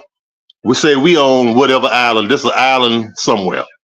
You know, the island, and we African people, and you have the Europeans who are the colonial masters, you know, and the enslavers. Okay, you the leader of the rebel forces of the Africans. I'm a commander under you. Buana's a commander under you. No, Carl is a commander under you. Erzuli is a commander under you. Okay, now in the war, our main goal is to defeat the enemy and to drive them up out of the island and get them out of there, so we could be free, so we can have liberation for ourselves and for our people. But okay, in the midst of the war, you're gonna have one of us gonna say, well, look, man, okay, yes, I think we should be fighting for freedom, but I think we should fight for freedom for all people, not just for the Africans, but also for the Europeans. Now, the Europeans are already free, but we want to fight for a society where we are all equal, where it's just the island belongs to all those who live there. Nelson Mandela. You know what I'm saying? Then you have another brother who another one of the commanders who say, well, I know we fighting a war, and I know what our main goal is, but we also got to look at, hey, some of the stuff that we doing. You know what I'm saying? Some of the stuff that we doing to each other. You know, it's not just the Europeans that doing stuff to us. What about us? What about us who were the slave drivers for the European on the plantation? You know what I'm saying? What about us who did the bidding for the Europeans, who kept all the Negroes in line? You know what I'm saying? You gonna have that. You gonna have that, brother. Okay, you had that commander. So in this war, you got to deal with what the main goal is liberation, but we got to deal with all these intersectionalities. Or somebody got to come up with, look here, we need the whole. It's basically all I'm saying is Negro stalling tactics. Okay, we got the whole of the progress. Okay, now you got everybody ready, all the population, we all mobilized and ready to run these people up out of here. But you're gonna have Negroes who are gonna come on the side and say, well, look, well, hold up for a minute. You know, we got to think about what's gonna happen after the war. How are we gonna deal with these Europeans that's gonna be left? Or we gonna wipe them out? You know what I'm saying? Or what's gonna be our relationship with the mother country, the country that colonized us, and all this? I'm saying this is the way. This is the same thing. What happened in South Africa is what happened in Zimbabwe. You know what I'm saying? Now, as soon as Robert Mugabe and Zanla and the rebel forces got the upper hand, Europeans started playing tricks. They throwed in the Lancaster Agreement, and they said, well, look here, we're going to do it like this here. Okay, we're going to have an agreement where over a period of time, you know, the whites going to turn back over the land. They said, which they never did. The same thing in South Africa. They said, well, Nelson, we're going to let you out of jail. You're going to come in, you're going to appease the people. The people are going to be happy and full of joy because you walked out of jail. But the same thing, the status quo remains. White folk, we still own 75% of the land. They'll say we still control the economy, we control all the mineral wealth and everything. So basically, ain't nothing changed. Apartheid they did, number change clothes. It's the same thing. This is all of this is it's the same con game to keep us from fighting. Dr. Amos Wilson said you got to fight a revolution to the end. And so what I'm saying, when you have, I mean, I'm not talking about nobody particularly, you know, I'm talking about the idea. I'm not talking about brothers on the panel. But I'm saying one thing we're going to have to deal with, we got to deal with these Negroes that try to start a revolution. You know what I'm saying? We got these Tariq Nasheeds, these Charleston Whites, all these people who will come around and throw a distraction to keep your eyes off the main goal. The one that'll tell you Negroes ain't shit. The one that'll tell you black women ain't shit. The one that'll tell you we can't work together because you're a communist. No, you're a capitalist, or you're whatever. You're a Christian, you're a Muslim, you're a traditionalist. All this stuff. But our main goal is to win the fight. We win the fight. After we done won the fight, we'll sit down, we'll talk, and we'll hash out, whatever. I'm saying, but during the fight, when you have all these jokers that's come around and come up with all kind of Negro stalling tactics to stop you from pursuing the fight. That's what I'm talking about. And we got to deal with these Negroes, man. And we got to quit giving them platforms, quit giving them power to disrupt our fight. No, we ain't gonna never win as long as we're saying, okay, well, all voices need to be heard. No, sometimes voices need to be heard. We need to listen to them on the side somewhere. Okay, yeah, I see what you're about. You know what? No, get him on with him around there. We don't need him around there. Because you know what I'm saying? That kind of poison mind will affect other people. We already dealing with people who we'd have been dumbed down. Look at all that we got going against us as far as the culture. You know what I'm saying? This dumbed down culture, this degeneracy. You know what I'm saying? This low frequency, this low vibrational stuff, Koku, that you talk about, the vibration. You know what I'm saying? We got all of this right now. It don't take much for Tariq Nasheed to come in and tell some people who don't have an identity in it, who don't know their identity, who ain't been taught nothing in school, who don't know nothing about it. No, we ahistorical. We don't read history. Okay, so you get a sucker like that can come in and tell you some stuff like this. Oh man, we this right here. And next thing you know, you got black people in one part of the world going against black people in the other part of the world. You know what I'm saying? And looking at them as the enemy instead of the motherfucker that's oppressing both of y'all. You know what I'm saying? I'm saying that's all I'm saying. We got to lay there. We can't give these Negroes power. No, we can't give these Negroes no platform. We can't allow these Negroes, Koku. If like I said, you my commanding officer, I'm one of your officers, and I come to you with some bullshit like that, you know what you need to do with me? You need to say, we're going to either exile him or take him around the back of the building and shoot his ass. You know what I'm saying? Because guess what? Those Negro stalling tactics is what's going to stop the revolution. And I'll leave it off right there. Yeah. All right, Real Black Gentleman, do you want to add anything or not? Yeah, I'll try to be brief. I guess, just talking about broke woke. One thing I can say is that sometimes when you don't have money, you want to spend other people's money. Now, that's one aspect of it. But the real aspect I really want to say is like, when you don't have anything, and we being in this situation, you tend not to have anything. You tend to become aware, woke or whatnot, and you become extra aware beyond what you might have just grown up with, right? You got the internet, you start to get information, you start doing research, you start going down that rabbit hole, right? But you don't really have that much money, but you have time to figure out what's going on, and that's a good thing. I'm not rich. If I'm the idea, if you're broke and woke and you want to care about the community, don't care about it, care of it, care for it. Like, if you don't have anything, the worst thing you can do is mope about what you don't have with other people who don't have anything. At some point, one or both of you are going to have to do something. Now, if it's just you, it might turn into what am I trying to say? The who'll help the mother hen trying to make I'm just saying a nursery rhyme or all thing. But this the story of like, okay, who's going to help me build a community? Not I, said the thief. Not I, says the pirate. And then when you build a community, who's going to help me enjoy the community? The pirate and the thief says, I will. And then it's like, nah, you didn't really help me build a community. I can't let the thief and the pirate come in and enjoy this community because you're just going to just tear it apart. You're not even going to try to make the community grow like a loaf of bread. You got to be careful about the caring about, when you drive a car, you have a roundabout, you're going around it. You're not going at it. You don't want to care about it. You don't want to care for it. You want to have a forwardness and a furthering about what it is that you would care about.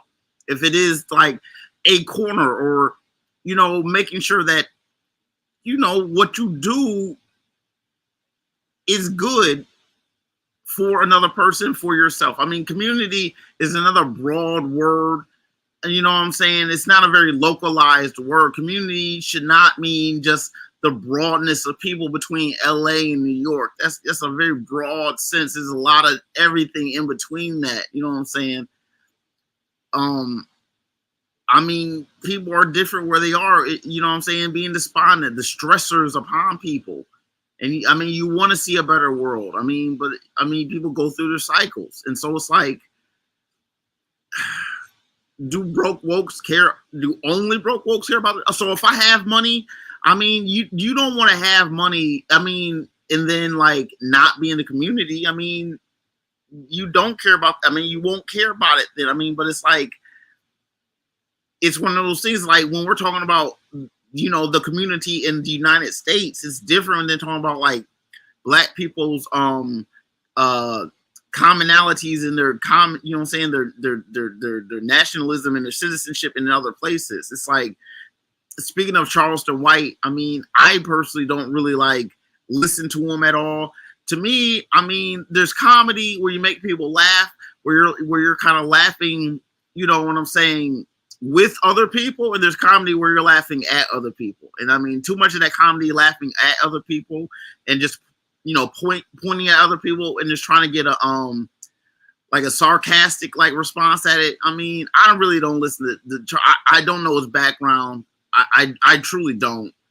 I mean, it doesn't really appeal to me what he says. I'm not gonna lie, it really doesn't. I mean, sometimes people, you know what I'm saying, try to be shock jocks instead of comics. And I mean, just for shock value and just saying something that clearly a lot of people are going to have a visceral response to just to get the response, just to stir stuff up. I mean, there's times when you do want to like stir up controversy, when you do have to like stir that kettle and like say that, you know, this is rotten, it stinks, like this activity is bad, but just to stir things up in the, you know, if you have a pot, sometimes you don't want to stir up the pot. You just gotta let things cook and boil. Otherwise, it's not going to boil. I mean, I'm not a fan of him. I really don't listen to him.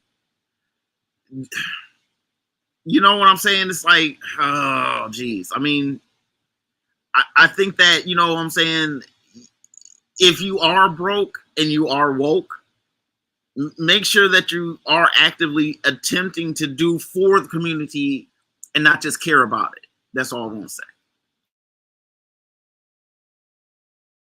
All right. I would ask if there's any last thoughts, but I think I got through everyone. Is there any last thoughts from anyone? Yeah, let me just quickly two things. Please One, be brief. Everyone who's about to go, please be brief. We crossed the 4-hour mark already, so only go ahead, and then whoever else wants to join in, just join in. Don't wait for me to call you out. Go ahead. All right, yeah. So the one thing is, you know, the Constitution of the UNIA 1918 says registered active membership with all dues paid up shall be a Negro and shall be proven to be conscientious in the cause of racial uplift. He shall not be married to anyone of an alien race. And the other one I wanted to read was Marcus Garvey said, the white man has succeeded in subduing the world by forcing everybody to think his way. The white man's propaganda has made him the master of the world, and those who have come in contact with it and accepted it have become his slaves. You know, what I want to say is, you know, a lot of times people are just talking out of their snow bunny, you know, their love for snow bunnies. And Garvey was saying, you know, in his organization, do not like if you love snow bunnies, you can't be a part of it, you know. And this, I feel like a lot of the stuff demonstrates it. And the only thing I want to add to that is, you know, when people talk about, you know, who are the enemies within, you know, you really gotta realize it's those people who are either, you know, it's the Charleston whites, right? It's the people who are either sellouts or the people who are going for the snow bunnies. You know, the people who get tired and then betray their people, right? Those are the people who are the sellouts. Those are the people who are the enemies within. Those are the people that the white boy uses against us. Those are the traitors. And we have to understand it that way. And that's it.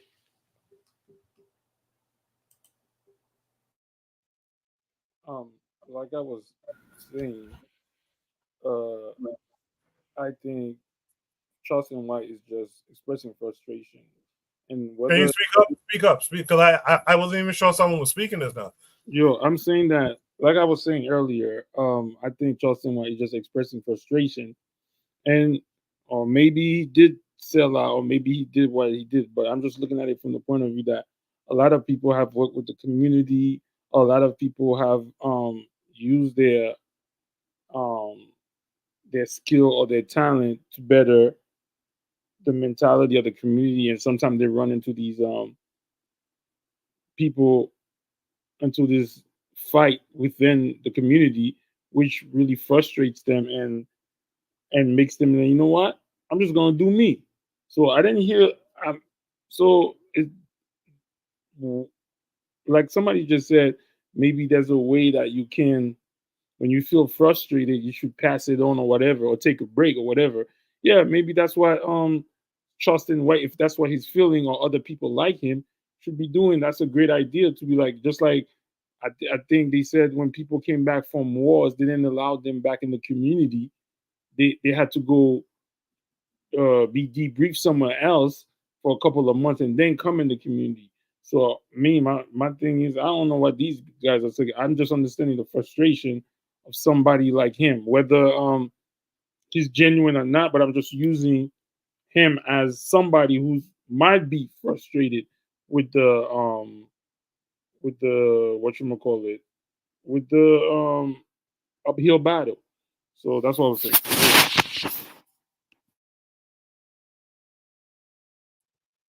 All right, that's the show for tonight. I want to thank everyone who was involved. Before you guys leave the panel, I would like you guys to give a positive shout out, or a shout out along the lines of Gavi tonight. So let's do that. You guys in the chat do the same. I'll try to read those. If you're still here with us, I'll try to read those off as well. I'll just go right down the line. Oni, what would you like to shout out this week? When we talk about sellouts, and who are the enemies within and all that kind of stuff, we also got to remember that there are people who are just loyal and on brand, on code, and always. I think the shout out goes to my brother Ibrahim Traore, because anybody, because it's easy to sell out, it's easy to get tired, it's easy to get frustrated, it's easy to see whatever, but this brother does not. Like he doesn't. Anybody could. When you're in that position where he's at, you could be making good money.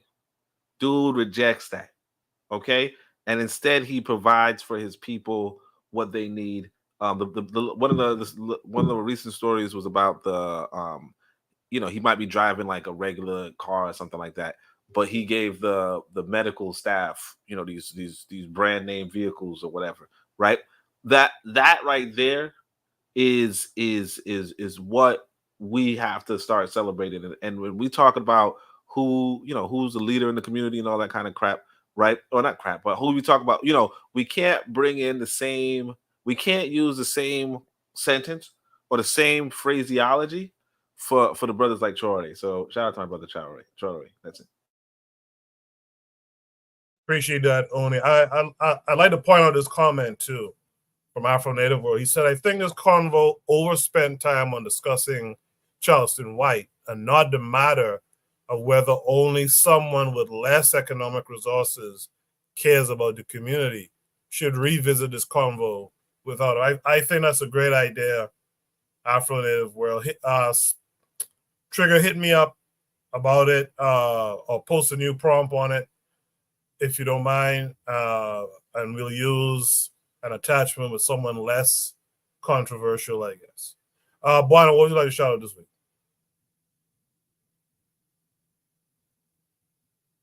Buana, you're muted if you're talking, brother.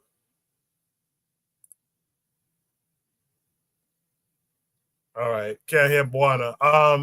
Real Black Gentleman, what would you like to shout out this week? No. I'm here. So I want to quote Marcus Garvey, one of my favorite quotes from Marcus Garvey. He said that if you have no confidence in self, you are twice defeated in the race of life. But with confidence, you have won before you've even started. I want to acknowledge, first and foremost, Jose Bronze for getting me on message because he made me eat my words tonight. Because I usually talk about having confidence in self and being a do for self kind of individual and seeing yourself as the pace setter in the world. And when we ask, well, who is going to replace us? Who's going to replace the white man in power? We are going to replace. We are going to be the replacement. We are the rightful rulers of this universe. So we should be the replacement in terms of power in this world. So I appreciate him for telling me that. Also, let me say to Brother Bakari, I appreciate the fact that Brother Bakari is confrontational at times, but he speaks his mind, and as men, we should speak as men. He wasn't loud. He wasn't trying to argue, but he was very clear in what he was saying and staying on message and disagreeing with our brother Azuli, but still being respectful of the conversation itself. I appreciate that kind of dialogue and conversation. I really do. As far as Anthony is a brilliant mind, absolutely brilliant mind, where many people could just sit down and just listen to the brothers talk, man. He's a brilliant brother. Straight up, man. Straight up. But to the brothers on the panel, I appreciate the dialogue and conversation, and I'm out, man. I really do. And Coco, you know what it is. I'm gonna get with you, but I'll leave it there. Yeah, I appreciate that, Buana. Let's go to Real Black Gentleman. What would you like to shout out this week? I'm gonna tag on. I'm gonna shout out the people of Mali. Right now, they being sabotaged in particular. They got a incident where I think what was it? It was like Ukraine was talking about how they gave like support to the Tuaregs, and they you know what I'm saying, did an incident in there.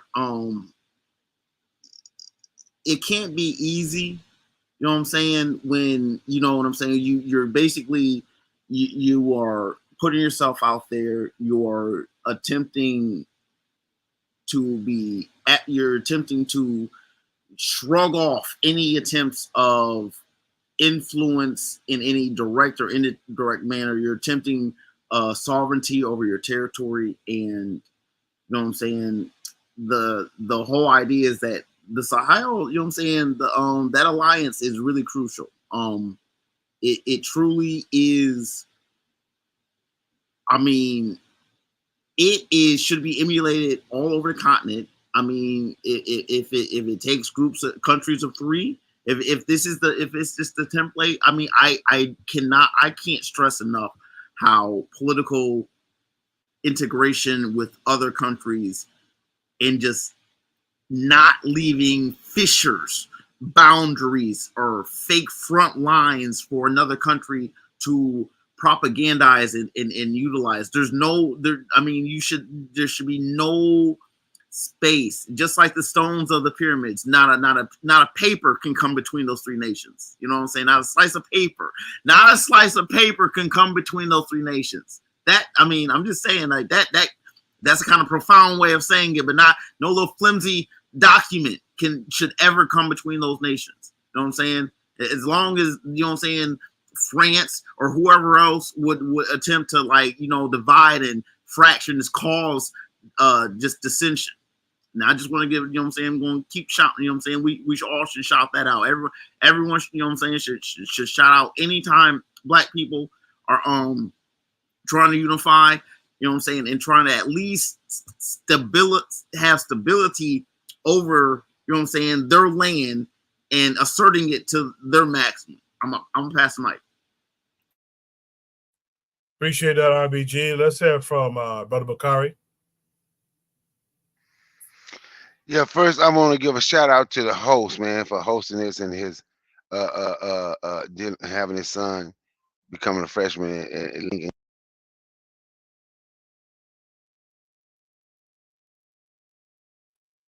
think Brother Bakari's sound dropped out, right? Yeah. Yeah, Bakari, your sound dropped out. I'll come back to you, Bakari. Anthony, what would you like to shout out this week?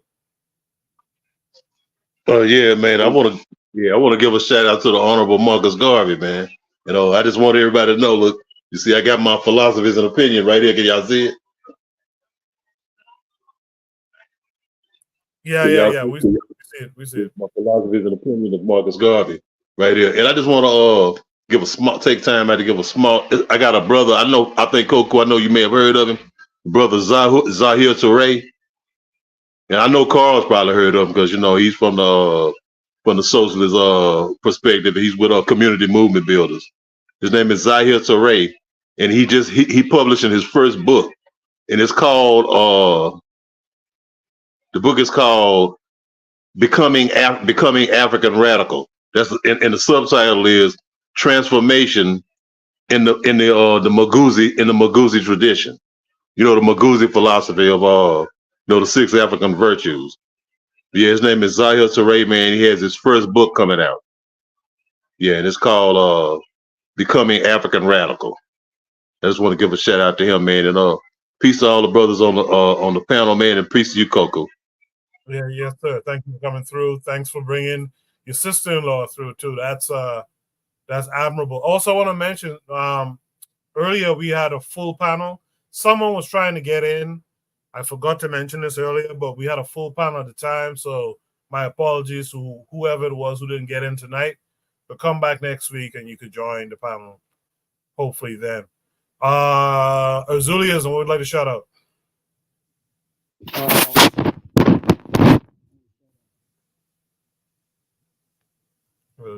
This guy fainted and died or something? What happened? You can't hear me? Hello? Okay. Speak now. Yeah. Go ahead.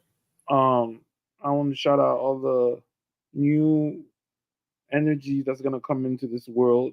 May your warrior spirit never be stomped out.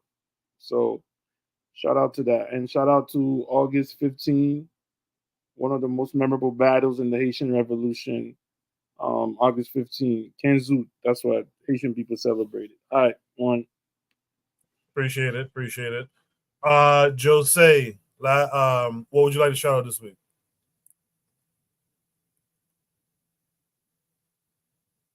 Jose, you're muted if you're talking. All right, I think Jose is gone. I think Bakari is back now. Bakari, what would you like to shout out? Okay, I said I wanted to give a shout out to the host for hosting this panel. Yeah. For hosting this panel and having his son become a freshman at Lincoln University this year. I want to give a shout out to Azuli for coming on the panel, man. Me and Black Steel. He's normally the dude I debate with. You came here and took his place, so so I appreciate you coming on it. So I appreciate you coming on the panel. I appreciate the people. I appreciate the people in the chat, and I appreciate them. A shout out all the black people that's out here that's really trying and want to see our people do better. Oh yeah, and one more. I want to shout out to my young man, Big Mike. I sent him to Oni. He's seen him. Brother, I was telling you about 19 years old, designed his own car engine and put his own car engine together. So I think that's something we need to be trying to sow into a brother who already know how to design a car engine and know how to build a car engine. He said the only thing he need help with at time is the parts. So that's my shout out for this week. Thank you for letting me speak on your panel. Not a problem. Black Steel, last but not least, what would you like to shout out this week? I want to shout out Bakari for agreeing with me twice in one night. Big up yourself. Great show. I'll talk to y'all next week, Lord willing. All right, see you next week. Jose, it sounds like you're back. What would you like to shout out this week? Yes.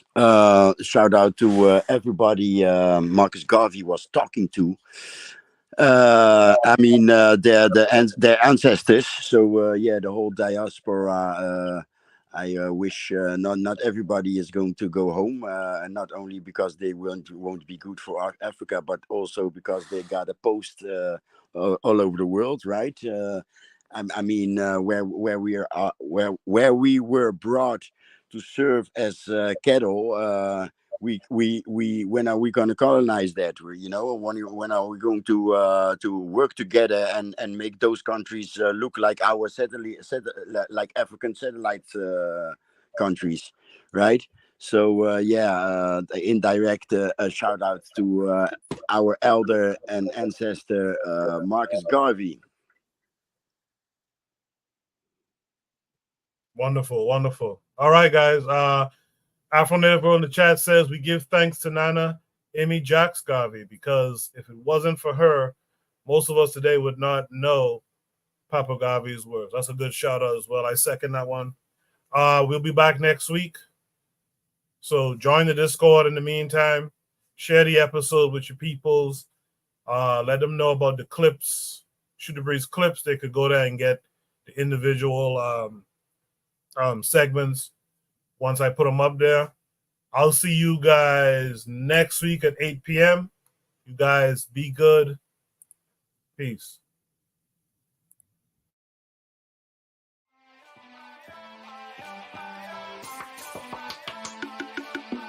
Thanks for listening to the Bitter Medicine Podcast with your host, Koku.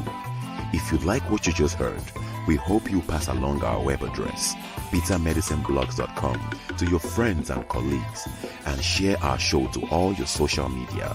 Be sure to check out our archive section on our website for previous podcasts. This has been a KWAZ radio production. Join us next time for another session of the Bitter Medicine Podcast.